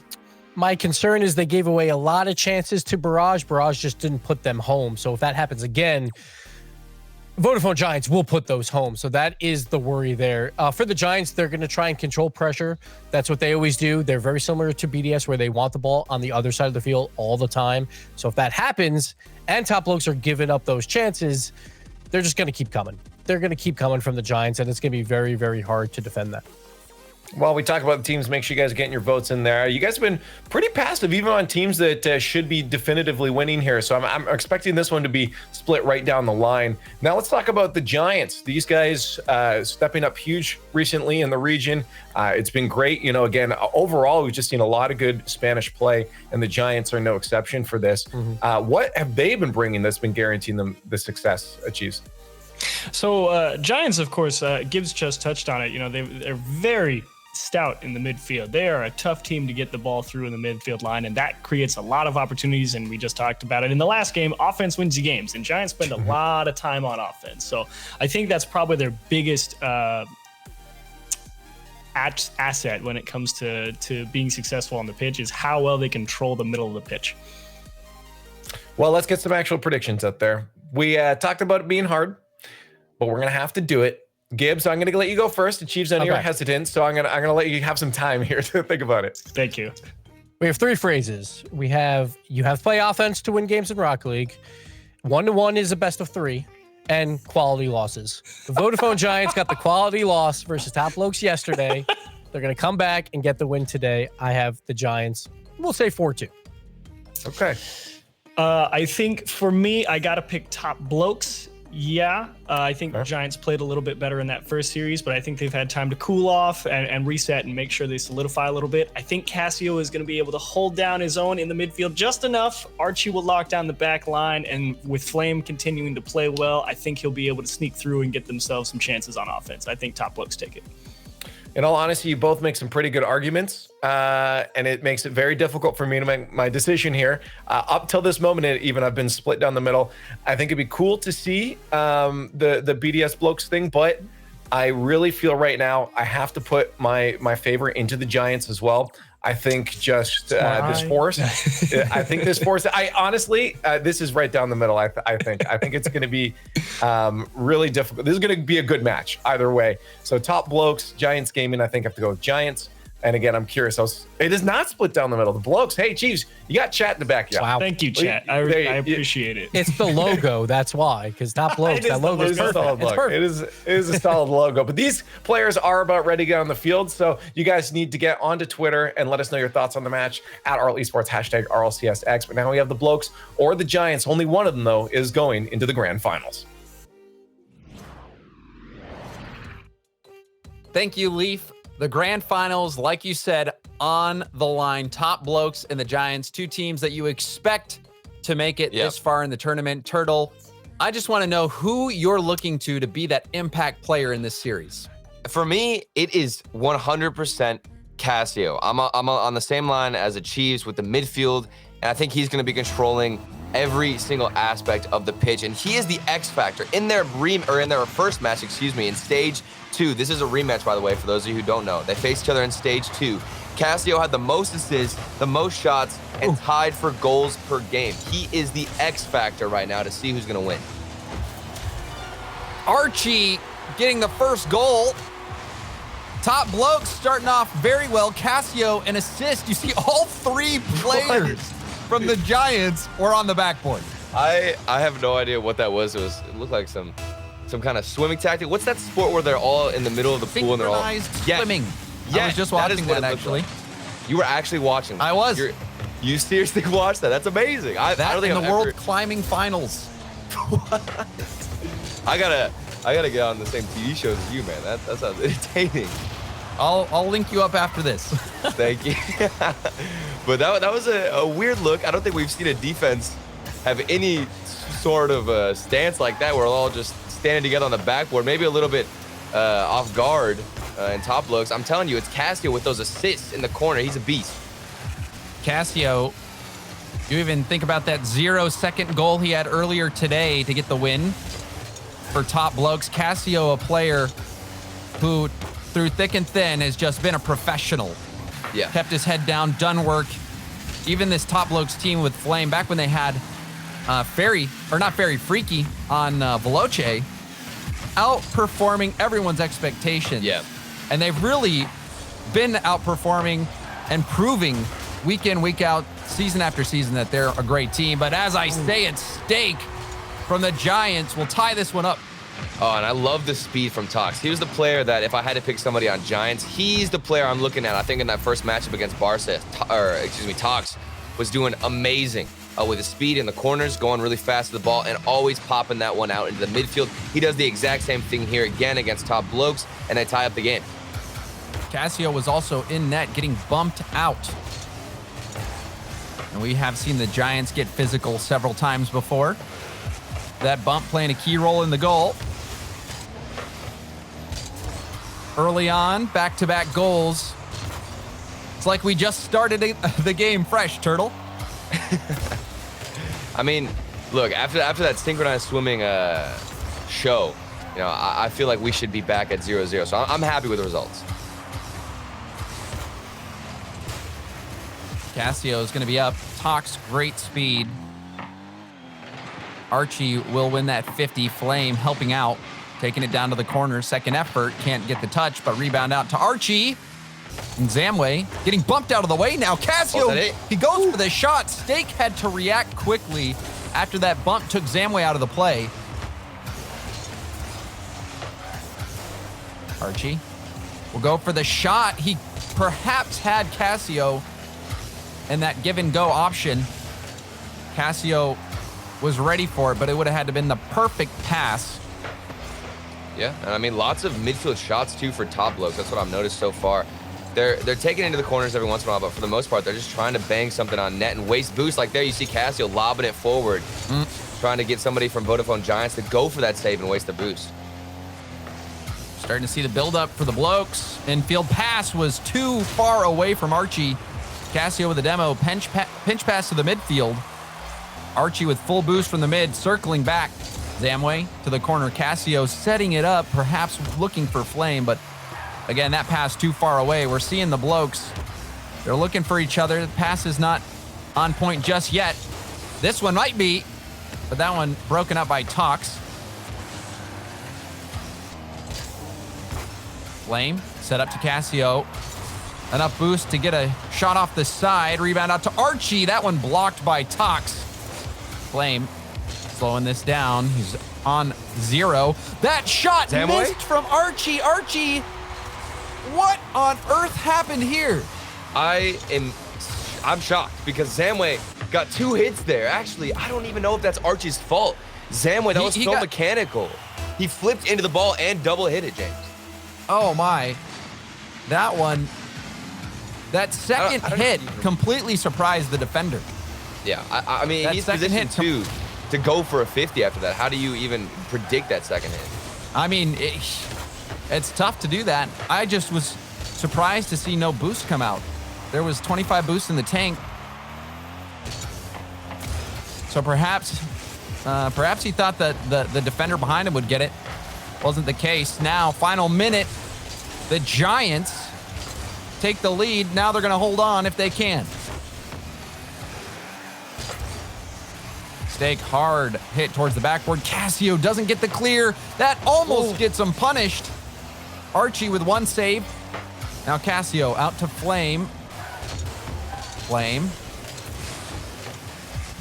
Being a diversion, Steak will go for the hit to the backboard. Perhaps could have gone for the shot. It looked like he might have had an opening. Or even like a double tap there. He kind of just lobbed the ball downwards. And you got to focus now on your clears. If you're on the Giants currently, you need to make sure you're finding teammates with your clears. That's a good double tap off the backboard for Staker. It wasn't a double tap, landing on the wall, the recovery. Now all this space for Archie. What is he going to do with it? He goes up the corner and cleared out by Steak. Casio, delayed shot, goes for the 50. Archie will have it here. Flame, back down.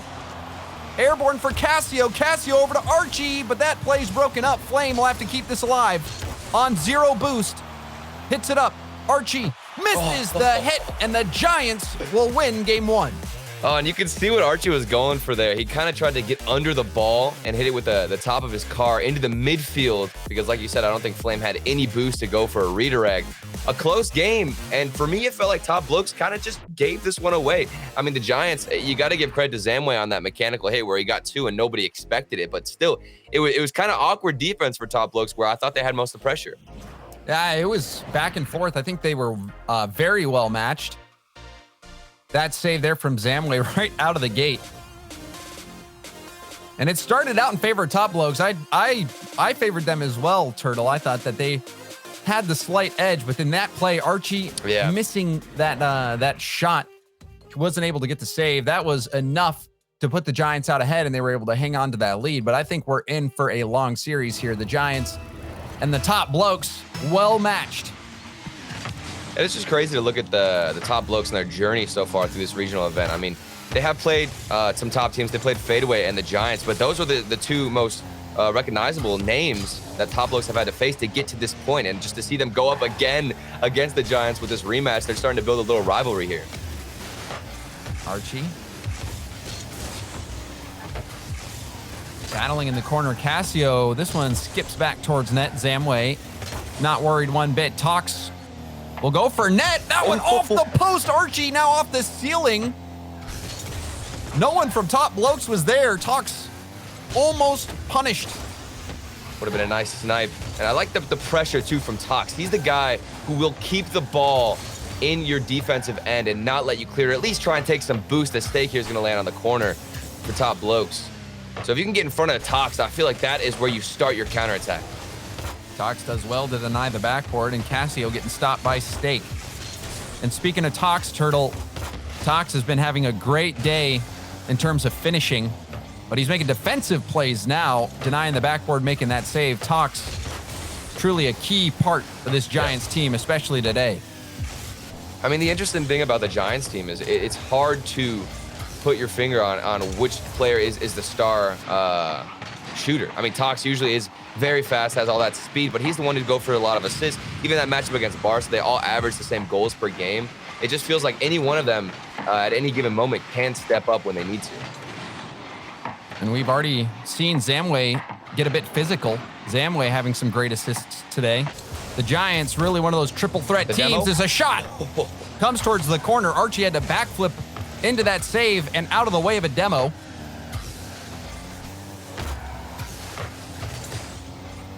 This attack threatening the Giants, keeping this in the top Blokes half. Tox will come in. Our air dribble this one. Gets a pass out to the middle. Not the greatest hit from Flame, but Archie was there who used up all that boost. Now Zamway, center ball. Double commit. We're seeing top Blokes start to crack under the pressure. But that clear will give them some space. Yeah, the communication is not looking clean. You can see they're not spacing out as much on defense, which is a huge issue, but somehow they come out on offense and it just takes one shot on net. And you see this, Stake misreads that off the ceiling. He was the last player back. That was a guaranteed goal. And Archie, he'll get credit for that one. But that defensive misread really biting the Giants. That's so frustrating too. I feel like counterattacks are probably one of the most panic-induced situations as a defender because you're rushing back to get on defense, and you can see the defender there on the Giants. He saw that they were going and mounting a counterattack. He tried to get up as fast as he could, but ended up just kind of spazzing out on the field and completely missed, which is basically the last thing you want to do whenever you're trying to get counterattack. You have to keep your composure. And that's what 90% of that is, just remaining calm, getting that hit right to your teammate. Don't panic. Set him up. But this game still very close. Under 2 minutes left. Just a 1-goal game. Zamway up to this one. Gets bumped in the air. Rebound out to Stake. Archie will get in the way. Flame, 0 boost. Gets bumped. Also isn't able to get the mid boost. So will we see the Giants take advantage of this numbers game? We just don't have an execution. We're getting physical plays. Zamway doing a great job of bumping a lot of the defenders, always having that extra rotation to take boost or destroy a player. But then you're waiting for a midfield pass for somebody to shoot, and it's not there. Archie been having quite a defensive performance so far in this game.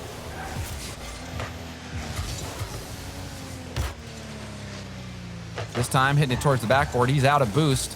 Zamway up in the air. Awkward ball for Flame. He's going to buy time by dribbling to the corner. So much time bought for Flame. Gets a bump as well. Talk about composure. And now the shot. Tox. Nowhere to be found on the goal line. Goodness. I was watching Tox's perspective this entire time, and he didn't even go for a challenge in the past 30 to 40 seconds. He was starved with boost, always in the backfield, and then now he has to dodge a demo. There's no hope for the man. Sometimes you don't even have to make contact for your bump attempt to work out. That jump made it impossible for Tox to get back in time to get that save. Top Blokes, what a response in game 2.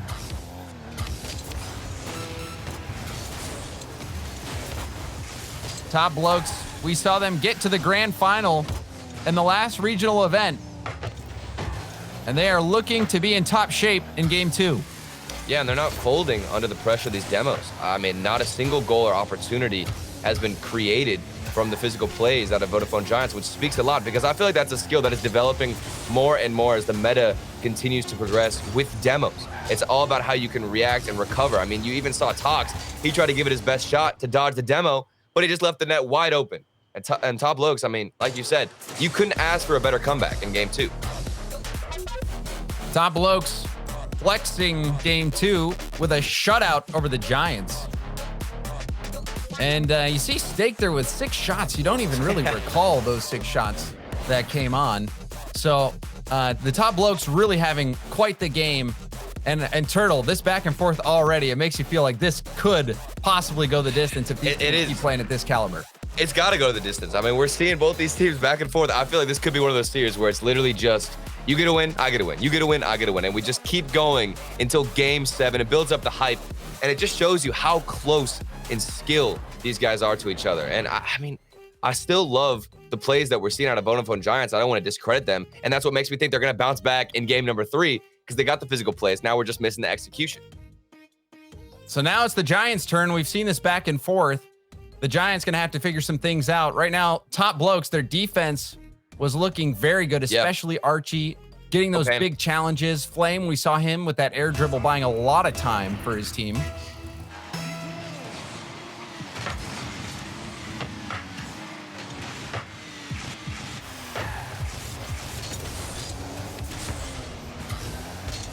Archie, off kickoff. And a quick goal from Steak. And I've got Take another look at this one. Look at Castillo in the backfield. You see him looking for boost. The man has absolutely no boost in the tank. He was looking that entire first 16 seconds for boost in his own end. Couldn't find anything, not even pads to pick up, really. And that's what gave that slight angle for Steak. He had one window, and he nailed it. Zamway, flip reset. He misses it, but it finds its way through the 50 on the goal line. Talk about a good start for the Giants. Oh, and they got to get organized off of kickoff. Top Blokes, as soon as that kickoff goes against them, everybody's panicking and getting in the same area, not spaced out like we saw in the previous game. Again, it's Castillo looking for boost, trying to get back. He doesn't know whether to go for the 50, and the 50 does not go their way. Just squeezed into the net. Frustrating so far for Top Blokes. This is the worst start you could ask. Double commit. Top Blokes looking a bit off kilter early in game 3. Flame to the backboard. Tox breaks the play up. Now Casio will get some help from Archie. Good pass off the corner. Now off the backboard. Where's the shot? Archie, a weak shot, and it would have been wide. Flame off the backboard. Archie shooting opportunity off the post, and Casio was cheating too far up. Didn't expect that bounce. That seemed like the chance for Top Blokes to get back into it, but now they do it off the pass from Flame. Top Blokes, they earned that one. Yeah, absolutely relentless. You could see them, they bounced back after they couldn't have a finishing shot. No third man was in sight to finish the other play. But now, they don't even need the third man because of how fast Archie was to get up to that ball. He beat 2 defenders and squeezed it across the net. Flame had Archie in the infield, and that's one thing that the Top Blokes love to do. They're always looking for that infield pass. Right back to the corner. Steak will go off the backboard. Archie pops it high. Flame downfield. Now he'll stay with it. Zamway gets around 1. Can't get it past Casio. Archie will come in for a 50. Wins 1, but Tox hits it to Steak. Steak misses. Casio will control it on the wall. Flame pushing this to the corner. Zamway and Steak working together. Low boost for Casio. He'll hit this off his own backboard. Tox with the follow-up. Flame. Nice dribble. Love that patience from Flame. Now the shot from Casio off the post. Rebound is going to get hit off to the side. Top Blokes, another close call. I think they're most threatening whenever they do come out of those counterattack situations because they're struggling to get boost right now. I've been kind of paying attention to everybody's boost tank, and it seems like they all start to fall back, but then they come back for counterattacks when they can relieve that pressure, push forward with their own corners and those boost pads, and have all the space to work with. Look at that pass out of Archie, the 50 game, to get that one out to Cassio. Beautiful. And it started with that demo, the demo throwing off the rotation, making that player spawn in a random spot and work to get back into net. Oh, and that one, these kickoffs almost rolling in. I'm getting scared for Top Blokes. The kickoffs, if it doesn't go their way, things start panicking. You even see a miss here on the defense, and Archie doesn't hit it. It's like once they lose kickoff, things just fall apart for Top Blokes. They're still trying to recover from this lost kickoff. Perhaps this will be the moment. Tox attacking the corner. Flame has nothing. Now the boost spawned right under him. He'll be able to get the clear. Archie. Ball out to the middle. Zamway can't get the touch. Cassio tips it to the corner. We're seeing so much offensive pressure from the Giants. Finally, a clear coming out from Flame, but plenty of time for Tox to line up his long pass to Stake. Stake off the backboard. Archie will hit it out to Zamway, puts it off the corner. Flame had Cassio upfield for the counter, but it wasn't meant to be. Cassio opting to snag the boost and go. Archie will help him out now. Ball up in front of the net for the Giants. Tox clears upfield. Flame to his right. Cassio with the side flip, but he'll recover. Archie will take over. The mechanics so far of all these clears at Top Blokes have been a little bit awkward. I feel like we're seeing uncharacteristic misses not only from Archie, but the whole roster to get a booming clear instead of going for a hit. You even see Cassio backflip. Oh. Even here, there's misses whenever you're third man. The mechanics so off right now for Top Blokes. I didn't expect it. And that even, that play was a bit shaky. Cassio's gonna stretch for this one, and the mechanics proved to be the demise of the Top Blokes. That first touch got way out ahead of Cassio. I think it started out with Archie. He missed a couple of clears, and then it just spread to his whole team.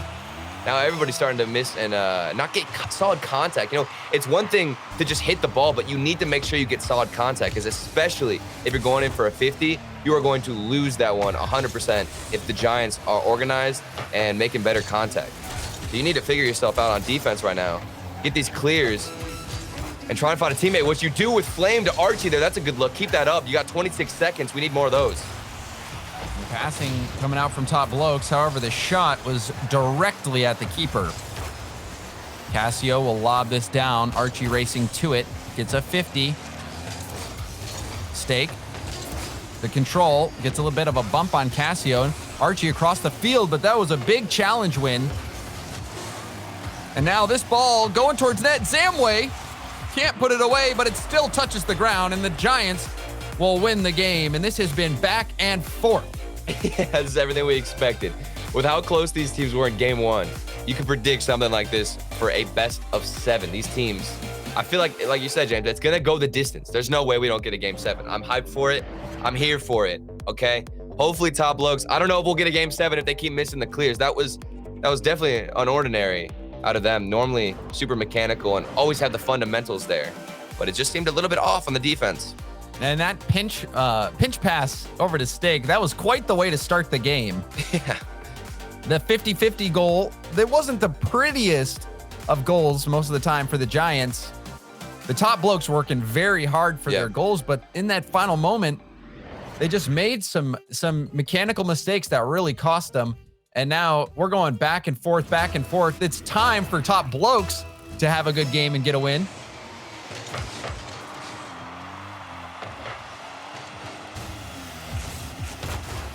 And I thought we might have started off following the script there with that kickoff win.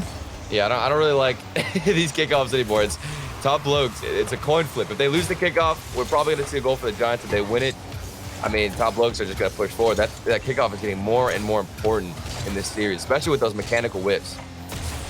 Flame will opt to stay with this one. Tox on his own backboard. Air dribble clear. Doesn't get the best play. Cassio did not even try to go for that double tap. Zamway, good speed.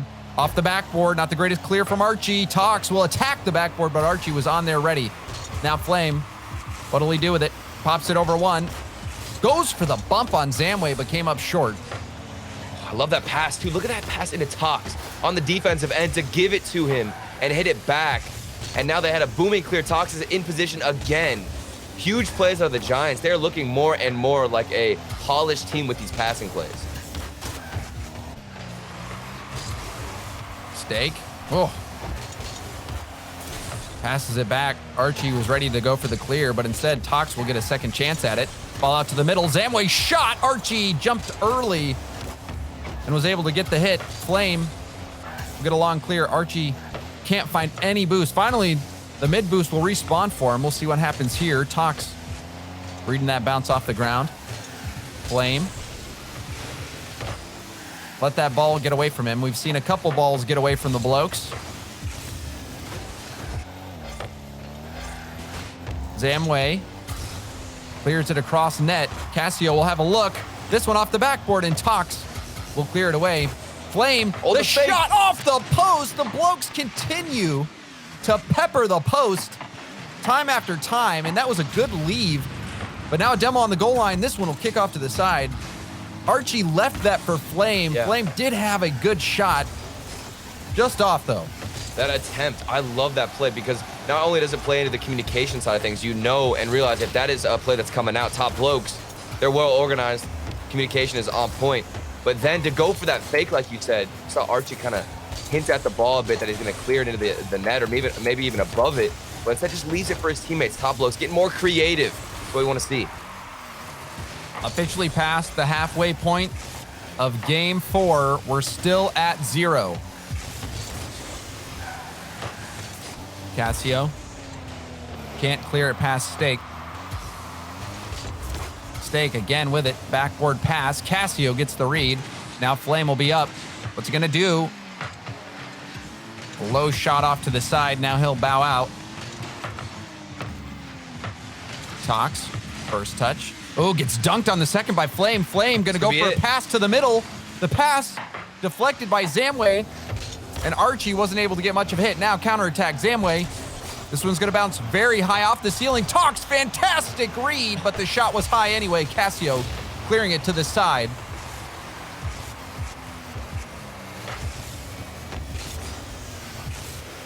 Seeing some high pressure moments on both ends. Ball kicks out to Cassio. Shooting opportunity. Zamway gets in the way. Rebound is cleaned up by Tox. But Archie will stop it. Flip reset. Gets the pass over to Flame, but Tox quickly getting to it. Boost steal from Flame. He'll quickly turn. Gonna go for a dribble. Oh, he's got it. What a standpoint, or a statement, excuse me, from the Giants. These guys standing tall on defense against top Blokes who have gotten more and more creative. They had the fake shot earlier. Now they're coming in. They're baiting out double commits from the Giants. And yet that third man is so much more composed than we've seen. Tox up so early on that read. Flame hitting it downfield. Zamway's going to have to take this back to his own wall, so ground could be gained here for top Blokes. And that was quite the play from Tox, jumping off the wall, meeting his teammate in the air. Could this lead to something? Zamway, the dribble, the shot saved by Archie. Final 30 seconds. Archie going to be able to wave dash to this boost and get the 50. Double commit from the Giants. Cassio, first touch control. Here we go. Fake. Trying to clear it out. He'll have Zamway, but Zamway, not sure if he was able to get a touch on that one. Looked like he got a slight one. Top Blokes going to try to dribble it out. Pinch clear from Archie, but not much on it. However, Steak didn't get the greatest hit. Archie whiffs his pass. Final chance. Zamway getting 50. It's up. Flame will hit this down to the ground. 0-0 overtime. The only goal that we'll see this game will take the win. At this point, you can't question how close these teams are in skill. That's a great midfield pass. The Zamway save, though, comes out. Still creative passes, going for the midfield hits, and we're scoreless here in overtime. That was the setup. You can't get a more picturesque pass than that. Flame, the strike wasn't there. It was well placed, just didn't have the power. Now, off the crossbar and out. Steak could have ended it there for the Giants. Oh, that's painful. Cassio didn't have any boost to go up. He didn't decide to go on the backboard either. The one decision Oh, Casio, if he hit that. This man is slowly starting to pop off. The defense getting a little bit confusing for him. If he finds boost, though, he can make a difference. Now he has the midfield boost. What's he going to do? Gets the 50, doesn't force out a pass, but looking good for Top Blokes. Oh, Archie, awkward hit. This could be bad. Flame. Left back has to clear that to the side. He does. But now setting up for multiple shots. Stake. The air dribble shot off the post and out. Now the follow-up will find its way in. Tox scores and wins the game for the Giants. But what a shot from Stake that set the play up. Oh, you gotta give credit. Everything about that play was just Stake going for the double hit in the air. So smooth. And got over all the defenders. Unfortunately, it bounced off the post, so it doesn't get credit for the goal. But you've got Tox to clean it up. And I think that speaks to the Giants. While their mechanics in terms of shooting wasn't the best, they always had a third-man striker to come in and clean things up, which, you know, Top Blokes didn't really have that much. They maybe had 2 players going forward, but that third man always back getting boost, James. And that's what it came down to, that one goal, this shot from Stake. Something else, but there were so many chances on both sides to get the win. Zamway, big save there. And this shot here, you wish that it had more power on it. If you're a Top Blokes fan, you thought you could have ended it. And then that shot from Stake putting the defense in a very tough spot. We've seen Top Blokes not be as precise as we know they can be. A few mechanical mistakes leaking in here and there, but for the Giants, they have been very consistent throughout the entire game, making quality plays. And now it's showing on the series scoreline, just 1 game away from moving to the grand finals. That's the difference maker. It's just the mechanical hits on defense. You're Top Blokes, and you look back to this series if you took an L, and you're going to think to that one where you just kept missing the clears. Something like that is so important to the momentum. Giants have all the confidence. And then off the kickoffs again, Zamway, almost a chance with the flick. The kickoffs have not been going well for Top Blokes. That could have been a devastating one with their tournament lives on the line, giving up a kickoff goal. Pass. Flame did so well there, Turtle, to make sure that doesn't go in. That is a nightmare situation off kickoff. The Giants have always been dominant, keeping pressure off of kickoff. We haven't seen them fold whenever it goes towards their end, but for Top Blokes, it has been a struggle. Top Blokes, can they bring it back? We're seeing more physicality out of Zamway. Now Tox taking a shot at Flame. Zamway over to Stake. Flame low on boost. Pinch pass attempt isn't going to get much juice on it. Stake to Zamway, who had pre-jumped. The shot will bounce off the backboard now to the other end. Archie going to go for the pinch pass. 2 demos coming out. Numbers advantage quickly for Top Blokes. Oh, that pass almost working out, Turtle.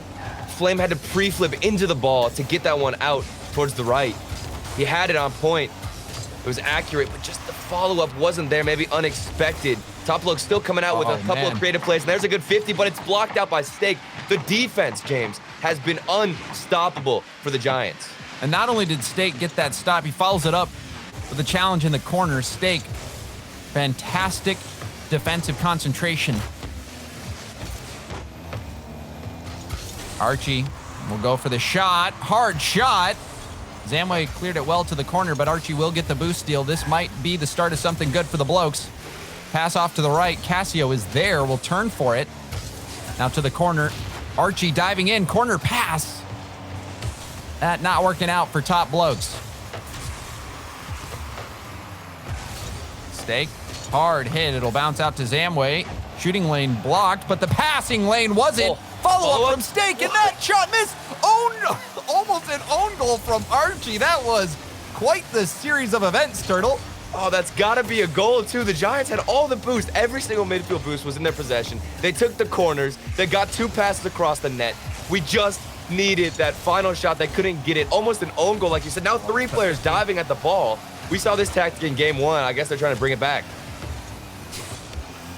That was a very precarious spot, and that shot missed from Flame. Flame's shooting has not been on point Top Blokes needed that goal and now forced to make the save. Flame has been close, but not close enough. Yeah.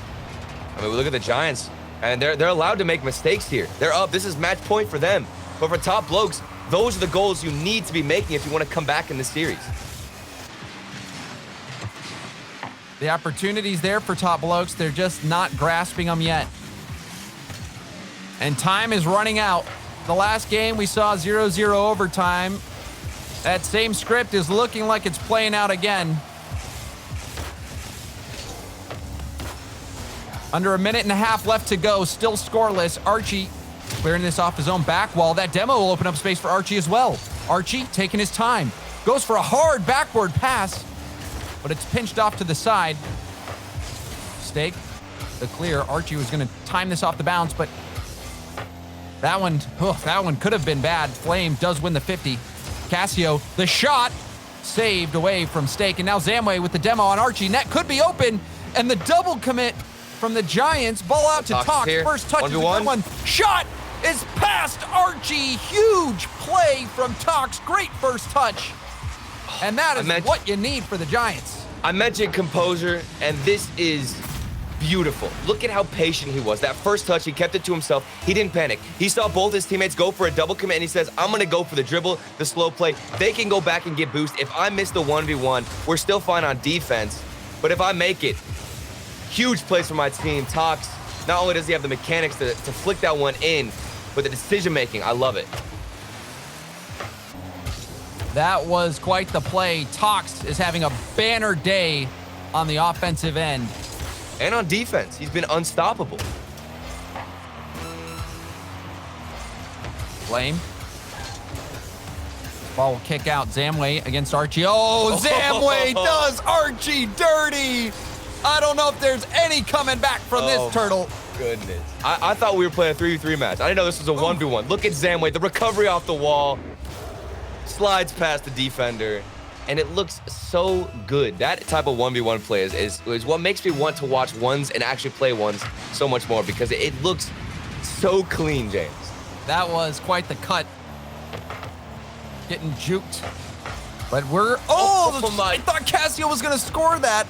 That could have been Back pass from Cassio. Pass over to Archie. The passing missed from Archie. Archie, you could tell he was shook after that play. Zamway will get one for the road. And the Giants finishing out this series in style. Oh, it started off back and forth in this series. Would have never guessed the Giants would run away with it like this. But compared to the mechanics, they are in a different league right now. They're hitting every shot. You even see on defense, they're getting the saves and predicting where the Top Blokes are going to try and shoot the ball. It's just every aspect of the game is covered. You got Tox being a beast with ones. Zamway has the little 1v1 skill too. Stake playing solid in the midfield. And these guys, I'm excited to see how they play. They made it to the finals, absolutely destroyed all my expectations in the semis, and the Top Blokes go home. Top Blokes, today wasn't their day. They made it to the grand finals last time in regional number 1, but they'll still be happy with a top 4 finish. You gotta be. This has been a tough competition. The Top Blokes still very consistent, and the Giants are one of those teams, Turtle, that you expect to be able to make runs like this and get to the grand finals, and they have done just that. Their consistent play, everyone being able to go for these crazy shots, getting great shots defensively, very clean performance. The Giants, all around, one of those teams where you can't identify that weak link. They are all so strong. Well, and it speaks to the play that we saw here in this final game. Tox, he was going in for that 1v1 solo play, and he hit it. And we're thinking, okay, Tox is going to be the star player. But no, Zamway comes out of nowhere, comes out of left field, and he just hits his own his own 1v1 dribble, and also the finishing one to make it 3-0. I mean, these guys, like you said, James, all of them can do it on defense, in the midfield, and on offense. Top Blokes, it's a frustrating day. Couple of mechanical whiffs. You probably just jump in and free play, and you'll be set. But for Vodafone Giants, I can't wait to see them in the finals. They can do it, Eternal, and they have done it. They have punched their way through to the grand final. And we've got one more grand finalist team to find out, and we will find out who that is after the break. Stay.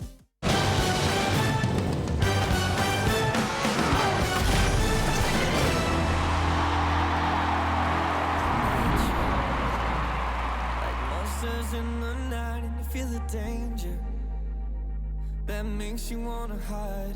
When the cards are stacked against you and you're standing on the edge, now's the time, now's the time. Think about all the dreams you keep inside. Think about all the ones you love.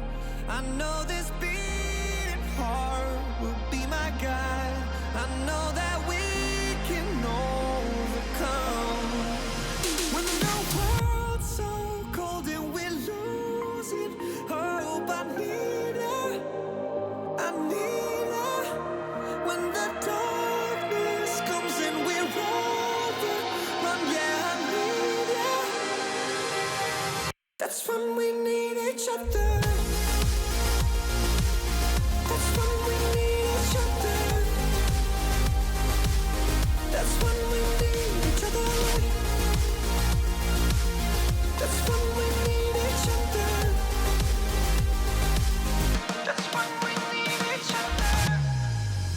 When you're falling faster and don't know where you are, you feel the danger closer than your heart.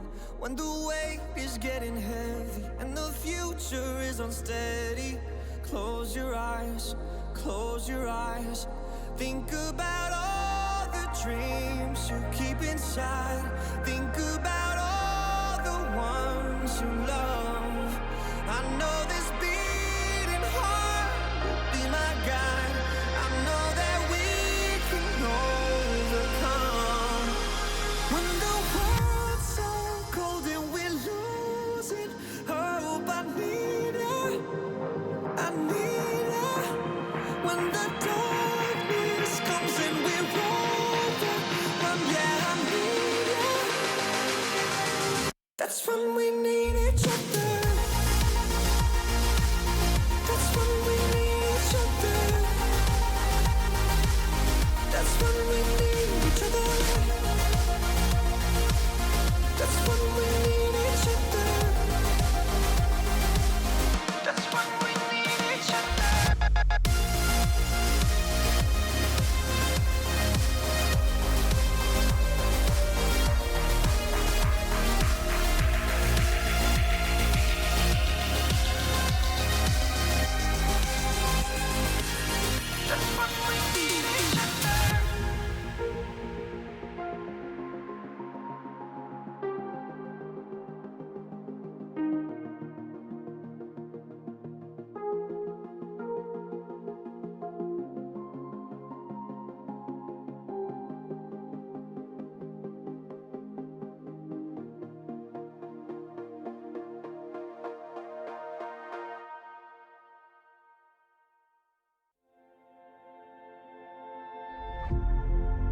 Photo of you in my mind,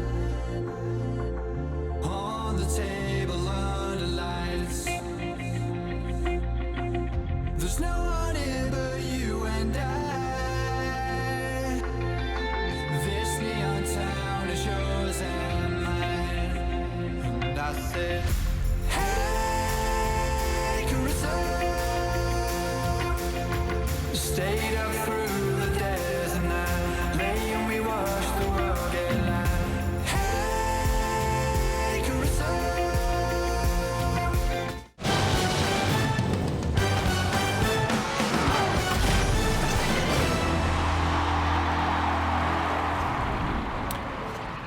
The Blokes' journey to a second grand finals is cut short by Giants Gaming as they move on 4-1 to those grand finals. Welcome back to the RLCS. I'm Leaf, alongside me Gibbs and Achieve to talk about that match. I'm missing my plurals today. I don't know, it's throwing plurals in the wrong spot. Giants versus Top Blokes. I was very much in favor of the Giants Gaming there, Achieve. Very much in favor. They really did come out swinging. A good game one, and they brought it back in game two for Top Blokes. But after that, no. Talks popped off, and they tried. It wasn't terrible, but unfortunate. That game 4 overtime, that's what defined this series, because at that point, Top Blokes had to win that game. It looked like for Vodafone Giants, they were slowly moving forward through the series, while Top Blokes was kind of not keeping up that pace. And then after that, it would just look like Vodafone Giants were not going to lose a game after that. And they dominated. And mechanical play after mechanical play. And the icing on the cake was they already had game 5 won, and they're still making miracle saves with 10 seconds left, and then scoring some insane goals. So it's like, it's a great confidence booster going into the finals. You just took down a grand finalist, and they were the only team that was not top 4 last time. So they need these points. They want to catch up to those other 3, and they're starting to do it here. Well, this is what I was going to ask there, just for you, Cheese, before we move on, is for the Blokes here, was this as a result of them kind of forgetting what they needed to do here, or was it the Giants stepping up even further? Where did this really lay on for the Blokes' performance? You know, to me, I think Giants are just locked in today. I don't think Top Blokes necessarily were out of sorts per se. You know, it's some days you're just absolutely locked in. You can't keep up. And then also it doesn't help when you lose a tight overtime like that, when you need to win. And, you know, the heart kind of goes out of it after that, where you're like, oh, my goodness. And then, you know, the last game of the series happens, and it's just like nothing's going right. And sometimes that's just how it goes. Well, we got to look forward now because we have 2 more matches. One of those includes the semis. We got to talk about Renault Vitality versus Team BDS. One more team is going to end up in the grand finals to face off against Giants Gaming. It's going to be one of these 2. And just talking in between the matches there, I was looking at this. I'm like, honestly, it's so hard to say who has the favorite Gibbs going into this because, again, BDS, a grand finalist from the last regional, winning it from the last regional. But Renault Vitality is one of the best in Europe. Not only that, but these 2 teams had close game 5s earlier today where they both didn't look on perfect form. So we'll see how they bounce back from that. The last time these guys played was 3 days ago. They played in the grid playoffs. They tied 3-3. There's a 1-game advantage to Vitality, so they got the win. But overall, 3 games to 3. These teams are dead even. It's anyone's game. Yeah, this is anyone's game, but chat, we need you guys to let us know who you think it's going to go to here. I suspected the last one would have been split down the middle, so now I don't know what chat's going to do.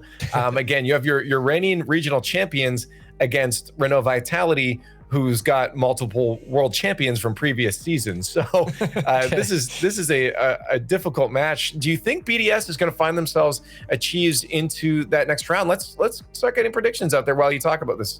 So I think that BDS coming into this match are more prepared than Vitality. Just because of who they played. Vitality played Fadeaway, who just plays strong consistently. They're very good at locking down on defense. BDS played Guild Esports, who came out there and tried to do the mechanical stuff, which is the exact same thing Vitality's going to do.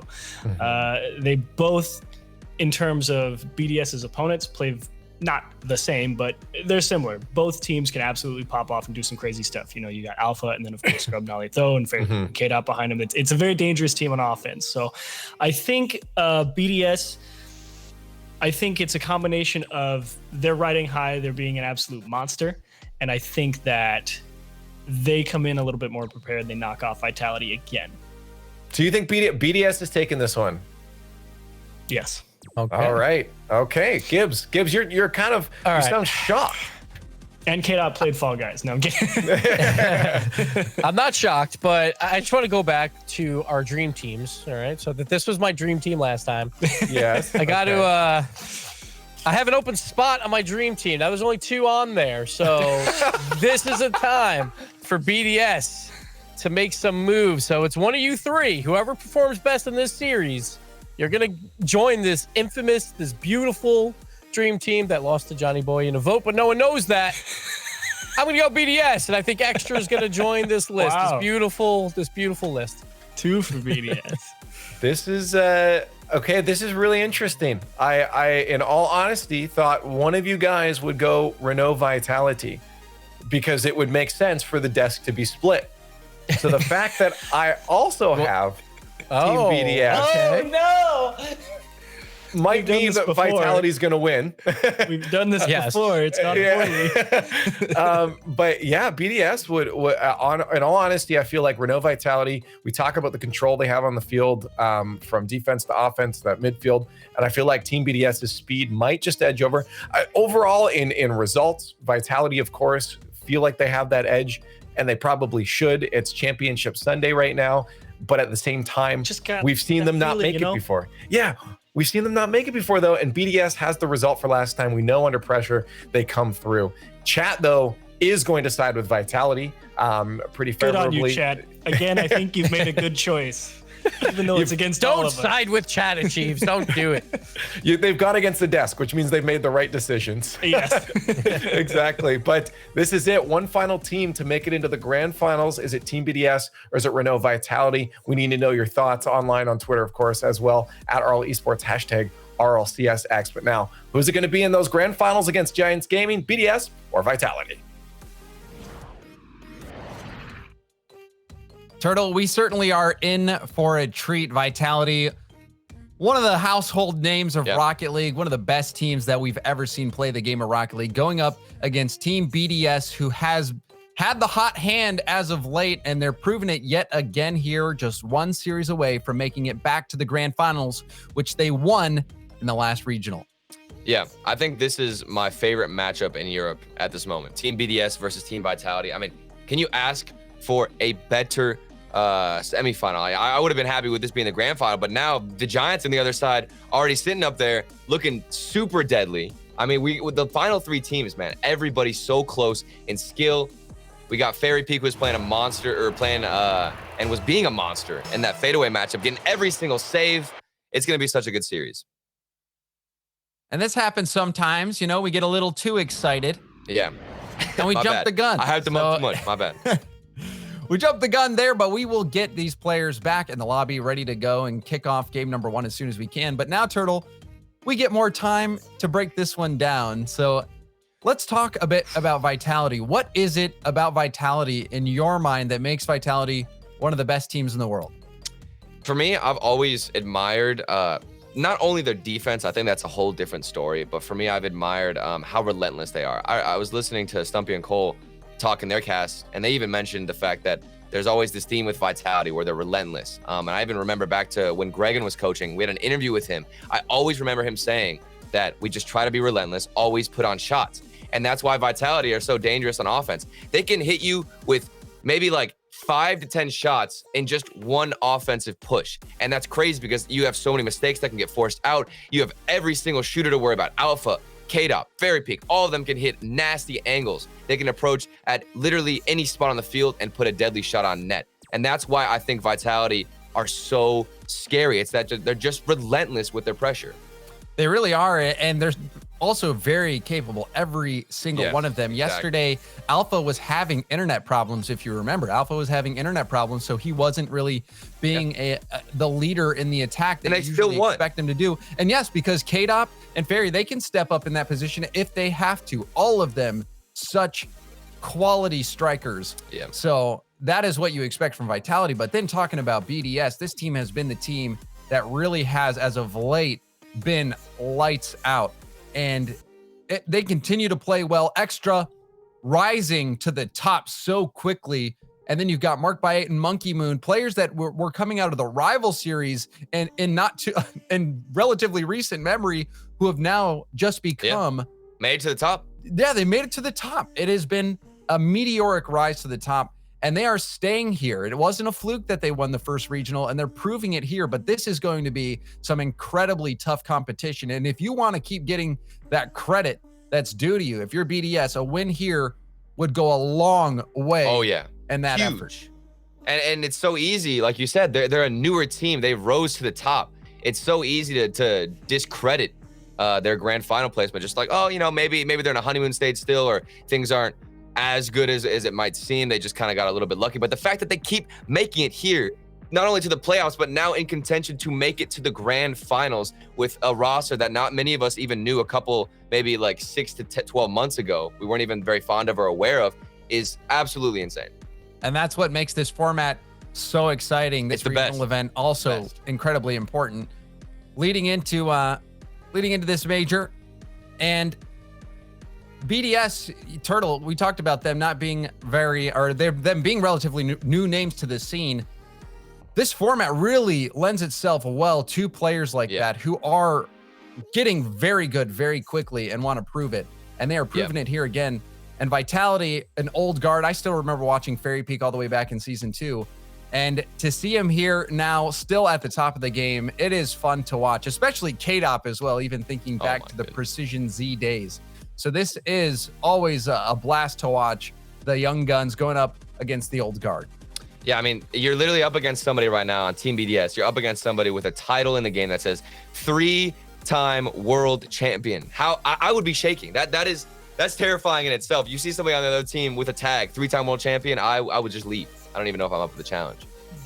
And obviously, everybody knows the 4-time Turbo Pulso, who went over to North America, has got the 4-time title. But you're right, that 3-time world champion, one that can strike fear in the heart of anybody. And so now we're hoping to get into this one. The players joining up. We'll try to get underway as soon as we possibly can. Thank you, everyone, for your patience.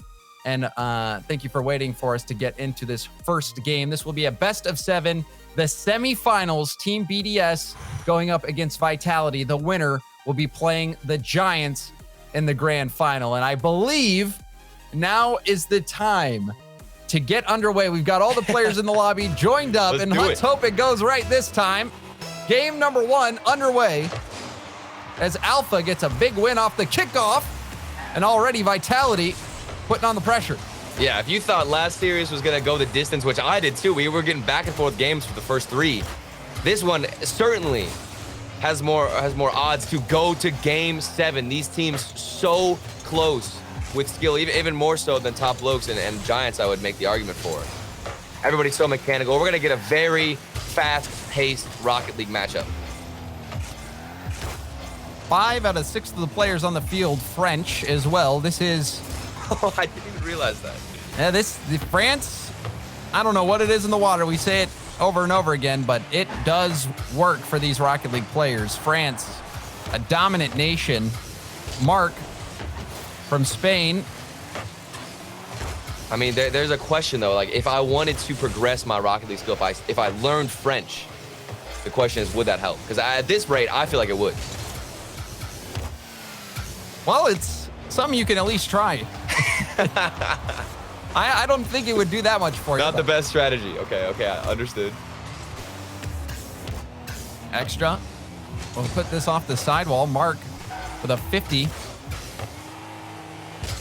K-Dop pre-jumps, does get a good 50. This one will bounce out. Extra first to it. Now out to Fairy Peak. Fairy Peak shot around 1, but Monkey Moon was in net. Extra will boom it to the corner. He had Mark in the center, who's now going up for it. Drops it back. Battle for possession playing out. Alpha poking it over to Fairy Peak. Fairy Peak. Second touch, backboard pass. Alpha will hit this one to the corner. The threat passes for BDS. Oh, there's good speed there for Fairy Peak. That's the type of things we expect always out of Vitality, is to go for those double touches in the air. Make sure you're getting over the defender. Just comes down to the speed. But thankfully, if you're a BDS fan, that is, you have somebody getting in the face and always having a challenge for the shot. But then there's more speed from K-Dop in the midfield. This time, he beat out the defender, and there was nobody back to bail out that guy who lost the match. K-Dop up so quickly. Alpha did a fantastic job of getting a hard hit off the sidewall. The positioning there for Vitality. Yeah. Mark, a step too slow.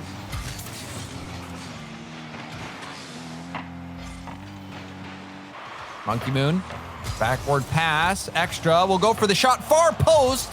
We saw a bump attempt by Monkey Moon as well, but Fairy Peak, unfazed, gets that save.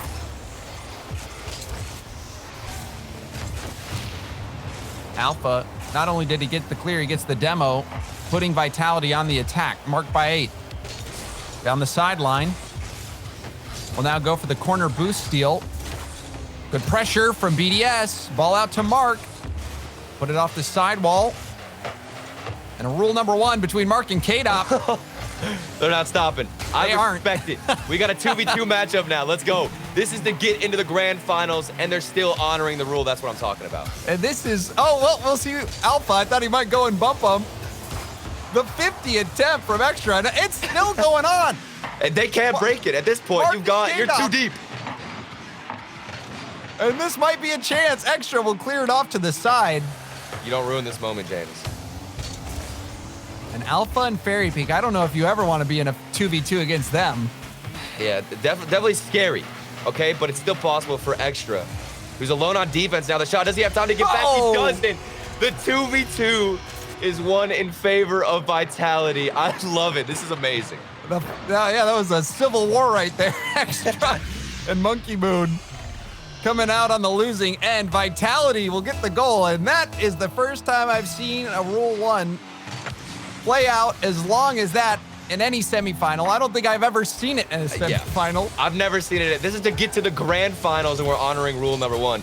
And it was quite fair. It's not like the rule number 1 came out and some team had more possession. It was, all over the other field. It was a fair 2v2. Extra off the backboard. And everyone in the viewing parties and in chat, well, that was going to be a moment to remember for a while. K-Dop will put the third one in. Vitality looking sharp. Twitch chat knows how to make a prediction. Oh, yeah. The desk all going with BDS. That's when you knew something was up. Yeah, if that ever happens, you have to have the opposite prediction. That's just something that you don't want to see at the desk because it always goes the other way. I don't know what it is about it. There's just something about having the desk one-sided, that just makes Vitality, especially if they saw that, they're probably fired up right now. They saw the predictions against them. You already know Fairy Peak is mad. Mark trying to get that ball to the center. Fairy Peak. Ball getting challenged. Fairy Peak again going for the ball. All the boost used up by Monkey Moon. This one will kick out to K-Dop. K-Dop hard hit downfield. Under 30 seconds left to go. Vitality continues to put this pressure on. Double tap from Fairy Peak. Save. But still, Vitality, what a dominating game 1 from them. Yeah, this is what I was alluding to when I talked about Relentless with their coach, their former coach, Gregan, talking about that theme. It's just they put on so many shots, Vitality, threatening shot after threatening shot, and it just forces BDS to use all their boost, run around the field. They can't catch up to it, and Vitality, of course, are going to take game 1. And that Rule 1, I think that was the start of things going right for Vitality. That was a rare situation. I'm just glad that they both honored it, okay? So that's the impressive part. You could have easily flipped away or seen that ball go towards your defensive end and panicked a bit and gotten out of it. But no, they were locked in, man. They were not going anywhere. Or you see a teammate come in and bump them out of it so that everyone can maintain their honor. Yeah, their honor. It's just like back in medieval times with the Rule 1. I love to see it. And look at the plays, though, from Fairy Peak. That one in particular, cutting out in the midfield. Fairy Peak has always been a beast, and I mentioned it earlier. In his matchup against Fadeaway, the series that we just saw, Vitality versus Fadeaway, Fairy Peak didn't miss a backboard read or didn't miss a hit that was going into the midfield. He is so incredibly consistent, and I don't know how he does it, but every single series he shows up. Will they show up again? Game 2, BDS gonna have to show up. Game 1 heavily in favor of Vitality.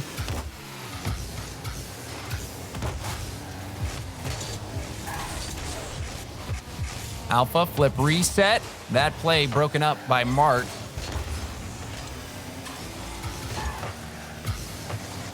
K-Dop popping it. Alpha.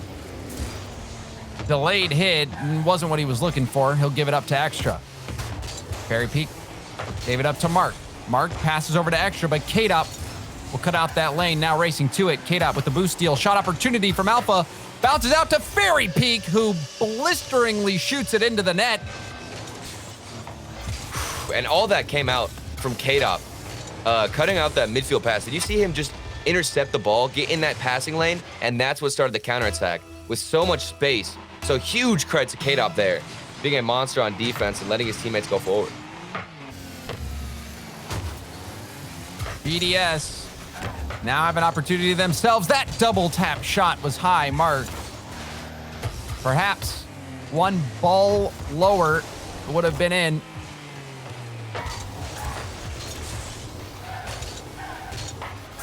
Fairy Peak up the side. Mark, again, not the greatest touch.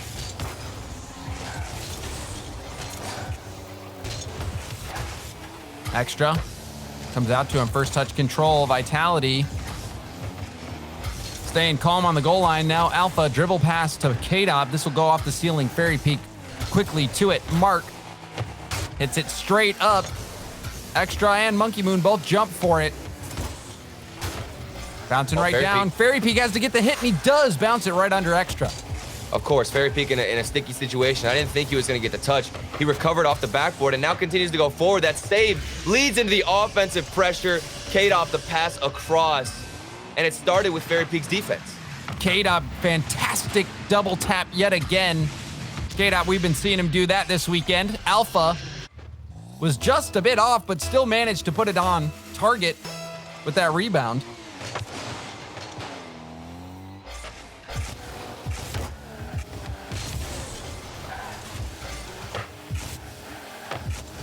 Now off the corner.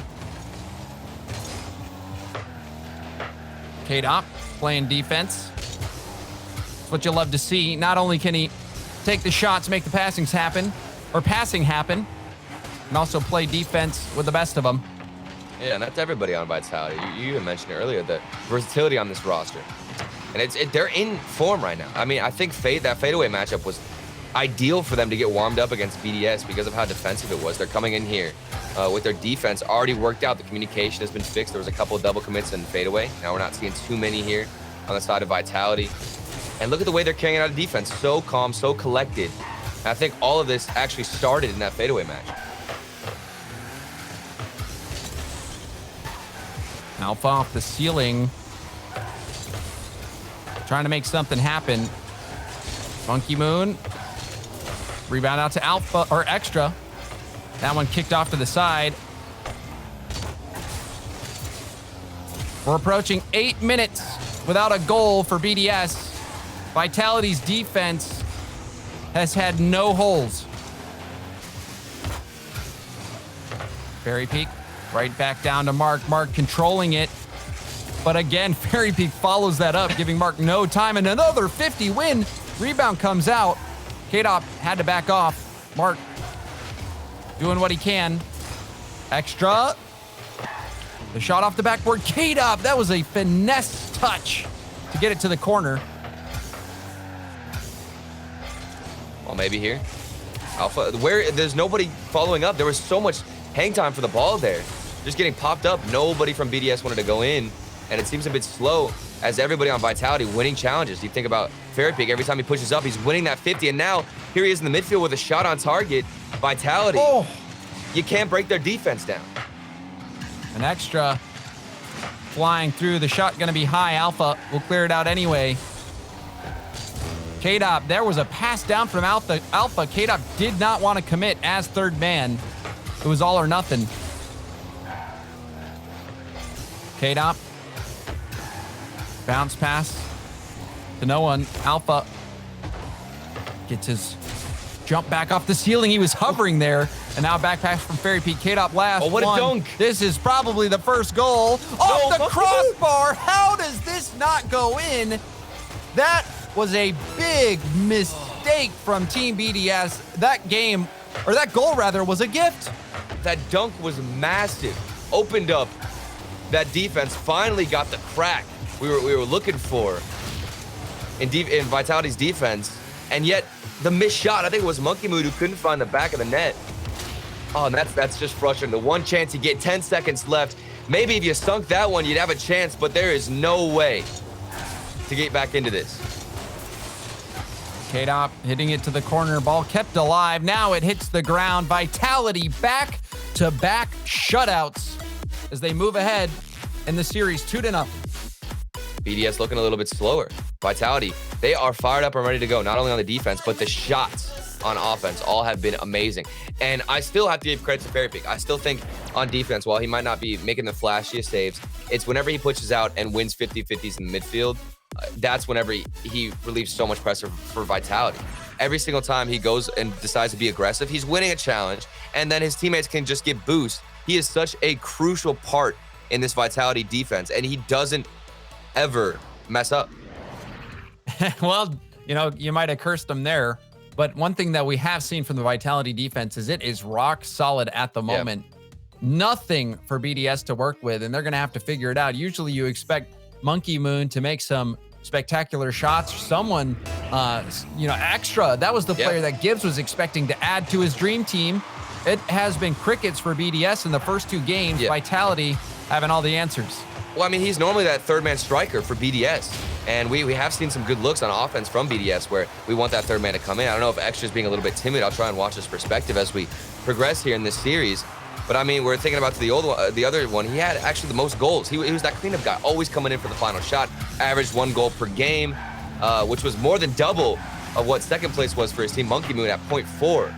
So you know Extra has to be the striker. He has to maintain his positioning to get in front of the ball and at least get a couple of shots on net. This one high above the Vitality net. Perry Peak hits it over to Alpha. Ball leaking out to Mark. Mark getting blocked by K-Dop. Continues to defend well. Alpha flip reset shot. Rebound out to Ferry. That shot high. Perhaps Ferry could have done more with that one. Had to react quickly. Extra. That shot gonna be wide. Monkey Moon. The back pass. Mark was way too far away, and now a 50 win from K-Dop will put Vitality on the attack. Double commit though. 2v1. Ferry jumping early. That shot gonna hit the back of the net. Monkey Moon. We called him out earlier, and he steps up.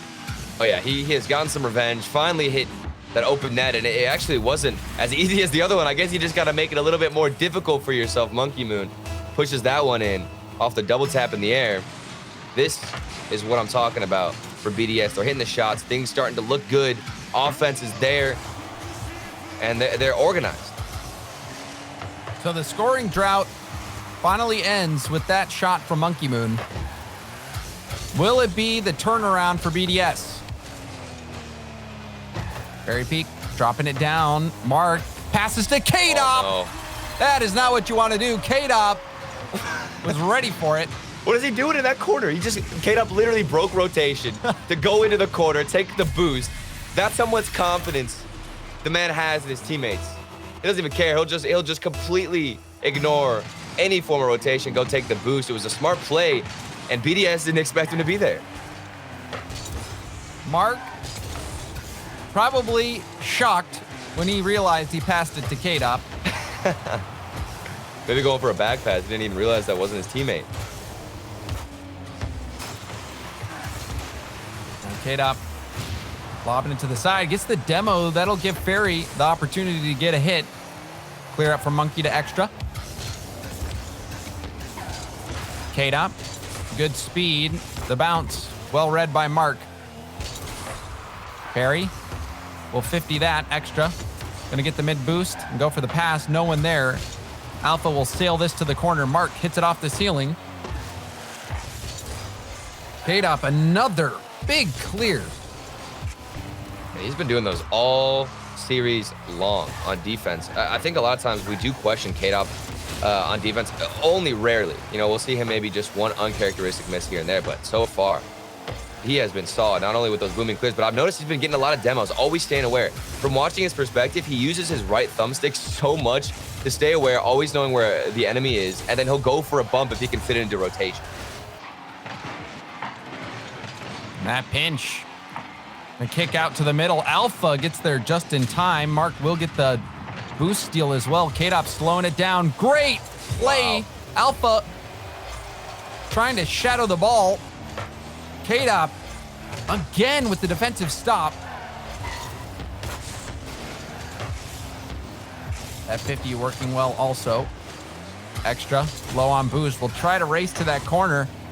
Out of the play a bit. Mark will pop this up. Time for Alpha. Alpha hard hit over to Ferry. Ferry gets his nose on the ball and the 50. What a dunk. Monkey Moon clearing. Gonna go off the ceiling down to Ferry Peak. Extra, not letting it get to K-Dot. Ferry Peak, 50's Extra. Mark, center ball, but Alpha was there waiting. Alpha flicks to K-Dot. K-Dot couldn't get to it. And field pass again. That one a little too hard for Ferry Peak to handle. Vitality. They're trying to get some wiggle room, looking for those tight passes. We're under a minute left to go, tied up at 1 apiece.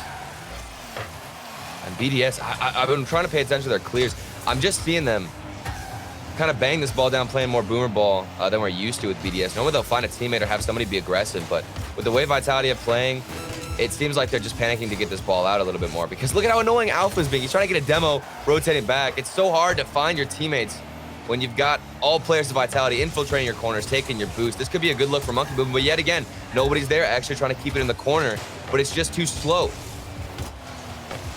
Oh, maybe here? Chance here. This one off the post. Will the cleanup come? No, Alpha gets the demo and clears it off the post. I was certain that was game, and it might be still. Monkey Moon off the backboard and down. BDS come up just short, and we've got overtime in game 3. That save from Alpha 54. He got the demo and still managed to drive through the smoke screen and get the save. But then it's all over. Monkey Moon. Alpha's not going to save that one. I'm still shocked from that initial hit. But Monkey Moon doesn't even care. He's going to shut me up and bang this one in. Mistake coming out from Fairy Peak. Too heavy of a first touch, gets demoed, and that was going to be it. But BDS, you feel like it should have been their game in the first place. Yeah. That one, criminal. Look at the number of shots, Turtle. Vitality are just on defense the whole time, but it's weird because I didn't really get a sense of that pressure from BDS until the last few moments. You know, I thought in the first 3 to 4 minutes, Vitality were looking the same way they've been looking the whole series. A couple of good looks. I think the passing was just slightly off in comparison to the first 2 games. You know, you talked about it yourself, James.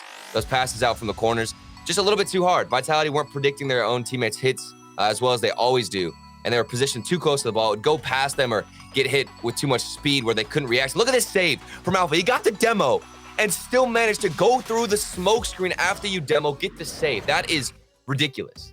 It was ridiculous. I thought it was over right then and there, but you know, sometimes you see things that make your jaw drop in Rocket League. That's what makes it exciting. Alpha gave Vitality a chance to pick up their 3rd game.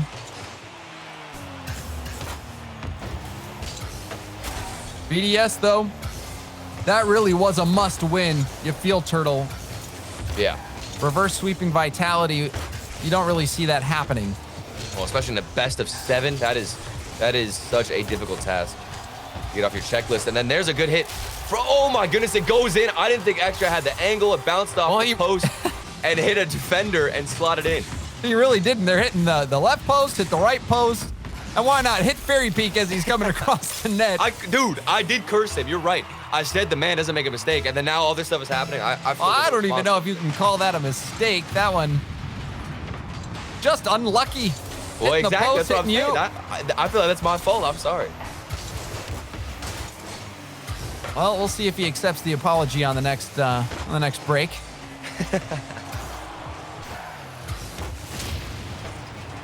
Demo coming out from Alpha. Fairy Peak will hit it to himself, but Extra doesn't let him go for it. K-Dop. Slowing the play down. Alpha in the corner will stay in the play. It's a 50 that kicks it out to the midfield.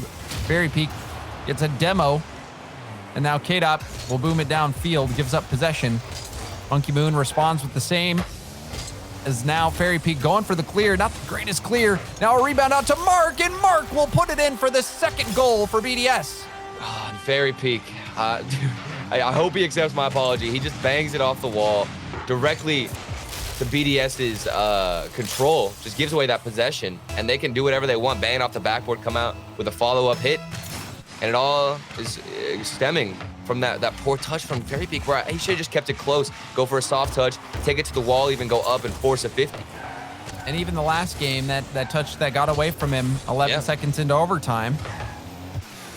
Fairy struggling a bit. Perhaps the Turtle Caster curse is a real thing. No, you can't make this thing. It's unacceptable. I'll just never talk during a cast if that becomes an actual thing. That would not be a good solution, Turtle. I think you got to go back to the drawing board for that one. Fairy Peak will get a pass now out to the middle. K-Dop shot. Double. That one goes high. The double tap coming up empty as well. K-Dop off his own corner to the midfield, shut down by Monkey Moon. BDS starting to wake up. It took him a few games, Turtle, but now seems like BDS is hitting their stride. Yeah, this is where they get some good looks on offense because they're starting to use each other a bit more. Those infield passes are coming out. We're getting a few chances too. That's the player you need to set up. Talked about it earlier. He's the guy who's cleaning up a lot of shots. He might not be the third man always, but he does cut rotation a lot to come in for the cleanup shot. And you've got to be able to get him in that situation because he's going to hit it almost every time. We're past the halfway point. A 2-0 lead for Team BDS. Alpha tries to pass it back, but Mark will break up the play. Corner pass from Ferry. K-Dop's up, but that ball contested as well. Alpha had Fairy Peak lurking in the middle, instead attacked the backboard. Perhaps the boost drain attempt coming out from Vitality. All players on BDS below half boost. That one rolls across the goal line. K-Dop. That 50 can't dribble it past Extra. Well challenged, and Mark will have a lot of boost in the middle. Extra will pop it up. Alpha to Fairy Peak. Fairy Peak shot! And it's saved by Monkey Moon. Monkey Moon over his shoulder had to get the stop. Well done. Oh, and that was such a good read, too, from Monkey Moon. He had to predict where that shot was going to get placed and not challenge early on. It's so easy as a defender when you're last back to see that ball get popped up and instantly go for a challenge. Here's Extra, too, making a save that looked almost impossible. And now he's got a free net. He dribbles the whole defense, but he doesn't have any boost to put it in. But either way, he's still wasting a lot of precious time off the clock. And you said it, time precious. 1 minute left. Still a 2-goal lead for BDS. Mark will pinch that one backwards. That was savvy. Now Alpha going for the air dribble play. Gets the 50, but it'll kick it out to the side. Backboard pass. Oh, Mark again, the save. They're reading Fairy Peak's hits. Every time this man goes up for a shot, somebody has an answer with the save. Whether or not he's challenging, even if they're on the goal line, they will make that pre-jump. Vitality outshot heavily last game. This one heavily in their favor, but still they'll be shut out unless they put one on the board very soon. A long shot. Alpha will have to kick this one out. Rebound to Monkey Moon. A save. Rebound out to Mark. He won't miss. The third goal for BDS, second for Mark.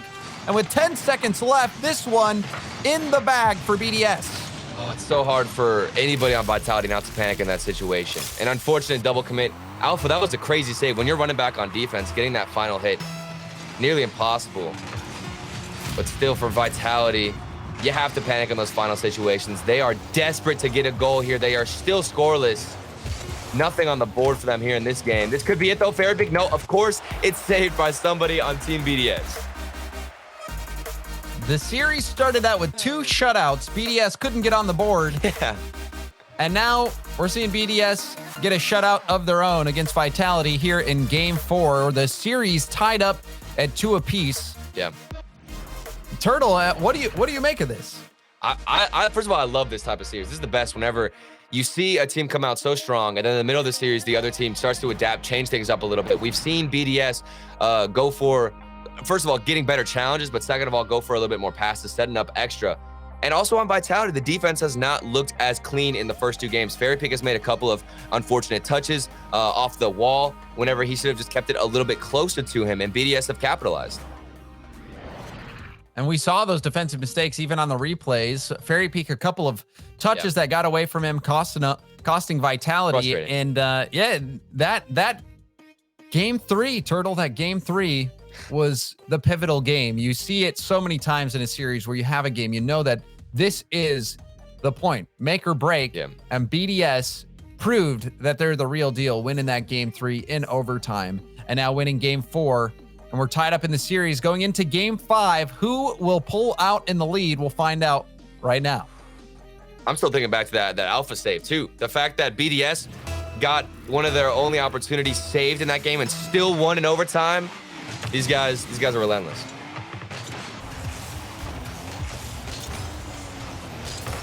Mark will clear it to Fairy Peak. And I think the point where we knew it was going to be a good series was that Rule 1. Oh, yeah. You knew it was going to be a special one. Yeah. That was probably one of my favorite moments. In any semifinal, a Rule 1 that is fair, even, and you've got a solid 2v2 match, that was something for the books. Mark and Monkey helping out. The pool shot from his teammate. Extra bumping Monkey Moon into that one.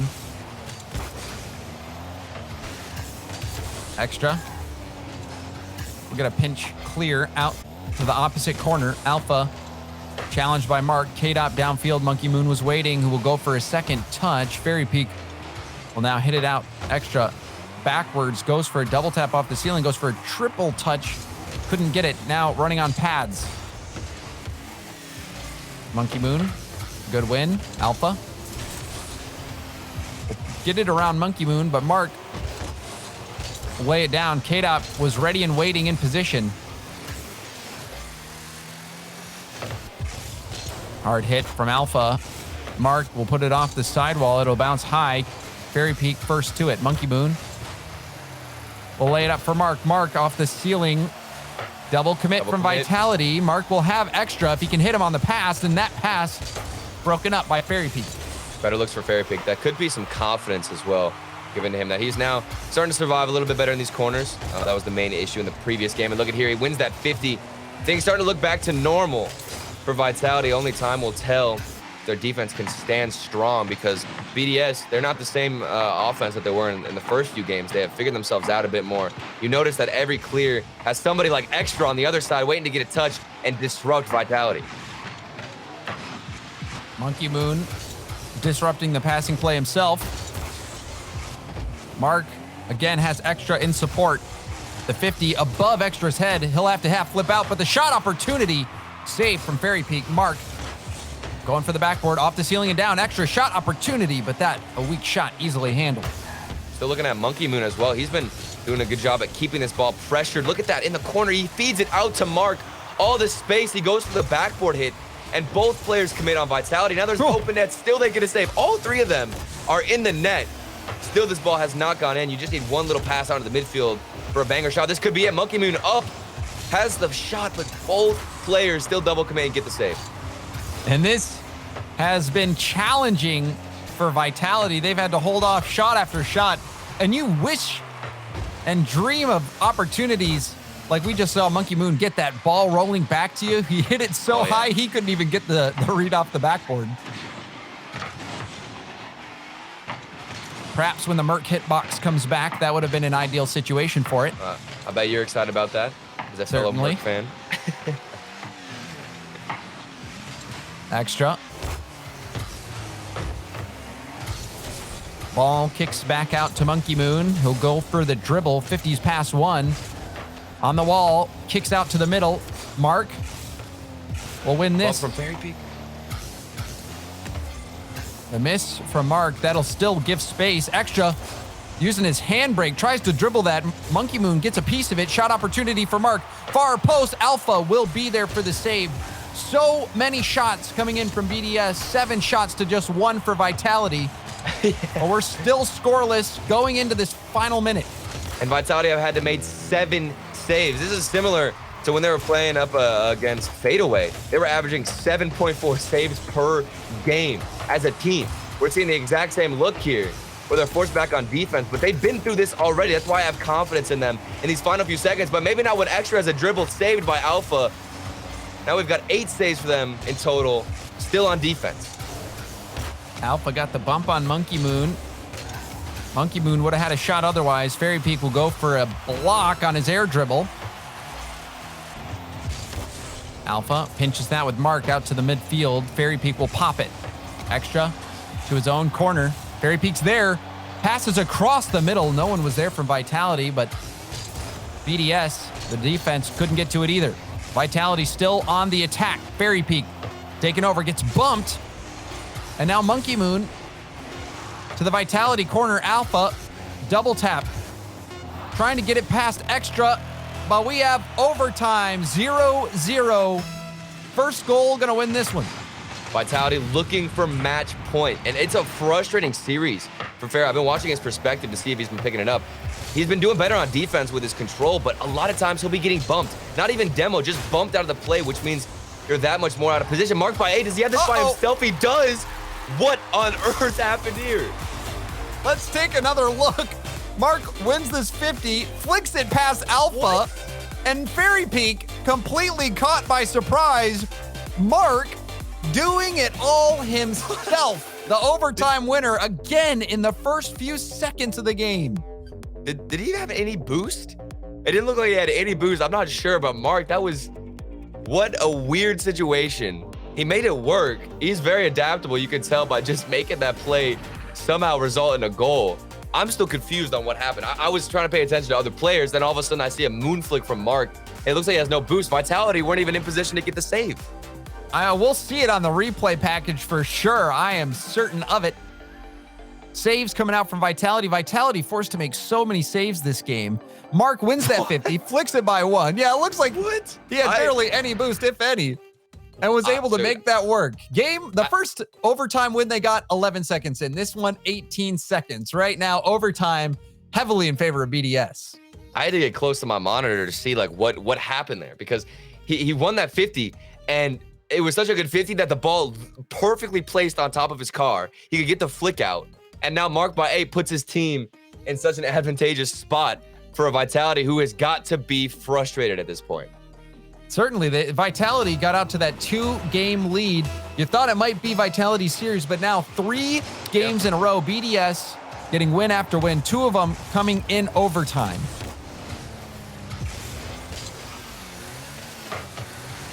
Vitality, this could be it for them. The Giants waiting in that grand final. Oh my goodness. Hoping to see who it'll be. And what a launch from Marked by 8. He loaded the cannon up. Look at this. All the way from the backboard into the net. Is there a stronger clear, a more accurate one? I don't think so. Marked by 8, you get the weird flick in the final moments of the last game, and now you start off with one of the biggest clears in the game. I think he wants to remind everyone that it's not just France. Spain's got some talent also. Yeah. Mark, you said it, Turtle, that huge goal in overtime. Huge goal here. Now the response from Fairy. Oh, no. Rebound out to K-Dop. K-Dop off the post. What? Vitality, that was their chance. Oh, that was what they needed, and it wasn't even up to K-Dop's shot. Fairy Peak had done the 1v1 dribble play, but the flick, he didn't make proper contact with that final flick. Maybe Alpha here, no Monkey Moon with the saves. That's 3 attempts on net that BDS have stuffed. Mark? No way. Mark! Oh, I thought he was going to hit it. That was absolutely insane. Mark, you can tell he's feeling it. He's gone Super Saiyan. There's no stopping him. But can he keep this power level up? Mark, clearing downfield. Alpha will send it across. And for Vitality, you got to wonder how they're feeling. That shot opportunity was theirs. They let it go by the wayside. That should have been a goal. 100%. And that was a lot of K-Dop who had the recovery shot, just in case Fairy Peak missed, which he did. And again, Fairy Peak had the chance. It's just been slightly off. There's something about Vitality right now. Ever since they lost game 3 with that save from Alpha, if they won that overtime, things would be so different. That was the changing point. You're completely right, James, in this entire series. But it's not over just yet. Still a 1-goal game. Vitality, they've made some mistakes, but we've seen them come back in situations like this before.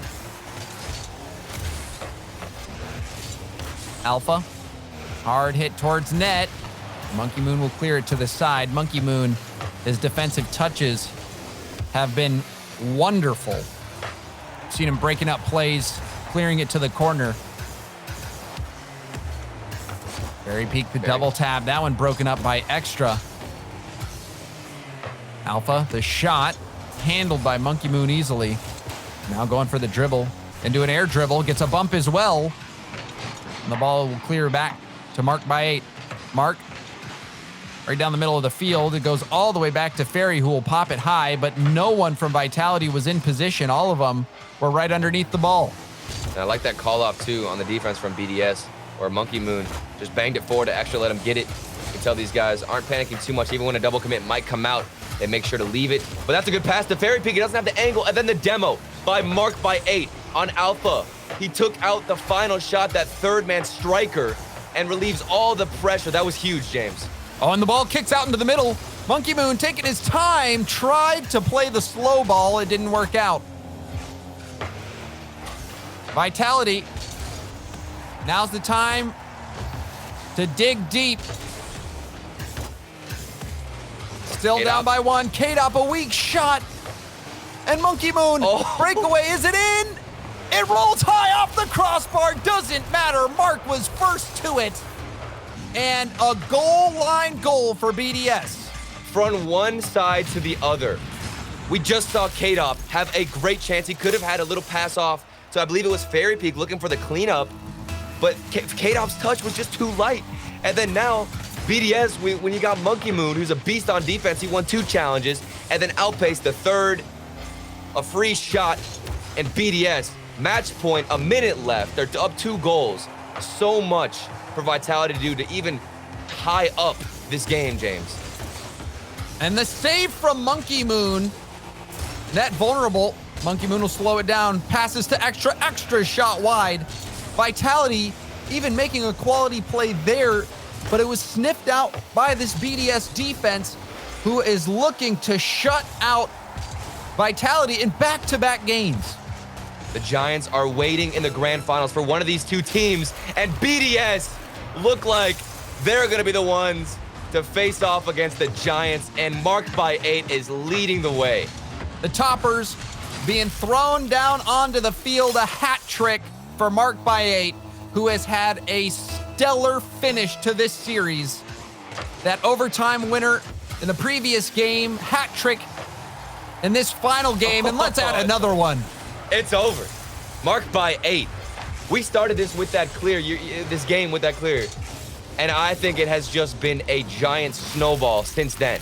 That was a fantastic clear. Mark by 8, a beast, showing up. And then also Monkey Moon's defense, you got to give him credit. You know, in that last series today for BDS, I thought Extra was the main factor as to how they got that win. But this time, it's been all Mark by 8 and Monkey Moon getting back in. The triple threat, just like the Giants. BDS proving to be the real deal, taking down the juggernaut of Vitality to claim their spot in the grand final. I think the most impressive thing out of all of this is the fact that they lost the Rule 1 2v2 battle, and they still managed to come back here and make it to the finals, James. BDS, what a performance. Turtle, this one could have gone so much differently. And again, it was that game 3 overtime. That game 3 overtime where everything turned around. Fairy Peak let that first touch get away from him, gets demoed, the net was open. Yeah. And it gets away from him. And that's all it was. It could have been the other way too. That's what I'm saying is Alpha got that save that was supposed to be in. It was an unreal save. And I was thinking to myself, okay, whoever gets this goal after Alpha gets that save, that's got to be who takes the series. Because you think back, if Vitality had gone on to win that overtime after Alpha's save, they would have had match point. I think by then the confidence would all be there. They would have taken the series. But no, it was BDS to fight through even against that tough save. And for BDS, if you think it was a fluke that they won the first regional, you know that is not the case whatsoever. They are grade A level talent. These guys coming out yet again, making it to back-to-back finals. And you don't really see that consistency too often, especially in a region as competitive as Europe. BDS, they are proving it over and over that they can continue to play with the consistency that we have not seen from any team in quite some time. And you got to mention it with this new format. You're talking about consistency. It's even harder to be consistent because you're going up against a lot of teams that maybe you didn't have practice with before. But no, BDS still coming here and making it to the grand finals. It's that much more impressive than it would be, say, in the previous format. So that's why when I look at BDS, I think this is a roster that is here to stay.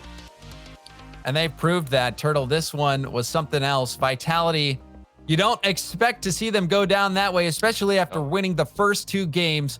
But that game 3 overtime proved to be the turning point, and 4 straight wins for BDS for them to claim their spot in the grand finals. They'll be going up against the Giants, and we'll have that series coming up right after the break.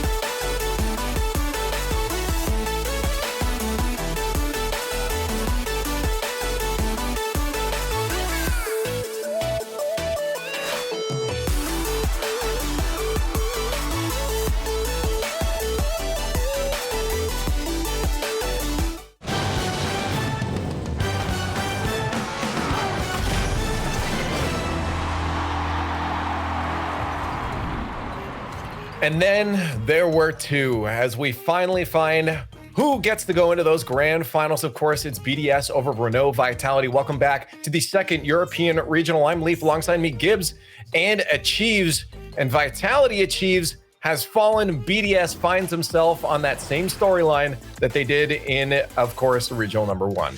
Yes, and it was a good early push from Vitality. You were really wondering if BDS were ever going to have a moment to really get things settled and turn it around. But like James said, is that game 3 overtime that started the train, and he was absolutely right, because after that, Vitality never found the back of the net again. Mark by 8, that game 5 right here. The control, maybe a little bit of luck to have that ball land back on him, but what a finish there. And then he just continued on through game 6. BDS wins 4 in a row versus Vitality. That is a very tall feat to do, and they are the number 1 team in Europe for now, but they got one more team left to beat. For now is always the right way to phrase that. For now. For now. I think that this is the thing, is we're starting to see, you know, a bit of that hierarchy. I think before Shogun said the other day, in Europe is something that we haven't really seen, but we're starting to see some familiar faces at the top across all of these teams. Let's look at the bracket again, just so we can kind of show you guys what we're talking about here.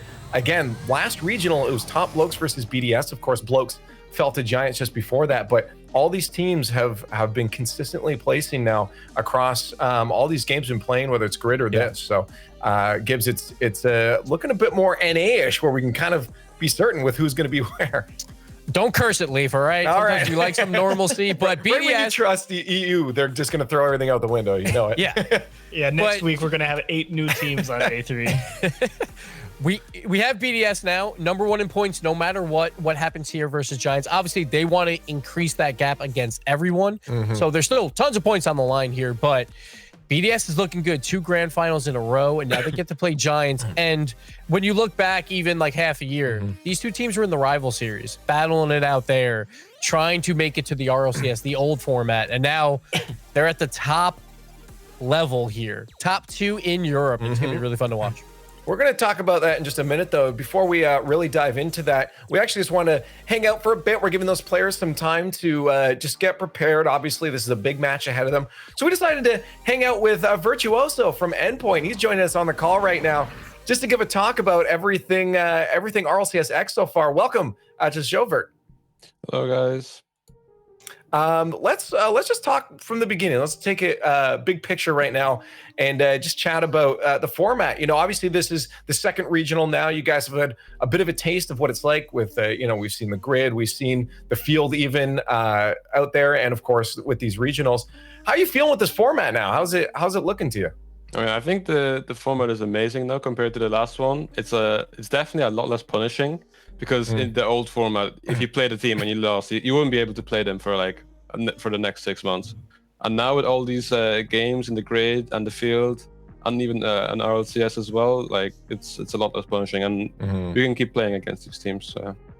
Loving it. Now, Leaf, there's one downside to this format. I have 3 monitors, and I think I need like 5 or 6. That is the one problem with this format. I need notes everywhere. Like I need games open on different streams.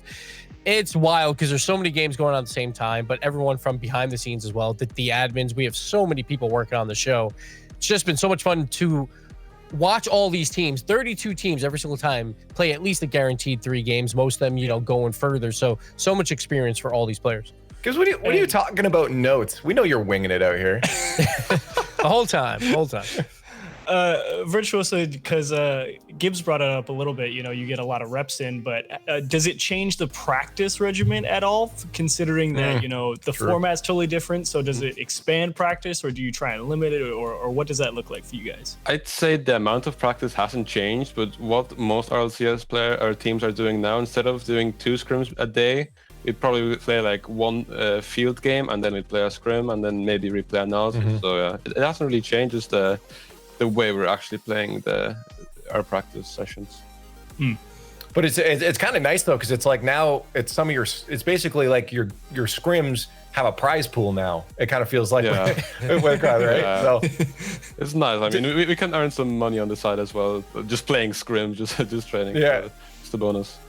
Yeah, no, it's pretty nice. But I think overall it's great just for teams and experience. You know, we talked about this before with the kind of having a hierarchy now. With like teams we expect to see at the top. Do you expect now that some of these middle of the road teams, the teams that were rival series teams that were bubble, are going to start rising up now because they're getting a lot more experience? Like, do you think that's going to change down the road? Oh, that's for sure. Even last year, when the DreamHack Pro Circuit was on, you could see so many up in the open qualifiers and in the closed qualifiers. Teams were like bombing out of the qualifiers left, right, and center, especially the RLCS teams. And there are so many upsets. And I think this is going to be a trend. You're going to see upsets such as Barrage. Big up to those guys, because so, I think it's going to be a upcoming trend. Yep. Well, hey, I mean, I like to see it. I like to see exciting stuff. EU's definitely been giving that to us. Speaking of exciting, I always love when a play style stands out. And you knew we were going to touch on this, of course, because you guys have one of the most standout play styles. And a lot of teams aren't too happy about it. But it's been working so far. Just what made you guys think that this was like something you needed to do? Have one person going for a lot of demos and the other two just kind of take shots at it? I think Eclipse already told you this story in an interview before, but I can recall it again. What happened was myself, Nachta, and Wave became a team last August, and we were trying out. And we became a team. We were playing the open qualifiers RLCS, and in one of the scrims before the play-ins, I got really angry at the team. I forgot which team it was. Got really angry. I just started going for demos the whole time. And it started working, surprisingly. So I just told Wave and Nat, like, yo guys, maybe we should start doing this. And I just kept on from there. So when you're in scrims, teams will sometimes, I assume, not play exactly how they're going to play on the day. Do any of them once in a while like pull a virtuoso and have one guy just going for demos against you? Actually, it happens in scrims where people get so mad that they start demoing me. They just like completely forget the ball and they just chase after me in scrims. But they don't do this in real games. So I'd say that's the only instance of that actually happening. But the real question is, obviously you found a play style that works for you guys, but obviously it puts a lot of pressure on your two teammates behind you to make a lot of plays. I mean, is that something that you guys have all agreed upon, or it's just like, look, I'm gonna hit people in the midfield and you need to give me the ball? And it's just, how do you guys manage that constant pressure on the two people in the backfield? Well, what was the plan after RLCS season 9? We felt like we could improve a lot more if I could be unleashed, I guess, a bit more. Unleashed. So we replaced Nash, who was a bit more of an offensive player, with Metsonorus, who was more of a defensive player for most of his career. So we would have two defensive players in Wave and Metsa, and I could just go on a rampage, which is what actually happened. So yeah. Well, I'm not gonna lie, I actually want to talk more about that, but we do got to focus on what's coming up next year. So we want to get your thoughts before we let you go about the grand finals here. Let's just get some quick thoughts. Obviously, Vitality didn't make it in there. A lot of fans probably expect them to. It's BDS again, but this time instead of Blokes, they're facing Giants. What are your thoughts on this matchup? Give us some early thoughts on how it's gonna go. Maybe a prediction as well on who you think is gonna be taking this. Is it BDS again? I mean, judging on both of these teams' playstyle, it's going to be a really close game, as Giants just tries to beat you to every ball, and BDS just keeps insane pressure on the opponent. So I'm not sure what's going to happen in this matchup. I don't recall the results of the last matchup, but I think BDS is going to take this. Just say, hey, there's the second one. You know what? That's all the analysis. We're done. At Gibbs, at Chiefs, we don't need to do any more because it's very obvious. It's going to be two in a row. But we do have to let you go because, of course, we want to start watching this grand finals. Just got to say, Virtuoso, thank you so much for joining us, man. And hopefully you can keep this play style up because, again, I love watching it. It's been fun. And thanks for joining us. Thank you so much, guys. And there you have Virtuoso from Endpoint. And just to talk little things, Rocket League format and his team there. Again, I really do love it. I don't know if you guys don't. I know a lot of his opponents don't, but I love the play style that he's got. Oh, it's great. It's fun. It's fun. How can you not love it? It's just like, does it work today? Yeah, is he gonna get everyone? But we do have to, of course, focus in now on Team BDS versus Giants. This is the grand finals coming up for regional number 2. BDS, the reigning champions from Europe, from regional number 1, trying to hold their title against an explosive Giants gaming here. Even Virtuoso Gibbs said himself that this is going to be a close series. The question is, how is BDS going to hold off a thirsty Giants? This is so interesting because for the longest time, I felt like the Vodafone Giants were just a mini BDS. I felt like they played a similar game, a lot of speed, but BDS would always take down the Giants. And then finally, in Grid Week 3, the Giants prevailed, and then they won Week 4. So Giants then propelled up. This could be anyone's game, and get your Twitch chat votes in now because this one's going to be close for sure. Yeah, honestly, I don't even know which way to go. Let's try to take some time and predict because this is going to be hard. Okay. While chat is voting with those hashtags there, we're gonna get them in. Gibbs, I'm gonna start with you, just because I don't know yet. So you go first. Okay. So I got some beef with Johnny Boy. You know, his dream team beat mine yesterday. And Johnny Boy's trying for his perfect bracket. That's all he keeps saying all day. My perfect bracket, my perfect bracket. He had BDS and winning 4-3 over the Giants. Well, I'm going to reverse that. I'm going to have the Giants winning 4-3. I'm going to have the perfect bracket today, Johnny Boy. And I'm going Vodafone Giants. And also because I want this top 4 race to be incredibly close. So I got them going all the way. Johnny versus Gibbs is the storyline now. Achieves. Which side are you picking? I think I land on the Johnny Boy side, but I want Gibbs to be right. So I'm picking BDS to win. Okay. But I'm with Gibbs. I would love a tight top 4 race. So the Giants have their work cut out for them. Mark by 8, Monkey Moon, and Extra played phenomenal last series, and I think they keep it up. But I think ultimately BDS are going to win this one in 7. Yeah, you're confusing production to Chiefs. I'm sorry. They'll try again. I'm picking BDS. There it is. Okay. All right. Yeah, it's hard. In all honesty, I think that graphic kind of showed the indecision here and how hard it is to pick this series because it could go either way here. I'm gonna land on BDS as well, though. I think they've got the momentum. We watched them just take down. You saw Mark. You saw him on the field there. There's no stopping right now. I think they're taking a second title. All right. I think it's it, Gibbs. Real quick. Oh, now the graphics are gone. I was going to say screenshot that, then switch my pick to BDS and screenshot that, and only post the one that happens right. What? That's all you need to post at the end of the day. Oh, here we go. Now screenshot it. Now everyone smile.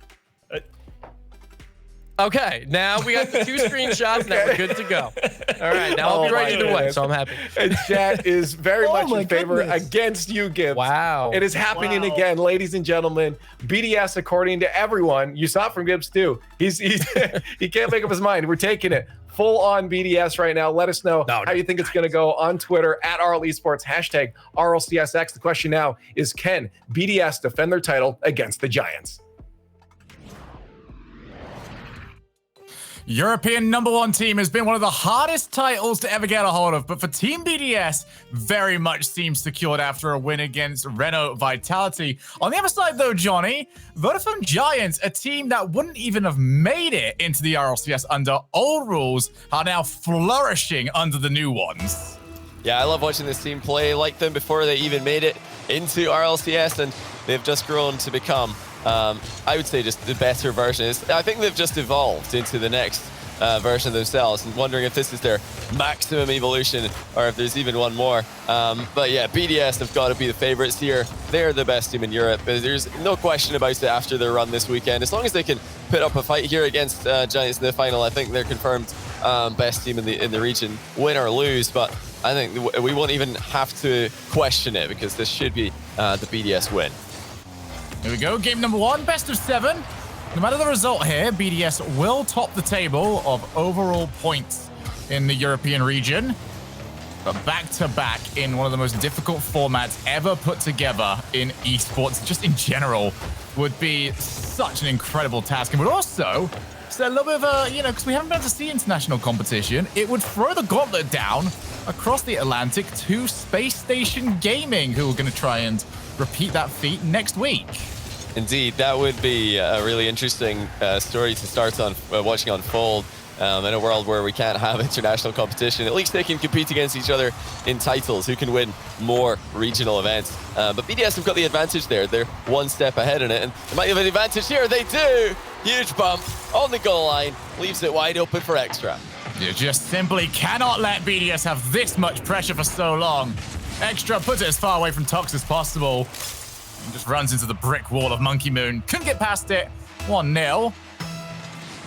We already know BDS coming in off a massive win streak. Dropped their first 2 games against Vitality, end up winning the next 4. Following that, as Mark's going to look to keep the pressure up, Tox finally gets the clears going, but so far, Giants not finding a way out of their own side of the field. This is going to be an answer they've got to get very quickly in this series. If they want to have any success. Infield pass has already got someone on the backboard. Giants still under pressure. There's number 2. Yeah, BDS are just riding that wave of momentum from winning 4 games in a row against Vitality. And it doesn't look like Giants are prepared to counter these goal line demos. That's 2 goals. Both of them have involved the goal line demo. And you know, Shogun, I had a chance to listen in, or not listen in, but read some of the chat that was happening between these 2 teams pre-match. They've got a lot of respect for each other. They're both very happy to be facing against each other in the final. But I think Giants are the team who are more happy to be playing against BDS in the final rather than the quarterfinal that they had to play them in last week. I think they do feel like the underdogs here. That's the big help to them, though. And of course, it wouldn't be a goal in this grand final without the last man getting demoed from the play. Certainly not. That lead is now cut in half. And it is incredible to see all of these players very much a part of the next generation of Rocket League. And I know you especially can sort of add a little bit more to this as well, because, you know, not only are they next to each other on the field, but some of these guys are in the same house. Yeah, Mark by 8 and Samway currently roommates. Well, not roommates, they're living together. But I did ask them, are you guys... being the word mates might be a little bit of a stretch. Well, they're room enemies, I guess, for this match, but then they'll go back to being roommates. Yeah, I did ask them, are they in the same room? No, they answered they're not, but they are in the same house. And it's apparently very easy for Giants to hear when BDS are winning, because obviously Mark is yelling so loudly every time that they score that they can, well, Samway especially is having the results spoiled for him as he's watching that semi-final against Vitality. He knows a goal must be coming, so he hears Mark yelling at the other side of the house. I've also been promised that if Samway scores a flip reset shot over the top of Mark, he is going to run all the way to Mark's room and yell what a save at him, and then hopefully make it back to his PC before the next kickoff. Tell you what, he'd be setting plenty of records on that one. We've already got teams trying to set records for regional wins. But I think that might just be the quickest any human would have ever moved if he is capable of that. Well, if we see his car stationary on a kickoff after he scored a good goal, you know what's happened. He's got to get the rule 1 going, I reckon. I will give him a little bit more time. So we do see the last minute and 40 on the clock. Still a 2-1 deficit for Giants. And they still just haven't had an answer just yet to reliably get out of their own side of the field. They're going to take Zamway, but it's not a great first touch. Mark by instantly comes in. The follow-up from Monkey Moon straight at Tox. Here's the constant annoyance against BDS, because you expect him to always be full pelt, but they mix in those, you know, slower plays. They mix in a few fakes. Makes gauging rhythm against them so difficult, as Extra has got Mark in the midfield. Might not take him, actually. It's a good reset position. Oh. Backboard. Here is Mark, and it's 2 players required to keep the shot out. Yeah, really important there for Giants. They can't allow BDS to pick up another goal. Chances have been few and far between for Giants to get on the score sheet today, or so far in this grand final. I think the RLCS got it right. This Giants team, they're a team who try to beat you to every ball, but unfortunately for them, BDS are a team who do beat you to every ball. So this is really their nightmare matchup, as BDS might just be doing what they do, but a little bit better. The question is, you know, you're going to come into these sort of series in a grand final, you want to play your game. But to play your game on this one, you're also playing your opponents. So whichever team can set the rhythm and set the momentum will be the happier of the 2. Mark pulls Zamway into defensive question. Just haven't managed to get that challenge going their way, but that is a good clear. Zamway's pressuring Mark. Oh, and he's got him! Oh! I just wonder what he's yelling to the other side of the house right now. He must be, surely, after... I mean, there's not any better ways to score on your roommate in a grand final than bumping him over the goal line while your teammate equalizes 2-2. And every single goal so far has involved a play on a goalkeeper. These guys are holding nothing back. They are really stretching the limit of what we are capable of doing in terms of pace in this game. Rather just not have that race anymore, remove the other player entirely. On the backboard is Zamway. Just take this ball down. They got caught from this position last time, and very well could be the same situation now, but Mark by 8 doesn't want to deal with Tox. And we do have overtime. Wow. Well, now I just want to know what's Spanish for what is safe. That's what we're about to...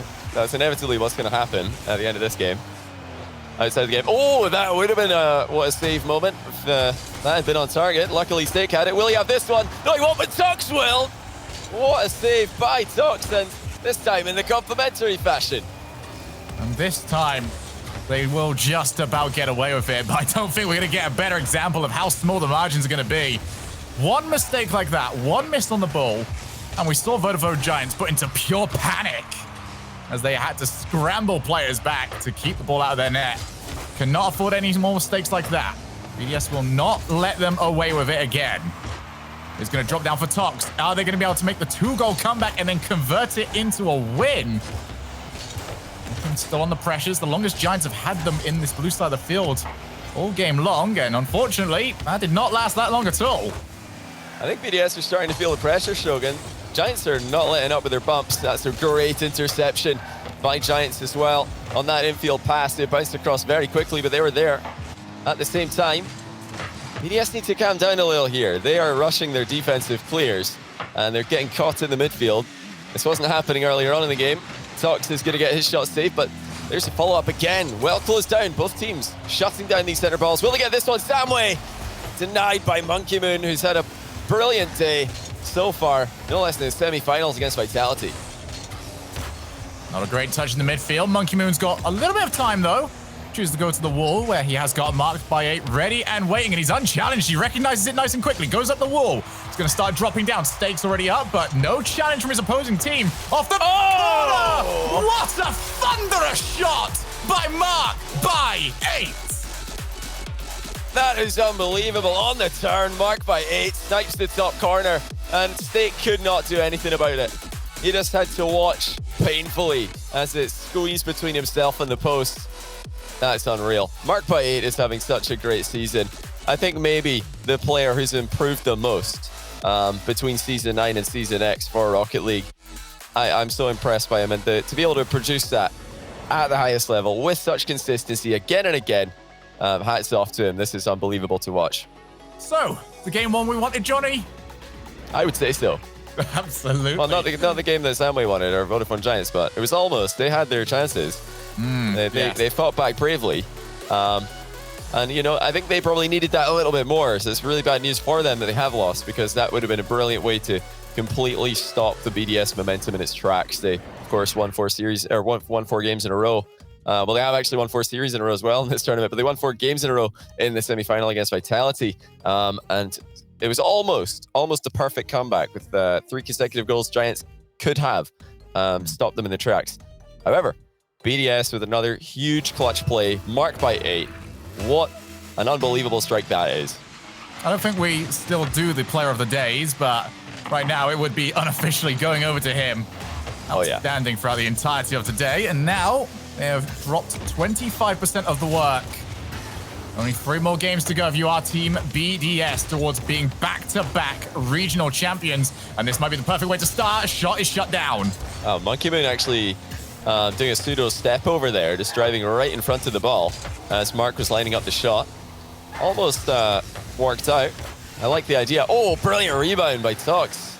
Having to ignore the defender who was in front of him. And now is the time for Giants to respond. BDS are playing at an unbelievable pace, and they look really consistent. They didn't honestly make any mistakes in the last game. They were just outplayed twice. So Giants aren't going to get anything for free. Already up. Talked for Zamway. Off the backboard. There's the double commit. You're not going to get a better chance. But Monkey Moon has already managed to scrape his way back. Maybe get off the backboard. Monkey Moon again called into action. How much longer can BDS keep this out? It is an outstanding touch by Extra. And it looks like BDS have survived it, at least for the time being. Double tap off the crossbar. Wow. The pace that these two teams are playing at, it's just blistering. You know, I've been talking up Space Station Gaming all season so far as maybe being the best team in the world, but this series looks like the fastest series in the world right now. I don't think there's 2 teams across the pond who are willing to play as quickly as this. I mean, where are they finding all the boost to move this quickly? I'm in awe about how consistent this pressure is from both teams. Big chance, Steak. Unable to beat Monkey to that one. This is good pressure from Vodafone Giants. They get that proof that they can lock down BDS for a little bit of time. Into the midfield, and it didn't matter. Monkey Moon will get the first goal. It was awkward for Tux. It was awkward for the Giants. Tox really wanted to deny that ball from centering. You could see that he was angling his car to keep it in the corner, but he got dunked on, and maybe a bit risky not to jump into that ball. He's playing a bit of a greedy game there by just driving up behind it and not flipping into it. And that's the price you pay. This is a great chance though for Tox to redeem himself. He's denied by a recovering Monkeyman, who's putting up a defensive clinic in game 2. So, BDS still in the driver's seat, but it doesn't last long. Vodafone Giants want to push them straight over onto the other side, back into the passenger seat. Perfect pass by Tox. Stake was in full stride there, and he played it right in front of him. Lovely little celebration there between both teams with the demo. But funnily enough, that's how Giants were warming up for this game. They get to play about in the lobby before game 1 goes live, and that's really all Tox and Stake were doing, is bumping into each other, teammates that is. While BDS were mostly motionless. So two different, very different styles of warming up for a game. Oh, it's another big chance. It's on the goal line. Monkeyman will put it in. That's more misfortune for Giants, but credit to BDS. They're the ones who are going higher on the challenges. Second dunk resulting in a goal. Again, Vodafone Giants just can't quite get the timing down. Going in for those challenges, you always want to be second. You always want to be a little bit higher. And it does seem like BDS are getting the timing very much set for themselves. Vodafone Giants almost tetchy in a way. They just want to get to that ball as quickly as they possibly can. And that has led to a few bad situations for them. Zamway gets the drop. Not going to be a run-on shot, but still Tox tries to take control. One thing that has been very interesting that I feel like both of these teams have exemplified by a second is marked by 8. Just powers the ball off the backboard. But these teams have, more than anyone else, really started to exemplify... Oh my goodness, I can't even put anything together right now. These two are just trying to throw a thing. Oh, dearie me. About like how you can go off the backboard to set up, but they've also been feinting it a few times and then just levering top corner. It's very difficult as a defender to try and figure out which one's coming your way. Indeed, it's not just pure speed in this matchup. It's pure speed and also deception. We saw a fake shot from Tox setting up the one goal that Giants did score in this game. The fact that they're able to pull out these, mind games, whether it's an obvious mind game like this, or Zamway's wiggling around behind the ball trying to disguise when he's going to flick it, or a less obvious mind game when the player's just pretending to shoot the ball and passing instead. These guys are best in the business at making that happen at full speed. But it looks like BDS are having it a bit too easy right now. That's 2 games in a row where they've been pretty consistently able to establish their game and to establish their pressure plays onto Giants, who look like they might have had the wind taken out of their sails. They've been playing brilliantly all day and honestly look to be BDS look to be able to match BDS right now. But where is that, excessive creativity? Where's the confidence to beat BDS to the ball like they do to everybody else? He is keen to remember that these are very inexperienced players, and when you do get to this sort of level, you do get to this sort of stage, we've seen a lot of players sort of almost turtle up a little bit and go for what they think is the safer route rather than what they would do under, like, say, scrim situation, grid, maybe even earlier on in the tournament. Adding the word grand finals to these sort of things does make players act very differently. Tox off the backboard. Here comes that way. 2-2. And there it is. There's the passing play that we've been waiting for. Tox deciding whether or not to go off the ceiling there. I think he actually got into the box a bit faster by avoiding the ceiling right there. And that's caught the BDS defense completely out of position. Brilliant pass though. And again, the approach from the back post leaves BDS with no answer. Extra's got a shot on the kickoff though. It's just wide. That was a little bit lucky for Giants. They left their net open on one side. You do get the feeling that if Vodafone Giants can get a little bit of momentum on their side, they are more than capable of matching BDS for long periods of time. They even start off this game looking very equal and even controlling the field for a little while. And we'd say that these sort of tournaments are decided by moments. They very well could be referring to something like this. As this could be an opportunity, Stake win it! And it is off the post, and maybe that is one of those moments that they'll want back.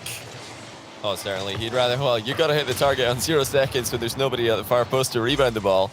If you'd rather force the save than put the ball wide. Then again, perfect placement is needed in this kind of matchup. And good save by Stake. That third man from BDS was ready to attack that ball as it rebounded a second time. That's something both these teams will do consistently. They don't wait with their third man. They don't rotate all the way back for that defensive corner boost while the other two players are attacking. They will follow up. They will support each other. They will take those opportunities.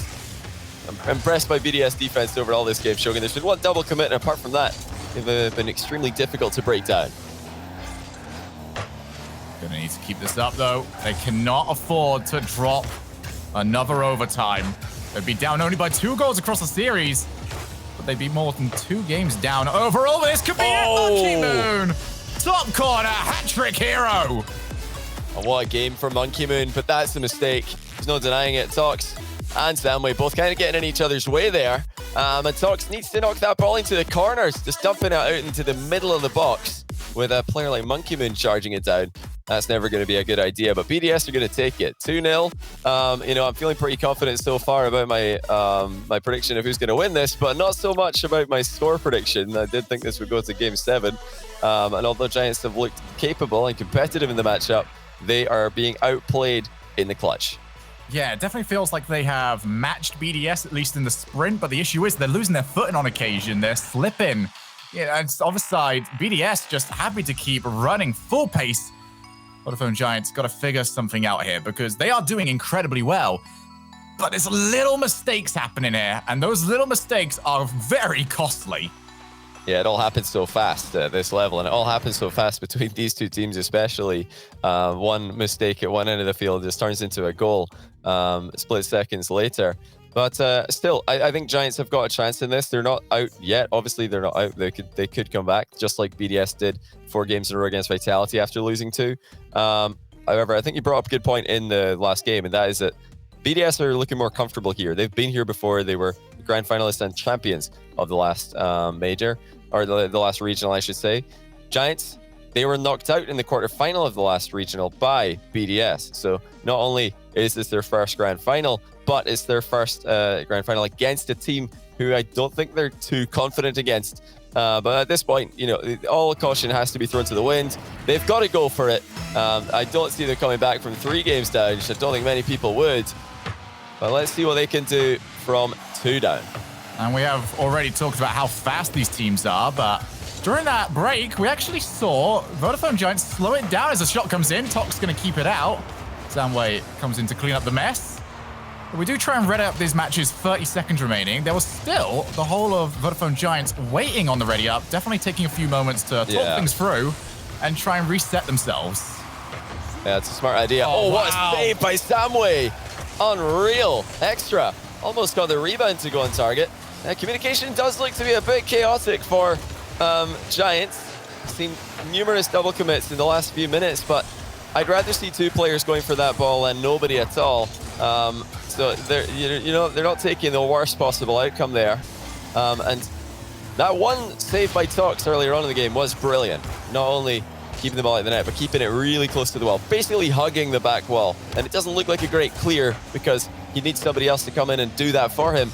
But in the meantime, BDS weren't able to take a shot on that ball, which is all that matters really. Now Steak's got a free shot at the other end, and all 3 BDS players would have been able to save that one. I just saw 2 BDS players commit, and then the camera turned around for the shot, and all 3 of them were back on the goal line. You do not get time to react when it comes to BDS mistakes. You have got to be right on top of it. And that's the danger, because they are just so quick that you do have a commit against them. They will catch you. Here is Tox, couldn't turn it in. And it's that same issue, Johnny. Vodafone Giants need to be aware that BDS can trip on occasion, and they've got to be ready just to dive on in for it. Oh, huge mistake off the backboard. Tox will at least recover. If Giants ever catch BDS boost starved like they did there, if they get any kind of idea that BDS might be struggling and also playing with no momentum in the goal area, then they have to cut those rotations a bit short. If Tox had turned around earlier there, I think he would have had an open bottom corner for that rebound, but instead it's looking like BDS will score again. They will. Monkey Moon continuing to score at will.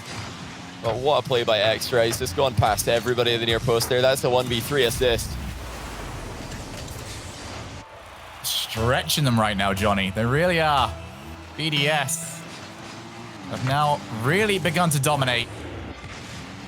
And maybe, just maybe, those first 2 games were even more needed than we thought they were. And trust me, we thought they were needed off the backboard. Here's the double! And marked by 8. Will he hit it? Oh, will he ever?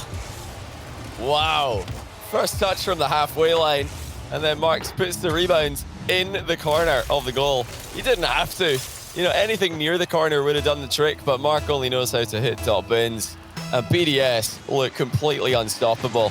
Already, I think, best team in EU, regardless of what happens to the rest of this series. What they've been able to do in this tournament up until now is absolutely crazy. Well, maybe, just maybe, you know, I'm still pretty confident what I just said, but maybe I'm talking too soon. Monkey Moon did just hit the ball complete wrong direction. It feels like Monkey has decided already that he wants to find new challenges, and he can only find it with the best in Europe, and that seems to be his team. So he decided to try and take them on. There's number 3.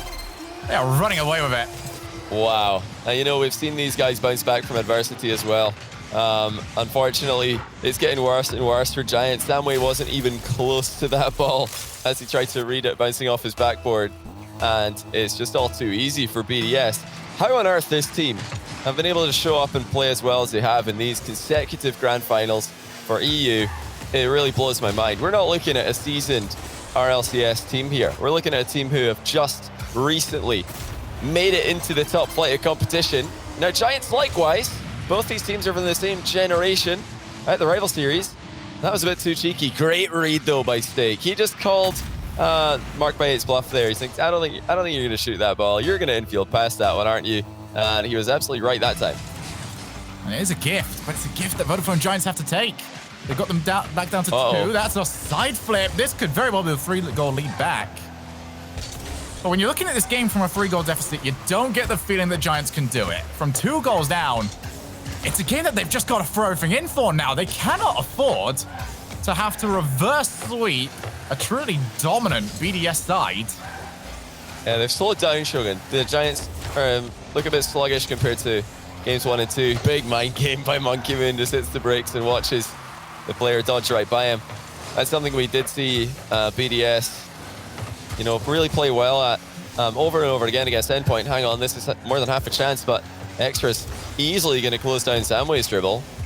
Giants again slowing the game down. Not like they have too many options sometimes, but still, that's not really how we're used to seeing them play. And especially when you're down 2 goals with barely over a minute remaining, this is the time to, you know, push even their limits on what is possible in the rebound reading category of the game. Will they be even given 2 chances to score? I don't know if they're going to get a couple of realistic opportunities. This BDS side's defense just too good, and it proves to be unbreakable at the perfect moment. It's a good shot again. Goalkeeper's there. It's just brilliant response every time by BDS. They're going to walk in a 4th goal, and I'm not surprised. Giants had to stretch themselves thin to attempt the comeback, and BDS are more than capable of playing that counter-attacking style.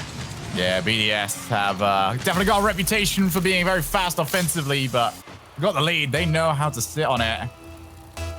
It's just been outstanding so far. It really is an exhibition of what BDS have truly been capable of. As for Vodafone Giants, you know, you kind of have to turn around and say, well, Rocket League's not a turn-based strategy game, lads. You've got the 2v1 lead for a little while in terms of players, and they keep taking too long to take advantage of it. They set up for the perfect play, and by the time it's actually set up, we have already got BDS with a few players back, even demoing the player that they want to pass the ball to. Yeah, this is just ridiculously impressive. And this, I'd say this run today has been more impressive for BDS than their run through Regional 1. You know, they beat Vitality both times, but this one proved the first time wasn't a fluke. So I think that's an even more impressive accomplishment. I think that the grand final, at least the first couple of games here, were much tougher than BDS against Top Blokes in Regional 1 grand final. And also, they even managed to dodge a massive upset. Guild coming into today with really nobody expecting anything good from them. And BDS, even when they were the heavy favorites, still able to produce a good. So it doesn't really matter what position you put these guys in. It doesn't really matter how they feel about their opponents. They are showing up every single time. And yeah, the level of play that they're producing here in this tournament, I would even go as far to say that they are now the EU Space Station Gaming. This looks so similar in terms of the consistent domination that we're seeing.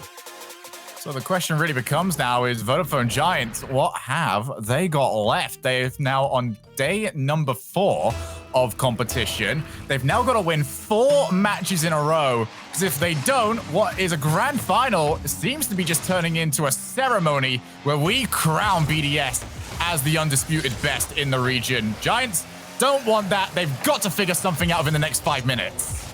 Yeah, let's just see. They're just going to take it one game at a time, but oh dear.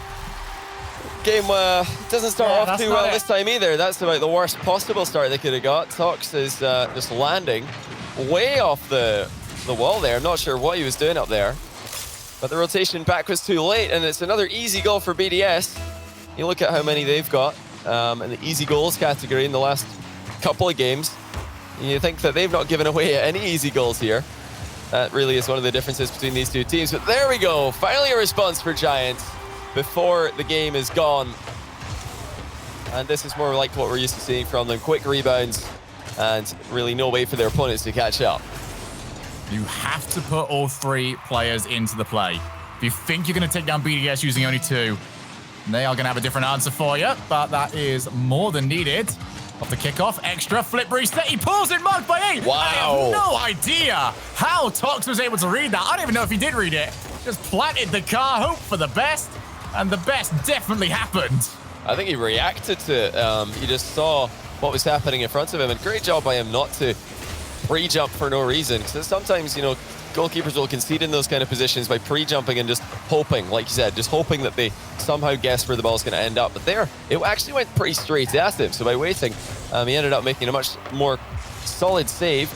He's got to do it again, though. Oh, it's just so free, but Toxis first to the free ball. Finally, Giants are starting to win those races. We always see them win when they're winning series. Extra, he's put it straight onto Tox, but shot will not trouble Mark, and actually now Extra becomes a passing option downfield. I love this right now. It's very much gone back to the backboard being as big as it was back in Season 3, but now the pace. It's just a blur. It really is. These teams dashing, blitzing towards this ball every single time. Maybe sometimes it's not even to get a hold of the shot on target. It is just to take another player out. Monkey Moon was finding target that time around.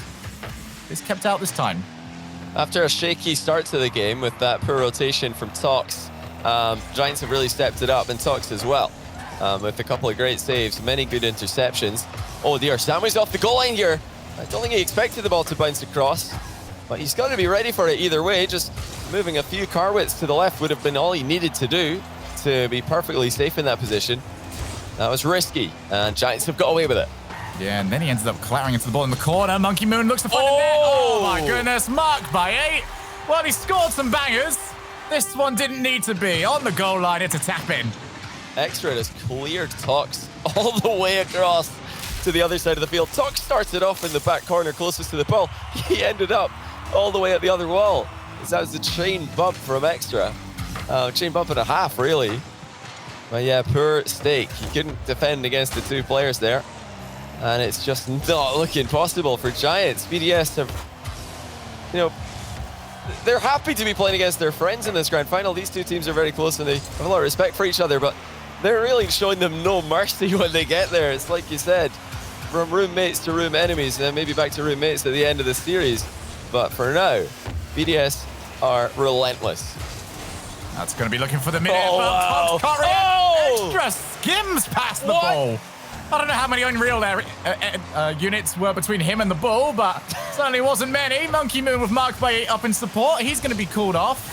As Stake actually, well, he just pries him off more than calls him off. I don't know how Extra missed that ball. He no idea like either. Something out of the Matrix. Maybe we can give him a shout, tell him that the new Merc hitbox has come in. That's true. With the Merc hitbox, he probably would have hit that ball. You're right there. Oh my goodness, wait a second. Tox off the backboard. Here's a follow from Extra. And it is a poor rotational timing from the rest of Vodafone Giants that they just couldn't get someone in time. Minute and a half here, Johnny. All to do for Vodafone Giants, and they're not seeing enough of the blue side of the field to really warrant much hope from us or the viewers at home. And they do. Luckily, they're only back by 1 goal, so they're not on, you know, their total last set of wheels here. when you're down 2 goals, yeah, you need lots of chances probably. You're going to need to really get the attack going over and over again, just constant pressure. But down by 1, they just need to take their one chance when they get it. This could be it. Zamwe has some space here. Good challenge by Extra. And there is a lot to think about there. Was it going to be the reset? Was it going to be the air dribble bump? Oh, that's almost it. And it looks like BDS might be getting a bit too comfortable here. Either that or the pressure, the realization of what they're about to accomplish is hitting them. Giants unable to capitalize so far on any of these mistakes. Now it's going to be 2v1. Pass over to Extra. It's in. Wow. Monkey Moon gets his 2-goal lead established. And that is a mountain stacked on top of another one that Vodafone Giants have got to climb. Oh, poor Giants. That was actually, I think the last touch came in off Tux, but he was just trying to demo. He was trying to demo the BDS players. He wasn't really interested in hitting the ball towards his own goal. Now here comes Zamwe. This is a must-score play, but really not good enough for Giants. And their third man's demoed. I don't think they're going to get it, Shogun. This has been a brave fight, and it started off looking so close and so promising for Giants, but it's absolutely fallen apart, and it's really not their own fault. BDS have been brilliant today, and I don't think anybody's going to question that they're the top team in EU after this. Almost another goal, actually, but Mark got there a bit too soon. And that would have just been for this celebration, I think, as the game is seconds away from being confirmed. BDS going to be the 2-time regional champions, and boy, do they deserve it. I think many of us will question what this could have looked like if the first 2 games ended up being splitting. Space Station Gaming will look to do the same next week. But for today, Team BDS, 2-time back-to-back regional champions. And my goodness, Johnny, they are the team to beat in Europe. Incredible. You know, we've had there's been some questions around this team. They've not been as successful in the weekly grid tournaments as they have been in the RLCS regionals. And we were wondering, okay, they've been losing a lot in the grid. So was Regional 1 just a fluke? Well, now we can clearly see it wasn't. They've improved on their previous result. They made an even more impressive run, going completely undefeated. And nobody in Europe looks like they're going to be able to stop these guys if they can play at that top level. Yes, you know, Vitality got a couple of games off them when they caught BDS cold early on in the semifinals. But once BDS got rolling, there was just nobody this side of the pond who was able to get in their way. I think for the rest of Europe and maybe for the rest of the world right now, everyone's going to be looking at Team BDS and saying, man, I really hope that they're only this good online. Because once we do get the opportunity to go back to LAN, I think that's the only question we've got left for them here is, can you do it? You know, in a live setting, can you do it with a crowd? It's a question that we will have to hold on for because I can't wait for when we do get the opportunity to do that. But for the time being, BDS, they just smashed. They smashed top Blokes in the last one. They, you know, just did even further than that, actually, on this one against Vodafone Giants. And it was a game Vodafone Giants as well. They came in this ready to play. Just for Giants, do you think that this is a little bit of an experience for them that they can take a lot from? Because first 2 games looked like they were matching them. Just those little mistakes, those little catastrophes swayed this series an awful lot. Yeah, well, one of the things I did see being said from the Giants to BDS pre-match was it's good to see in the finals. Hopefully we get many more finals like this, not quarterfinals like Regional 1. But after tonight, I don't know if they want more finals against BDS. I think they're going to be quite happy if somebody else takes BDS out for them because that was just brutal to watch. Just pure killer instinct from BDS taking out one of the teams that they are closest to in this in the EU region.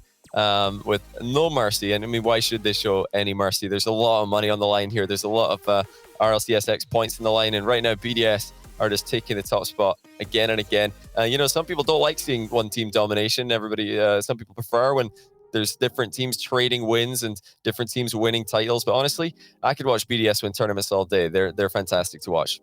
I mean, the great thing about sort of the situation, you know, yes, it's not fantastic that we don't get to see the best teams in the world playing against each other right now, but that first matchup, that very first time we get to see, you know, a team like BDS against Space Station Gaming, it almost comes like a fantasy match at this point. Yeah. So it almost feels like, you know, not having it makes that first one even more important once we do get a hold of it because man, I just simply cannot wait. As for the time being, Johnny, I want an early prediction from you. Can Space Station do the same? I think they can. I think Space Station can get the double as well. I think they're still the top team in NA. They had one little blip quarterfinal exit in the grid. But yeah, right. They're doing what BDS are doing in EU, except they're also winning all the grid tournaments as well. They're not just winning the RLCSX regional, so they can go one better actually. They can if they can win the second regional for North America, but it's not going to be easy. I think that the NA scene is going to be catching up. You know, they do say that it's easier. You learn more from your losses, so maybe that's just the rest of the NA scene playing the long game. Maybe that's what the EU scene are doing to BDS. They'll hit them with the loss when at the very end of the year in the World Championship before BDS can learn anything. So at this rate, I mean, are they learning anything if they get only wins, only W's? I think they are really, but yeah, kudos to them. They're fantastic. They deserve all the praise and they deserve all the congratulations for this run. And yeah, like I said, Gauntlet has been thrown. Can Space Station Gaming do what BDS have just done in Europe? I think it's possible, but it's not going to be easy. Certainly will not. Well, it is BDS's victory to celebrate, and to break down how they managed to do it, going to hand you back to Leaf. Well, you mean break it down? I think you guys just did it good enough. Gibbs, the Chiefs, you guys ready to go? That was like I wasn't ready to be back up here yet. That was an incredibly fast series. BDS, man, what a performance! That is 8 wins in a row versus Vitality and the Vodafone Giants. That's absolutely insane. And their defense was the #1 priority there. For Vitality, they only scored 1 goal. Then when it came to the Vodafone Giants, they put up 2 goals, 1 goal, 1 goal. And that's it. 4 overtimes as well between those 8 games, so they were close. But the clutch factor, BDS marked by 8, the snipe in the top left corner, game 1, the only place that goes in. Those are the type of plays that will win you championships. And they've won it back-to-back. And if we would have talked 1 month ago and said, is anyone going to win back-to-back?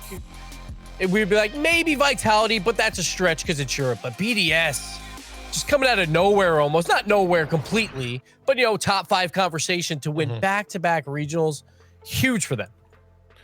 Yeah, this is honestly just a bigger statement. I think now we've been referencing it, the Chiefs, for a little bit now, but a bigger statement to the stability that we're starting to see over in Europe right now. And it's really, again, looking at this, half of the players on the field there, Spanish players as well. Like there is a rise right now from teams that seem to be kind of just in the distance before, and all of a sudden have shot to the top and are consistently getting in these top spots. BDS now winning 2 in a row. So are we seeing a bit of a shift here in the landscape overall of what to expect out of Europe? So I'm hesitant to say it's a shift in the overall landscape, of course. I think Europe still very much has the depth to where anyone can be successful. Same goes for North America, to be honest. But the real big uptick that I think gives you that stability that is perceived is just like you had you only had 3 new teams in the top 8 here today, right? With Fadeaway, Barrage, and Barca. So, or was it Guild? I don't remember.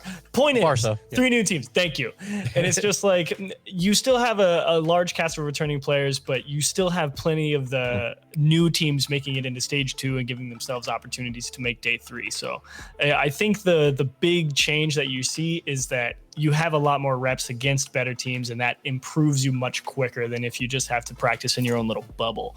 And so that's why I think you've seen this real big explosion of teams that were in the rival series for a while, like teams like BDS and Giants, and then of course a lot of new Spanish players who are just absolutely crushing it. So, you know, I think it's just a product of you have a much larger and more dedicated practice pool against really good people all trying to do the same thing. Well, I've had enough of these losers on the desk here. I want to talk to a winner. Let's bring an extra from BDS to talk about that victory. Congratulations on that victory, man. 2 in a row. Let's go. Thank you.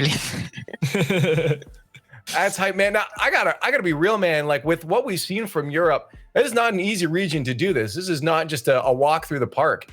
Did you think it was even possible to get 2 in a row with the strength and uncertainty of the European region? Yes, because we played really good. But like Giants is a very good team as well, so kind of expected them in the finals. So you're up against Vitality, down 2-0. What changed at that point? I think it's Monkey Moon, the key of the comeback. When he scored 2 goals, I think in game 3, and we started to like go on with this. Well, of course, I mean, oh, sorry, go for it. I was going to say, Monkey, didn't you have Monkey Moon Gibbs on your team, or was that Shogun and Johnny that both had him? I didn't. My new dream team is Team BDS. Okay, fine. Okay, happy there. That's it. Okay, I just need to call him out on that. Well, of course, Extra, you know, Monkey Moon, of course, turned around in the semifinals, but you all had to work real hard here in the grand finals, of course, and especially so on defense. And how do you guys manage communication in a lot of those situations? Because there's a lot of saves that need to be made in tight spots. And how do you guys not get in each other's way? You've seen that we double committed so many times because it's the final, and we are all like panicking a bit. But like, we just scream at each other to go on the ball. So pure panic. Pure panic is the answer. It's a good defense. That's wonderful. I don't know if that's advice everyone should take, but it works for BDS. So maybe we'll see it replicated. But obviously at this point now, we don't want to grill you too much. We want to let you celebrate. So I just want to give you the spotlight. You already shouted out Monkey Moon here. Is there anybody else you want to shout out and thank that, you know, helped you along the journey to get 2 in a row now? My manager, Kyle, and Mark by 8, obviously, because he just played like insane. And all the fans, French fans, supporting us. And all the Turkish fans as well. That's true. The French community is a strong one, that's for sure. And again, you know, it seems like a lot of people got your back right now. So again, congratulations, 2 regional wins in a row for you guys. Maybe to make it 3rd in the future, but for now, you got some time to breathe. And again, congrats and thanks for the time. Thank you so much, Leaf.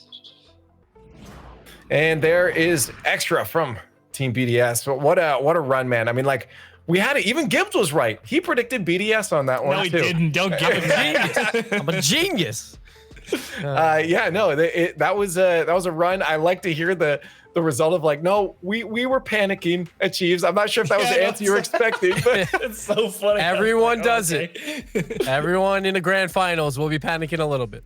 I mean, there's a lot on the line. But they had a journey to get here. So let's take a look at the bracket and the run they had to get to. It didn't just start today. It started a week ago. Of course, there's 3 stages. Stage 1 being those 2 groups, and they had to make it through there. 32 teams, cut down to 16 for our stage 2 yesterday, and then 8 made it out of yesterday to this bracket right here that you see. And then they had to climb through that. So it's not just that they had to win 3 to get this, Gibbs.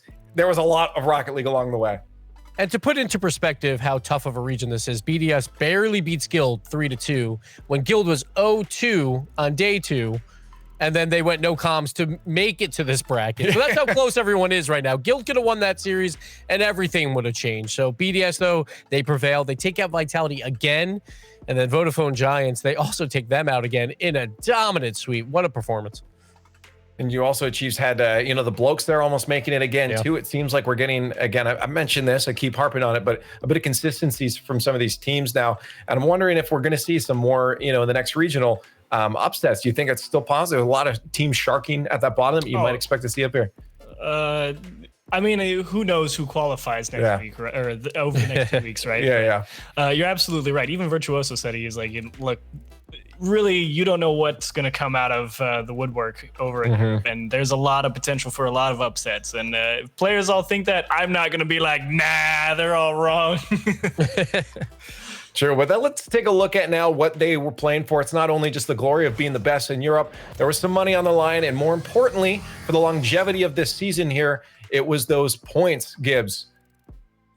$30,000 is a nice payday, but 101 point gap versus the grand finalist. And that's twice in a row for BDS. BDS has a monumental lead right now going insane to these points. And again, it all comes down at the end in 9 months, world championship time. You want these points now. You want to collect as much as you can, whenever you can. And BDS, they're at maximum right now, the maximum that you can possibly get. Well, let's take a look at those points then. This is what people are playing for across all these regionals and majors and everything. They're trying to bank as many points as possible to get to Worlds at the end. But of course, that major is the first one, and these points are towards that. Look at that jump. I think we needed like 5 extra spaces, like BDS, just 5 empty spaces, and then top Blokes right now. That's how dominant they are. Look at that, 252 points ahead. That is more than what Barca has, and they're in 7th. So absolutely insane from them, but it's a very tight race at the bottom. These would be your major teams if we ended today, but we still have one more regional to go, and then we will invite these top 16 teams to go to a major where it's double the points. So sure, BDS has won 2 of these. If they win a major, it would be the same amount. So that is going to be absolutely huge. And obviously BDS, they've already clinched their spot there, and pretty much the top 5 or so have, but everyone else is still in that race.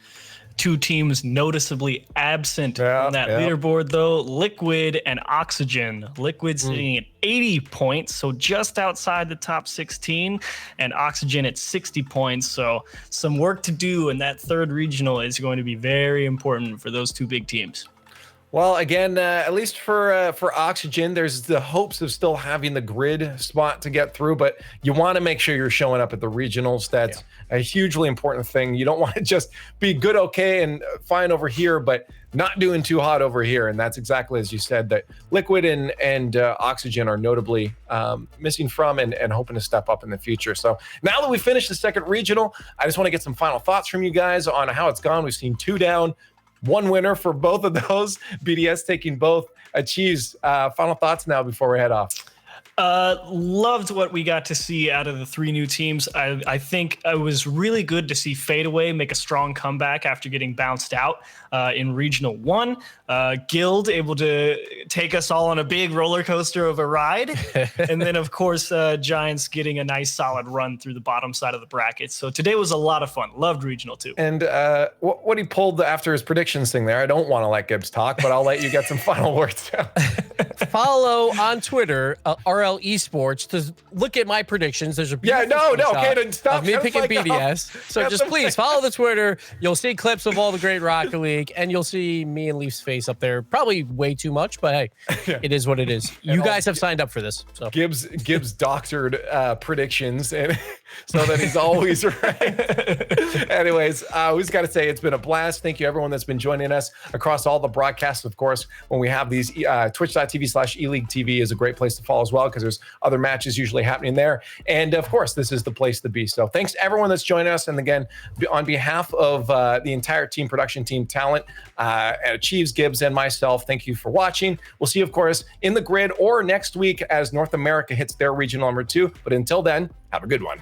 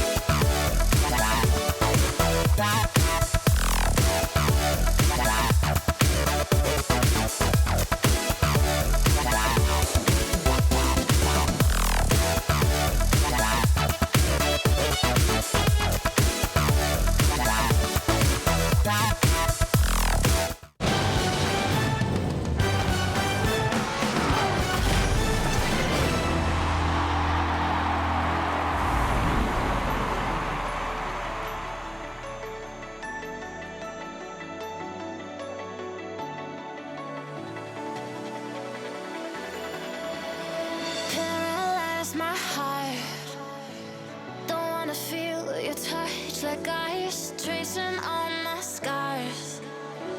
Why is it hurt on the inside?